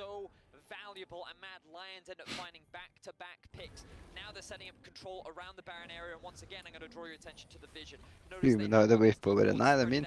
Det er min. Good dodge by Whipper with the rocket belt there to get away from the ethereal chains. He will escape. Still a 6,000 gold lead for the Mad Lions. Faktisk bare her push-maskin. Humanoid though, the target here, that control ward has been there for a very long time and continues to be a thorn in Mad Lions' side. However, they get the mid lane tier 1, they have total control over this top side jungle. They're in a very strong position right now. Yeah, Fnatic have full bot side vision, which is deep vision. And if they're not showing bot side, you know they're top side. So Fnatic can just play process of elimination to spot out where Mad Lions are. Now trying to sweep away some of the wards, but look at that. Humanoid Earliest timing? Det sånn earliest timing hele det. Ja, I guess de har bildet andre ting.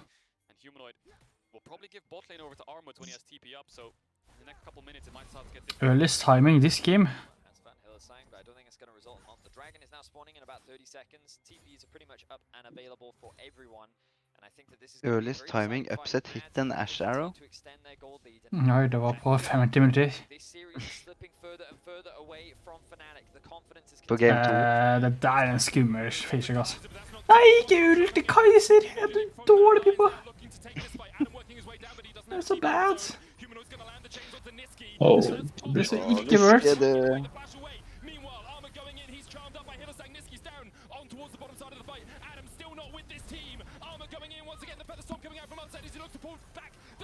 Vent, Epset dør ikke? Epset dør ikke? Ok, Epset dør. Ja, der kom LeBlanc-en. Det er ikke den beste dagen å se på Epset, altså. Nei, Epset har... Ok! Here we're back. Hello, here we're back again. Det står og ser på han. Åja, for å få death-timeren hans til å være lengst, ja. Ja. Eller ja? Hvis du kan ha vært smart, så ville han bare gått inn og Nexusen. Jeg vet ikke om det var så mye fort igjen.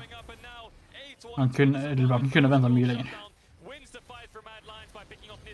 Det var en veldig viktig teleport her. Men jeg skjønner. Hvorfor ultet du Kaiser? No. Whippo har også ikke spilt så veldig bra i dag, ass. No. Det er Whippo og Upset som har spilt veldig sånn,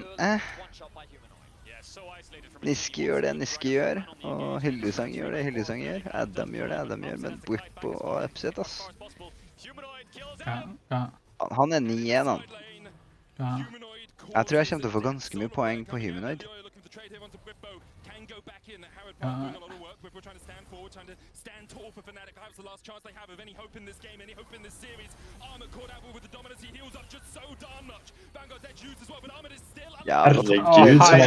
Jesus Kristus, da. Jævla toppleder, ass. Ja, det er ferdig, ass. FF. Han er nesten full i, da. Det er så ferdig snakka. Jeg vet det, Else. Jeg så gutta mine kan slutte til å være så skjett nå. Fuck. Vi ser ikke på sånn dårlig liga, så der er LSI, mann. Leanders. LSI? Hva er det? LSI, det er League of Legends European Championship. LCS NA. Der spiller bare sånn dårlige folk. LPK, det er ettergitt. Vi heller oss i verdensdelen vår, vet du. Nei, det er helt sykt hvor bæsja han blir på. Det er sånn jeg forventet Gamesco. Ja, de ble bare litt sånn kekt av snowballen som var for 2 games, ja. Arve dør jo bare ikke, da. Det var nasty levels of healing, actually. Og så kommer den Stereoxen av sånn, Bare skjer ikke. Det her gjorde mens han ble angrepet. Turko.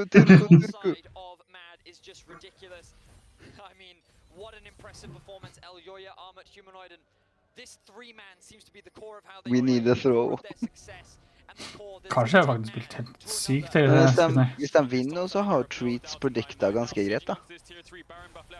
Han skal ha 3-1 til Mad Lions. Det gjør jeg også. Litt fakt. Jeg så ikke noen skriftlige greier. Jeg så ikke skriftlige greier til ham, eller? Jo, det var på skjermen. Ja, det var på skjermen jeg sa det også. I virkeligheten.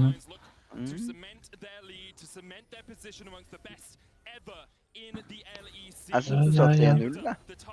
Ikke noe game 5, det. Ja, det er Jeg går for det samme. distracted, are dissuaded. Humanoid looking for the damage onto Hylissang, can't quite get it. Minions pushing on the Nexus towers, and it's last chance saloon here for Fnatic. Fnatic are just being herded right now. Karsi, hva må du tenke til her?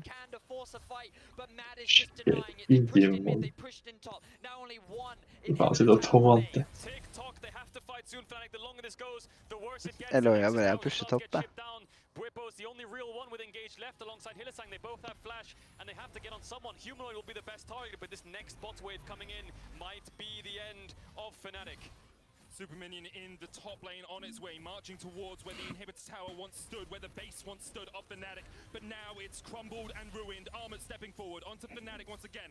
Elioya catching the mid lane, Mad Lion stepping in, looking for the final fight. Humanoid jumps in, Adam, the chains Oh my god. Shit, damage. Combo from the LeBlanc, and Adam cannot do anything about it. Looks like Mad Lions.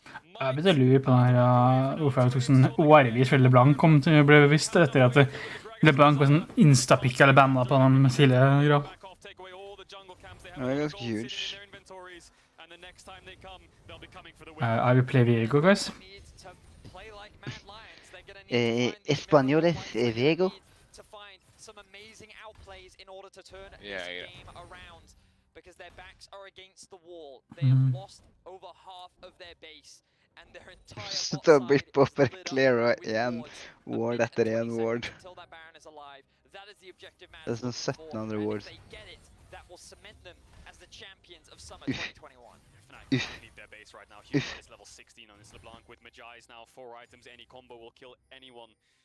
And they just want to keep these waves pushed in. Keep Fnatic, like you said, Vedius, herded in their base. This dragon should be free in 20 seconds. I think Mad Lions will just pick it up, and Baron in 50 is the easy way to win the game. There's no need to just push into the base without it, but you never know. They're so far ahead that they could afford to. And while we have a minute, while we have a second, I do just want to praise the resiliency of Fnatic from 5th seed to finals. Hvordan har dere ikke tatt vekk garden der? Holy fuck. In the LEC, everyone counted them out. Everyone said, you know, they'll lose to G2, they'll lose to Vitality, they'll lose to Misfits, and every time they stood tall, they fought, and they took it all the way to 5 games. Here, it looks like it's a foregone conclusion that Mad Lions will win, but if any team in 2021 summer could do it, it would be Fnatic. Ja, men de kommer ikke til å gå her. Looking good, looking good. Hvis noen kan gjøre det, så det... Nei, vent. Hvis noen kan gjøre det, så det Så det Mad Lions, men det definitivt ikke Mad Lions som spiller mot Mad Lions her. Så... Peace bad. Honestly, ass. Upset! 1-4. Upset så har faktisk de verste satsene på hele laget. Ja, begge hadde ikke egentlig ikke gjort sånn ekstreme. Upset har gjort veldig mye mindre. Begge tror er dårlig, men begge tror er sånn litt mindre dårlig. Nei, men kanskje gjorde jævlig mye damage. Så tenker jeg hos Mikkel. Kanskje ikke gamet her, men gamet noe mer. Jeg føler gamet her bare var ferdig fra starten av. Men jeg så kom jeg det var ikke det var spesielt close. Armet bare gidder ikke. Jeg pusher botte.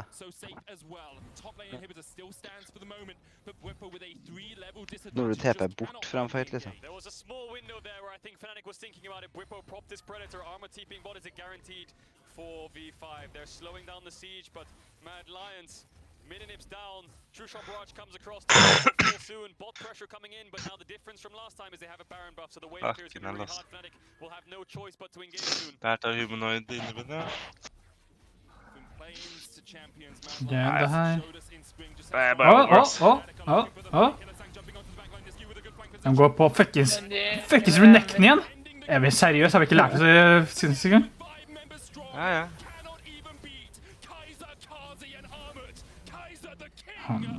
God. Ja, da var vi ferdige. Da var vi ferdige, vet du. Det var depressed siste game, noen av deg, men happens. Pride of a Nation, ass. Fucking hell, Pride of a Nation. Det er ikke balance. Hvorfor har de The Pride of a Nation på et lag, ass?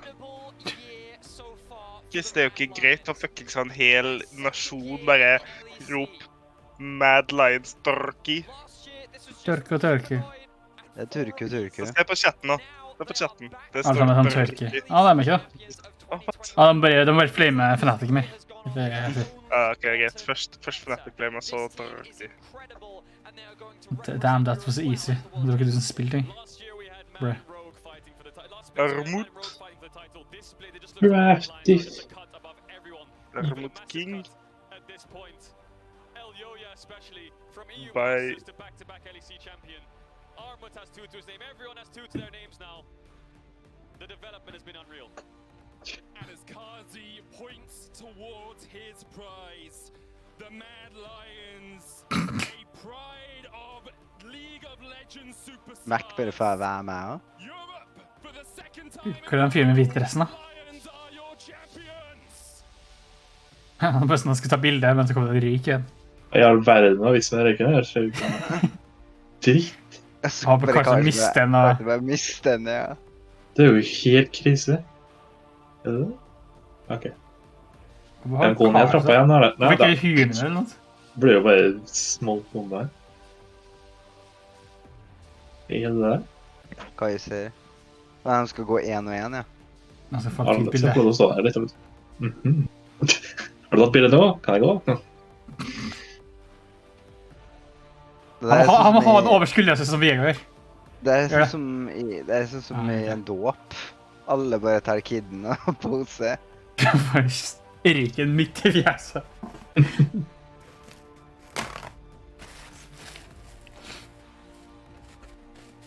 Det er veldig viktig at vi får med oss alle bildene her.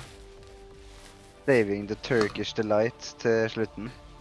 Er det bakdør for Fnatic da? De må stå her og vente mens han De må komme seg ut ved å gå veien her, så bare står og venter. Ja. Hostage-situasjon.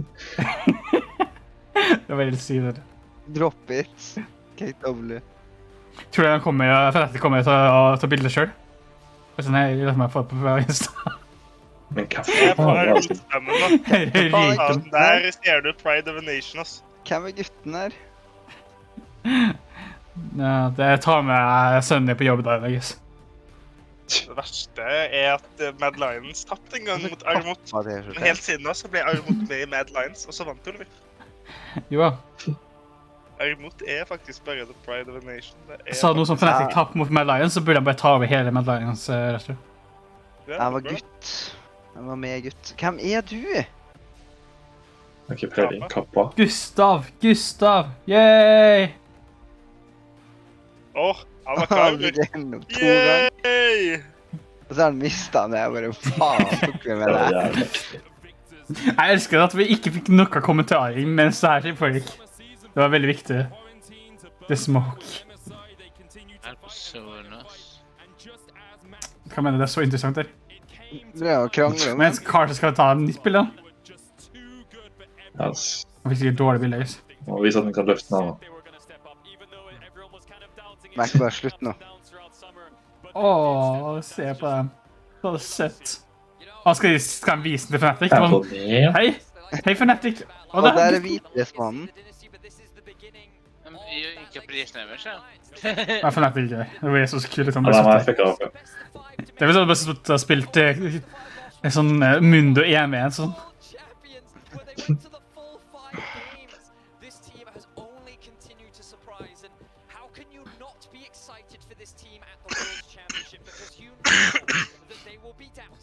Ja, men er du? En sånn sub-in eller sånt? MVP Armut! Oh my god, Armut Karus, nå kommer det inn! Fuck, det er ikke på Armuten! No! Det er fuckings Pride Mellom MVP Armut! MVP Armut! Hva gjør Armut? Han er ikke så viktig. Pride of a Nation, Oliver! Han har en fuckings hel land bak seg, liksom. Ingen av spillerne her har et helt land bak seg. Det er kun Armut. Imagine å se på Humi og spille smurfe som et helvete og si Armut MVP! Damwon Sox. Han var jo... Det kunne gjort noe uten tørk I baken. Imagine sist Damwon Sox, og så kom han på andreplass på den samme turneringen. De fikk 2-3 måneder. Det var jævlig... Det er jo Turkish Delight da, så vidt. sant? Det er det. Swedish Light. Nei, det er nok dessverre ikke. Skal han se på kamera? Armut. Oi. Vikingen, Helen. Hvorfor ikke han bildet? Som et våpen. Jeg håper det blir Viego-skin på Aloya. Så at ikke han har vunnet bevegelse. Viego-skin med Aloya holder i pokalen bak ryggen sin. Slå den. Ok, dere får se på det tullet her om dere vil selv. Jeg stikker. Forstår. Wow, det var så interessant å se på. Nice. Hei då.